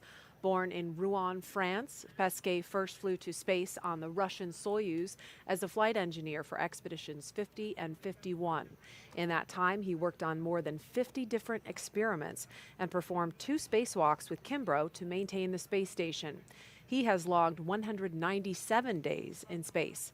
Pesquet will be the first European to fly in Crew Dragon, and it will be the first time a European astronaut has launched from America in more than a decade. Each of these 4 crew members will join Expedition 65 once they arrive at the International Space Station, with Aki Hoshide taking over as commander of the station right before Crew-1 departs. And as we're looking at a live view of the pad, again, fueling is underway. We heard a call out during those bio recaps that the RP-1 load is complete on the second stage. And we have a really special treat if we could take a view of Bob Behnken's spacesuit. We have that in studio. That is the actual spacesuit worn by Bob Behnken during the Demo 2 test flight, and you can see the photo of his wife, Megan MacArthur, in the photo there, and she is sitting in the same spacecraft, in the same seat that Bob did almost a year ago on the Demo 2 mission. Megan is the pilot for this mission. There's a shot of Bob's spacesuit on the left and Doug Hurley's spacesuit on the right. This was a couple days ago during the pre-launch news conference. So again, looking live at the pad, Falcon 9 will have 1.7 million pounds of thrust at liftoff, and we've heard it sounds like a gorilla sitting on your chest. Would you say that's accurate, Tracy? Yeah. I've never had actually a gorilla on my chest, but I imagine that one would be that heavy. That the feeling that you have in your chest is pretty significant. Once again, the white cloud that we see there is expected, totally normal. That's just the liquid oxygen vaporizing essentially as it comes into contact with this humid Florida air. As a point of reference, the liquid oxygen that we load on board Falcon 9 is super chilled to help densify that liquid oxygen. When I say super chilled, I mean really, really cold. We're talking like negative 336 degrees. So, of course, whenever it comes into ambient air, it will turn into its gaseous state. Which LOX load has started. Okay, and there we just heard the call out that second stage LOX load has just begun. And so the mission teams that we've seen in control rooms from Kennedy Space Center to Houston to Hawthorne are all laser focused on keeping this crew safe from this point and all the way to the space station and back home in 6 months. We had a chance to ask about their mindset right now from a couple of their leaders. There's a very delicate dance between the weather, normally the weather and the operations, and making sure all these complex systems are working correctly together. And what it's really important is just how calmly, quietly, efficiently the team's working through every single one of those things. It's why we train. People are very passionate about this program, as am I, and they know the consequences of what they're doing. They know that the crew's lives depend on what they're doing. This human spaceflight endeavor requires diligence every day on the job, and I think our team knows that. I definitely feel like those crew members are in our hands, and we need to be there, thinking straight, making sure we're making the right decisions so that we're getting that crew safely to the International Space Station. And that was Kathy Leaders and Steve Stitch, who have been in charge of the NASA team for much of the life of the Commercial Crew program and have worked very closely with the folks on the SpaceX side who have gotten to know these astronauts on a personal level and have taken such care in all of the checkouts and the paranoia reviews, as they're called, to make sure that they're constantly looking for problems to uncover, to make sure that every leaf, every stone is unturned to make this flight as safe as possible for the crew. Again, it is now T-minus 14 minutes, 15 seconds and counting. Liftoff will be about 1 hour before sunrise here on Florida's Space Coast, and if we're lucky, we may see a beautiful contrail at first light. At the time of launch at 5:49 and 2 seconds Eastern Time, the space station will be flying 258 miles over the Indian Ocean south of Sri Lanka. And now with T-minus 13 minutes, 50 seconds and counting, we want to focus on the pad as we proceed through the final stretch of the countdown. We will turn it over to Hawthorne to take us through launch at 5:49 this morning. John? We're inside T-minus 14 minutes. Everything is still looking good for launch of Falcon 9 and Dragon, 49 minutes and 2 seconds after the hour. Falcon 9 began propellant load at T-minus 35 minutes. Loading of the RP-1 fuel onto stage 2 is complete. Fuel loading is continuing on the first stage. We're over half full, and it'll finish at T-minus 6 minutes. The densified liquid oxygen loading is continuing on the first stage, and we began loading liquid oxygen onto the second stage a few minutes ago. The liquid oxygen loading will wrap up T-minus 3 minutes on the first stage, about T-minus 2 minutes on the second stage. Checkouts of the thrust vector controllers, what we call TVC wiggles, are coming up, along with throttle valve checkouts on the engines. That's where we move the engines a little bit, make sure the hydraulics are ready to go. Currently, the range is go, ready to support, working no issues. And we continue to have good weather, both at the launch pad at ground level, at the upper altitude winds, and downrange at the contingency landing sites. On the Dragon spacecraft, the Dragon mission director and team, they're reporting no issues. Their communication checkouts are complete. The crew access arm is retracted, as you see on your monitors, away from the vehicle. The launch escape system is armed. The crew is strapped in and ready to go. Final instructions to the crew will be coming at T-minus 10 minutes. They'll configure their displays for launch. That'll give them insight into how the launch is proceeding, and it provides constant updates on vehicle health. And for Dragon at T-minus 5 minutes, we'll hear it enter terminal count as they transition to internal power. Now we're going to hear continued callouts on the countdown net as we get close to T-minus 0 and to the liftoff. Now, Gary, we talked about the ascent sequence of events that are coming up here. You and Jesse went through that a little while ago, but we're also going to have abort modes. Can you explain a little bit about what the abort mode callouts are that we might hear? That's right, John. We're continuing to track that the Falcon 9 and Dragon are looking good for launch, but just in case anything were to happen, Dragon is fully prepared to initiate an abort and use those Super Draco engines to escape from a speeding Falcon 9. On the way uphill, you'll hear a series of letter and number combinations. Those will denote the stage that the rocket is on and the abort zone that we're on as well. On first stage, you'll hear abort zones A and B. That will cover the Falcon 9's ascent up to about the northern border of North Carolina, about 7.5 to 8 miles in altitude. And the stage 2 will have stage 2A through E. Mostly it will be stage A, or stage 2A abort zone, but towards the end of the 6 minutes that stage 2 will be firing, you'll hear the numbers start going out from B to E, with E being an abort to orbit. All of these capabilities enabled on the Dragon spacecraft to make sure that the crew will be delivered safely into orbit.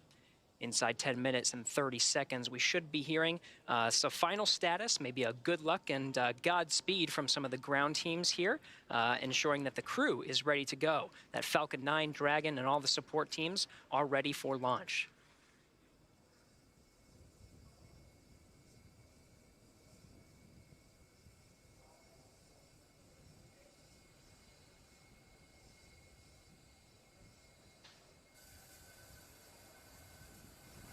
Dragon, SpaceX, confirmed crew displays are configured for launch. Displays are configured for launch. SpaceX copies. Shane, Megan, Aki, Tama. We're thrilled to have crew on board Endeavour once again, and truly honored to have you all at the helm. It's been a pleasure training alongside you ahead of this historic launch. We wish you a great mission, good luck, and enjoy the ride. Thank you, Chad, Christian, Frank, and all the teams who got our crew and vehicle ready for this mission. I want to say a special thank you to our families and friends. We're incredibly grateful for your support and sacrifice during our training and our upcoming flight. Our crew is flying astronauts from NASA, ESA, and JAXA, which hasn't happened in over 20 years. We're excited to represent our nations, agencies, and all of humanity. Off the Earth, for the Earth, Endeavour is ready to go.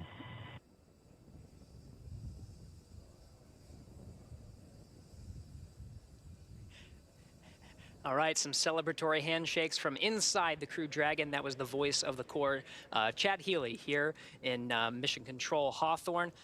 Next series of events, John, will be the engine chill. Everything's looking good so far. Yeah, it is. We're actually watching the fuel trim valves on the Merlin 1D engines going through some checkouts right now. And as you said, at T-minus 7 minutes, we're going to start a sequence of events that begins with opening the pre-valves. Currently, the liquid oxygen, the kerosene fuel on the Falcon 9 first, second stages is separated from the Merlin engines. T-minus 7, the turbo pumps. At the same time, we open up bleed valves on the turbo pumps, and that allows a little bit of that densified ultra-cold liquid oxygen to flow through the pump and to chill down the liquid oxygen pump. That way, when we get to T-minus 2 seconds and we spin the pumps up and everything comes to full power, we're not pulling very cold liquid oxygen through a warm pump. So as that cools it down right now, that'll get it ready for that ignition sequence in the last couple of seconds. So we should hear that call out that the stage 1 engine chill has started. You'll also hear in flight, about a minute and a half, 2 minutes into flight, MVAC chill has begun. That's also a repeat sequence there, where we open the bleed valve and begin chilling that engine one more time before it lights after stage separation.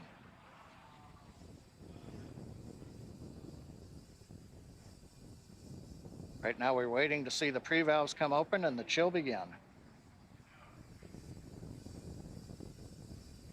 Stage 1 engine chill has started. Yep, and there's the call out. We've got indication pre-valves coming open on the engines. And we have begun to chill in the Merlin engines for flight.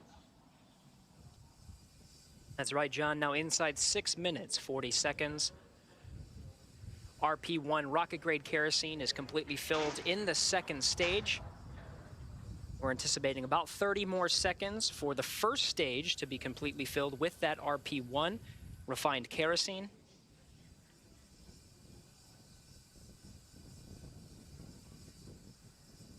Liquid oxygen will continue to flow through the first and second stages up to the final minutes before T0. RP load is complete. All right, confirmation. We have 100% fill of RP-1 on both the first and second stages. 6 minutes to go until an instantaneous launch window today. The next milestone will be Dragon to transition to configure for terminal count. And this time, terminal count, the Dragon will be on internal power, no longer relying on the lines from the ground. And from there, the Falcon 9 propellant tanks will pressurize for strong back retract.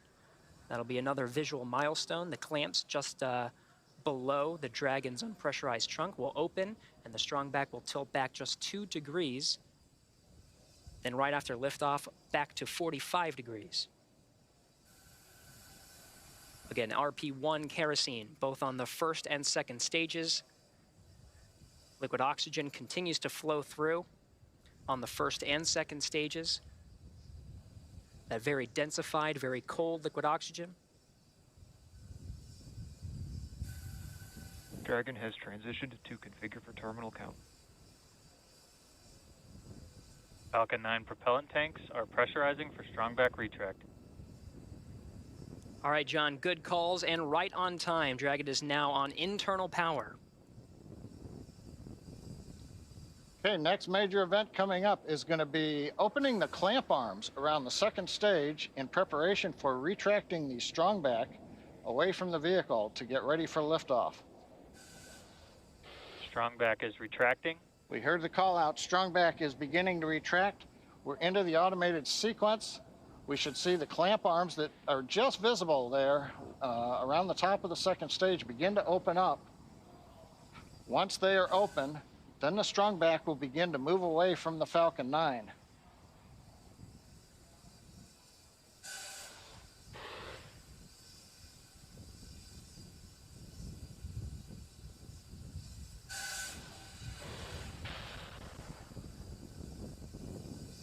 Watching the sequence, a nice view from up on top of the fixed service structure. The arms are opening. And we're beginning to recline away from the Falcon 9. We'll move the strong back 2 degrees away from the Falcon 9. That'll get it ready for liftoff. And at T0, when the flight computer commands liftoff, the hydraulics on the strong back will pull it to a position 45 degrees away from the Falcon 9, giving it the clearance for launch. So right now, the strong back is moving away. Everything proceeding nominally. It's great to hear, John. We're also anxiously awaiting the liquid oxygen complete on the first stage. Should hear that call very shortly.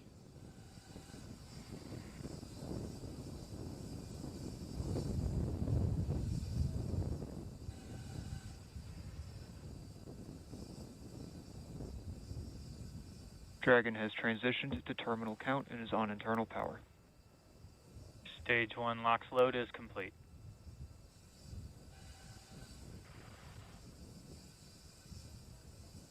Okay, we've heard the call out. Stage 1 LOX load is complete. We're loading liquid oxygen on the second stage for about another 30 seconds or so. Once we get the liquid oxygen load complete on the second stage, the propellant line that runs up the side of the strong back that carries liquid oxygen, we'll vent that line down to make sure there's no liquid in it when we get to liftoff. When we do that, we open up valves on the strong back, and as Kate and Marie were talking earlier, when we vent off that very cold gaseous oxygen, it'll merge with the warm, humid Florida air, and you'll get a large white plume of condensation off of the back of the strong back. That'll be normal, coming about a minute and a half before launch. Everything continuing to look Stage good. 2 LOX load is complete. Dragon is in auto idle. All right, with that, the Falcon 9 is fully fueled. We have fuel on both the first and second stages, and both stages are filled with liquid oxygen. Gas closeout has started. Expect loud venting. Dragon is also in auto idle. The flight computers on Dragon, maintaining their calculations, standing by, waiting for the T0 mark. 1 minute, 15 seconds until launch. The 1 minute mark, Dragon will transition to countdown, and the flight termination system will arm the computers on Falcon 9. We'll be talking to the computers on Dragon and can issue an abort if necessary. FTS is armed. Falcon 9 is in startup and is now controlling. Dragon is in countdown. All right, 50 seconds to go. Everything is ready for an on-time launch today. Dragon, SpaceX, go for launch. Copy, go for launch. Ground teams are ready, and the crew inside Dragon is ready.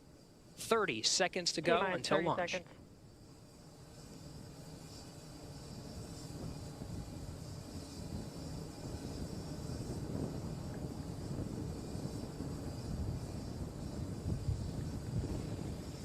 T-minus 15 seconds. 10, 9, 8, 7, 6, 5, 4, 3, 2, 1, 0. Ignition and liftoff. Godspeed, Endeavour and Crew-2. Copy, 1 Alpha. Endeavour launches once again. 4 astronauts from 3 countries on Crew-2, now making their way to the one and only International Space Station.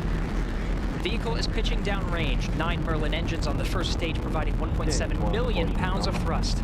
Hearing good calls on first stage performance so far.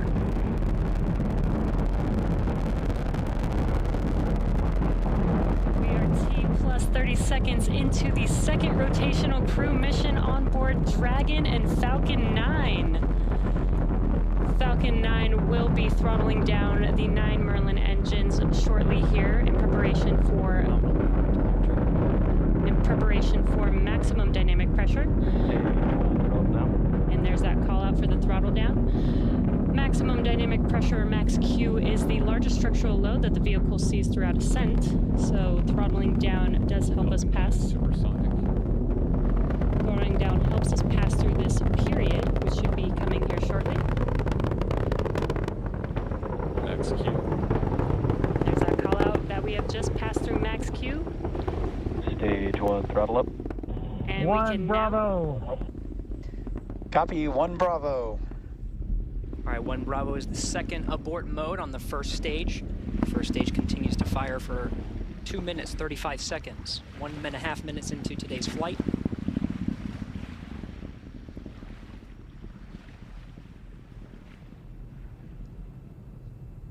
Falcon 9 now traveling at more than 1,500 miles an hour.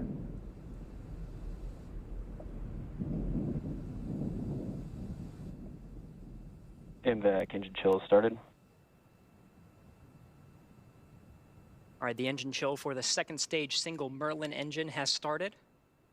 About 30 more seconds of the first stage firing to bring our 4 astronauts into orbit. Now from here, coming up in about 20-some seconds, we're going to have 3 major milestones. We'll have shutdown of the 9 Merlin engines. We're beginning to throttle them down. We will then get stage separation. 1, throttle down. And then we will get ignition of the second stage engine to propel Dragon and the Falcon 9 second stage into orbit.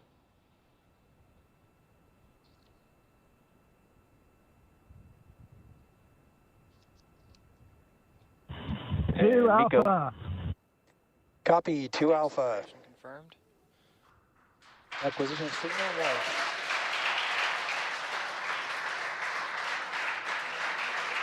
Ignition.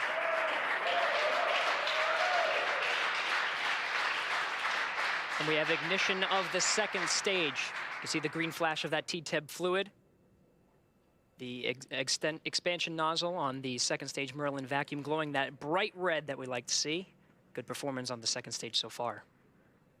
And on the left side of your screen, we saw the exhaust of the second stage engine streaming past the first stage as the grid fins are coming out. We also briefly had a view of the lights of Central Florida in the background. Currently, the first stage is continuing to coast up to apogee. It's unpowered. It'll reach a peak height and then begin to descend back down toward the Earth's atmosphere, where it will light 3 engines to slow down in preparation for what will be a landing burn on the drone ship in the Atlantic Ocean. You can see the grid fins are deployed. Right now, the first stage Dragon, pulsing. SpaceX, trajectory nominal. We're pulsing the thrusters. Signal Bermuda. Copy, nominal trajectory. And we hear a call out from the crew, nominal trajectory. So we're beginning to move the first stage into position so it can do the entry burn.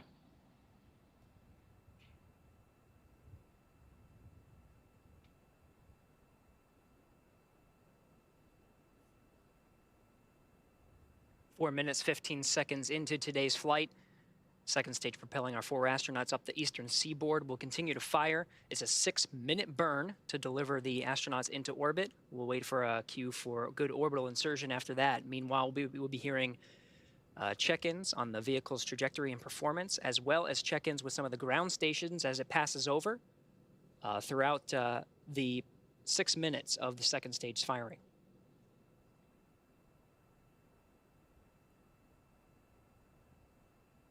Dragon, SpaceX, trajectory nominal. Copy, nominal trajectory.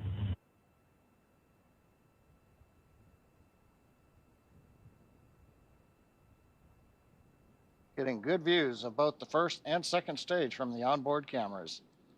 Acquisition of signal, boss. The New Hampshire tracking station has acquired the second stage telemetry signal. Meanwhile, the first stage has reached apogee, and it's now beginning to descend from a height. It's currently about 167 kilometers up, and in a few minutes we will get the entry burn of the second stage, of the first stage.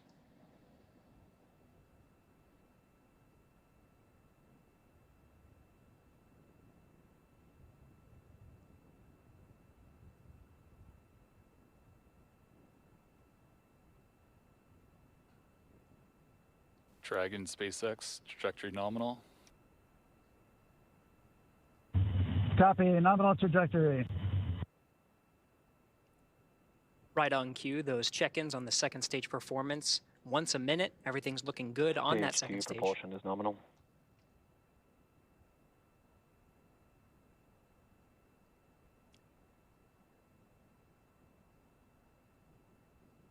Stage 2 continues to climb. The vehicle now exceeding 8,000 miles an hour at an altitude of about 124 miles. And just about 1 minute from now, we will begin the entry burn of the first stage. That'll consist of lighting the center engine, and then shortly afterwards, 2 more engines for a 3-engine burn to slow down the first stage in preparation for entering the Earth's atmosphere.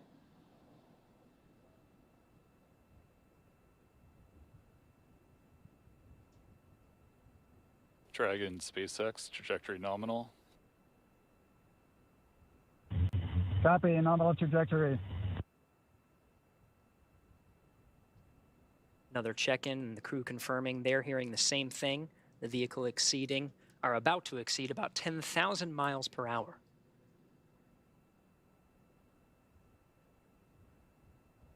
Meanwhile, first stage down at 90 kilometers, getting ready to relight 3 engines for the entry burn.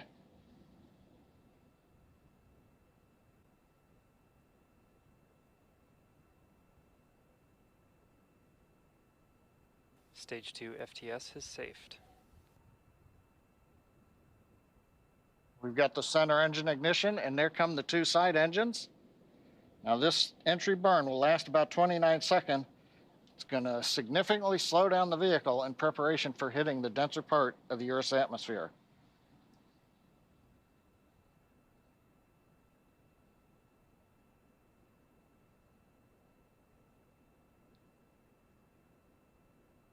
Entry burn complete. We're down below 35 kilometers, continuing to look good on the first stage, heading to the Atlantic Ocean for a landing on the drone ship. While second stage is less than a minute away from cutoff.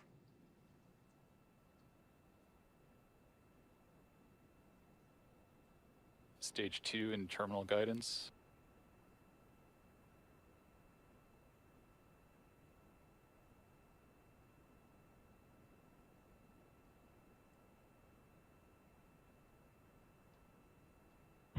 Shannon.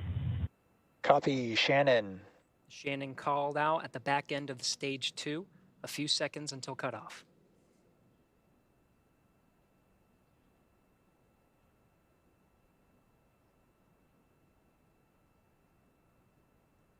MVAC shutdown.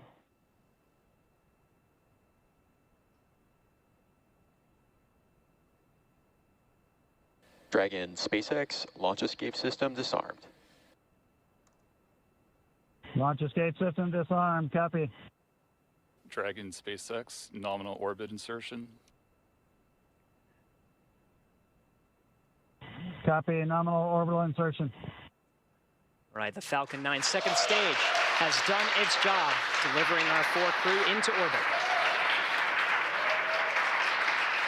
You hear the applause here in Hawthorne.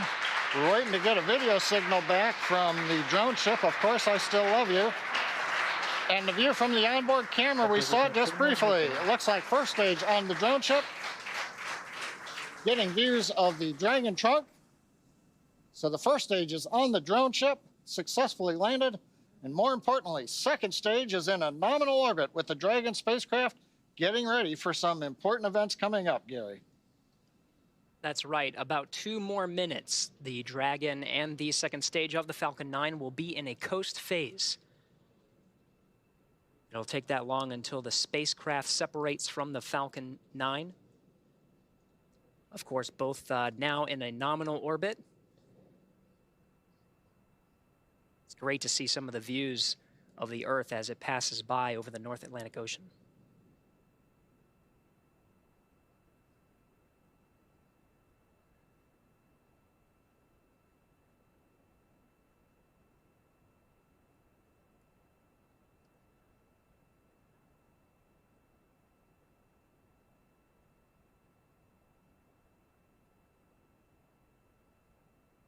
All right, we're getting shots of the crew in orbit.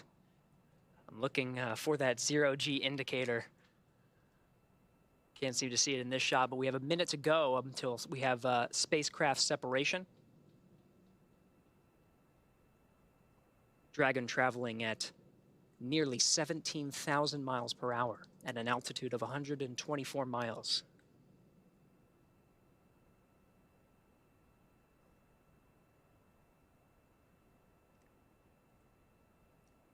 Again, the 4-person crew of Endeavour is in orbit right now.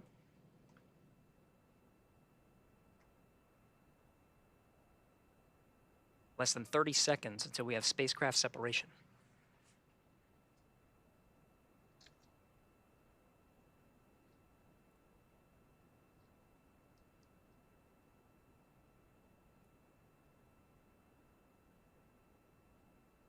Ten seconds to spacecraft separation. We should hear words from the core here in Mission Control Hawthorne once we have successful separation.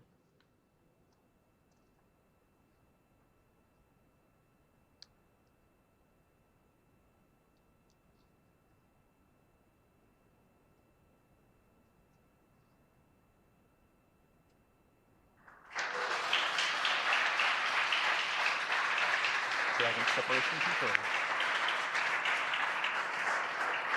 Dragon, SpaceX.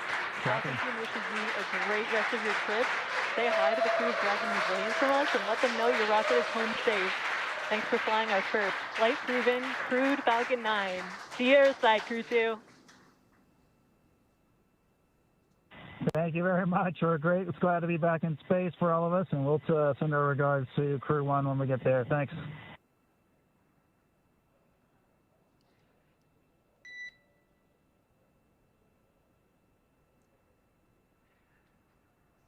Absolutely stunning views from both inside the cabin, seeing the excitement of our 4-person crew inside Endeavour, and watching Endeavour drift away from the camera on the 2nd stage as the Earth passes by on an orbital sunrise. SpaceX Endeavour week. And Endeavour, you cut out a little bit there. If the question was if you're go to open visors, you are go to open visors at this time. Copy and work, thanks. All right, 13 and a half minutes past liftoff. The crew is in orbit, traveling at nearly 17,000 miles an hour.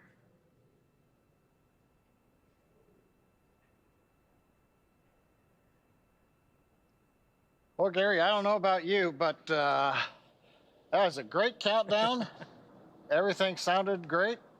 Right on time, Dragon, actually a SpaceX, little we ahead see of a time. nominal dehumidifier activation and service section Draco checkouts.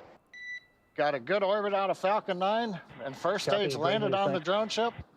And we're in the sunlight over the Atlantic Ocean with the Dragon spacecraft. All in all, a great day. I think everybody's jealous of the crew in orbit right now, John. These views, even just from the cameras, are absolutely stunning. It was great to see our crew members get into orbit. They already performed successful checkouts of the 12 service section Dracos around Dragon. The next milestone will be the deployment of the nose cone. That'll be about a 5-minute process, but that'll expose the forward bulkhead Dracos and prepare them for checkout. There's a phase burn. There's 5 major burns that are needed to get the Crew Dragon up to rendezvous with the International Space Station over the next 23 hours. And so that first phase burn is coming up real soon in about 35 minutes, actually less than 35 minutes.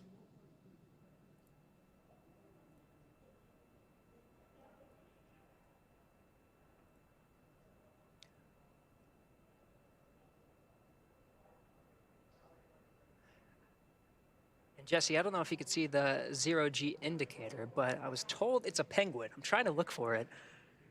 I'm looking for it too. Keep an eye out on that left-hand screen. Meanwhile, the Dragon is configured for a nose cone deployment. We'll stand by for when that sequence starts. The nose cone itself opens just beyond 90 degrees, about 105 degrees, to expose the forward bulkhead Dracos. Those forward bulkhead Dracos, 4 of them at the very top of the Dragon, will do the bulk of the work when it comes to firing the Draco engines for minutes at a time to increase the Dragon's speed, altitude, and phasing to catch up with the International Space Station again over the next 23 hours. Meanwhile, we're still getting camera views from the 2nd stage, looking at that expansion nozzle. Did its work beautifully to deliver the 4 crew into orbit. Dragon over the North Atlantic Ocean. And Gary, this is John. I think I heard a call out on one of the Dragon nets that the first set of nose cone hooks is open. So it sounds like that sequence is going well. Very good. Well, from here in Hawthorne, it was very exciting to see the Falcon 9 liftoff and deliver our 4-person crew into orbit. We're going to be with you throughout the entire phase, the rendezvous phase, until Dragon and this 4-person crew docks with the International Space Station. That'll be over the next 23 hours. We'll bring you through some of those major burns that are happening. But I am so jealous of Marie and the group over there over at the Kennedy Space Center. You actually got to see the launch and probably feel it as well. Marie, what was that like? Oh, it was just spectacular. And, you know, the sun hasn't come up yet here in Florida, but, you know, we were able to just turn around and see the launch right behind us, and it lit up the sky, just absolutely breathtaking. It was so astounding to see the colors. I mean, it was not just your usual fireball, but there was the pulsating towards the end. And Kate, you're much more eloquent describing that sequence, which I appreciate you doing that while we were happy to help staring. It was It was so fun, and knowing that those guys were enjoying the ride along with the sights that we got to see made all the difference. There's nothing more relieving than Crew in orbit. Yeah. And of course, we were so lucky to have clear weather here, being able to see the re-entry burn as well. I was hoping we were going to be able to catch landing burn, but unfortunately clouds on the horizon did block that view. But it was also such a treat to be able to see the re-entry of that first stage as well. Let's go over to Jasmine to get some reaction. I think she's with the NASA administrator now. Jasmine? Thanks. Thank you, Marie. Yes, I am joined again here with Steve Jerzik. Thank you so much for being here. No, thank you. So we just had the privilege of watching that spectacular launch in person. What was that like? Watching a launch, particularly a human space launch, will never get old for me.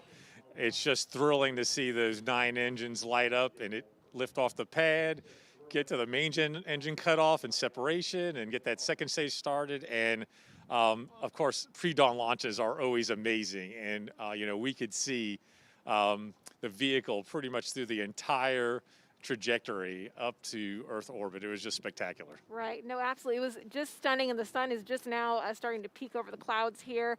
So do you have any final words of encouragement for our NASA team, our SpaceX team, and our international partners? Yeah, partnerships are key to what we do, particularly in human spaceflight. Our partnership with SpaceX has been tremendous. 3rd launch in less than a year, after almost a 10-year gap in human spaceflight, launching astronauts from American soil on American rockets. So our partnership with SpaceX and our commercial partners, other commercial partners, is critical, and our international partners. We could not do this without them. Very international mission with 2 U.S. astronauts, and one from ESA and one from JAXA, and obviously the ISS is the largest engineering international collaboration in the history of humankind, and it continues to amaze me how well we work together in doing all the research and technology on ISS. And I'm just so grateful for the NASA SpaceX team for their hard work and getting this 3rd launch off, the Crew-2 launch, and looking forward to docking and hatch opening and the welcome ceremony, and also looking forward to Crew-1 return next Thursday on the 28th. Right. A lot of action still going on at the station right now. So as you mentioned, the next big milestone for Crew-2 will be docking at the station. So where are you going to be for that action?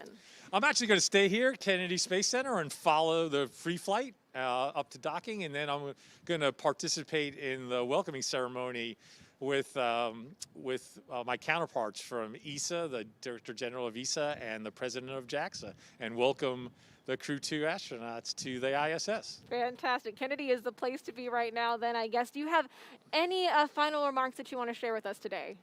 Hey, I'm just so proud of the team. I'm so proud of what this team has been able to accomplish over the past year, particularly. It's been especially challenging, global pandemic and other challenges, and just the focus of the team to get these 3 Crew launches off, as well as launch Perseverance, land Perseverance, first powered flight, controlled powered flight of a vehicle on another planet, first time generating oxygen from the atmosphere of Mars, and really looking forward to the core stage for SLS getting here and us moving forward to the first uncrewed test flight, Artemis 1 of SLS and Orion. So accomplished an incredible amount in this last year, and much more to accomplish in the year to come. Absolutely. We've got a bright future right here at NASA. Thank you so much, NASA Administrator Steve Jerzik, for joining us today. Now we're going to take it back to the KSC host desk. Thanks, Jasmine. Shane, Megan, Thomas, and Aki are on course to arrive at the International Space Station around 5:10 a.m. Eastern Time tomorrow. And we're going to stay on the air for continuous live coverage along their entire ride to station. Though our coverage here at Kennedy Space Center is concluding, we're going to turn it over to the teams in Hawthorne and Houston to take us through the next phases of the Crew-2 mission, all the way through hatch opening and a welcome ceremony for the crew. And for those of you watching online, on YouTube, take a look at the description below the video. There you'll find the new link for the Crew-2 rendezvous and coast phase. Live coverage will continue at that new location shortly. And if you're watching on NASA TV, you won't miss a thing, and coverage will continue. That's right, and as you follow along, we invite you to tune into a post-launch news conference at 7:30 a.m. Eastern Time, right here on NASA TV, where NASA and SpaceX will take questions live. In addition to NASA TV, you can always follow along on Twitter at @NASA, @SpaceX, and nasa.gov for mission updates. Huge thanks to all of our guests for joining us today, and thank all of you for getting up early on the East Coast and watching. Now here are highlights from the journey to orbit off the Earth for the Earth. We can see the astronauts are now working with SpaceX suit technicians and the closeout team. And that's our commander, Shane Kimbrough. There's Megan MacArthur getting helped into her gloves in her spacesuit. And mission specialist Thomas Pesquet will be making his second trip to space. But that's Aki Hoshide having a laugh with some of the suit technicians. There's Shane Kimbrough, pilot Megan MacArthur in the front, Megan blowing kisses. Thomas and Aki ready for their ride to the space station. And here they come, the Crew-2 astronauts taking their first steps outside before their journey to space.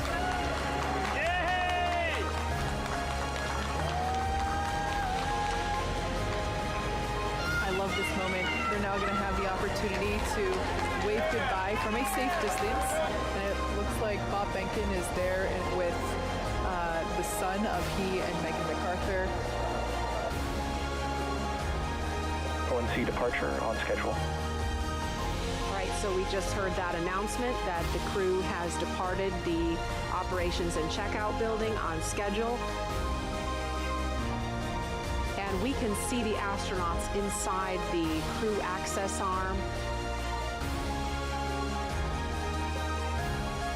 Commander Shane Kimbrough, here he is climbing inside Crew Dragon Endeavour. We call this process ingress.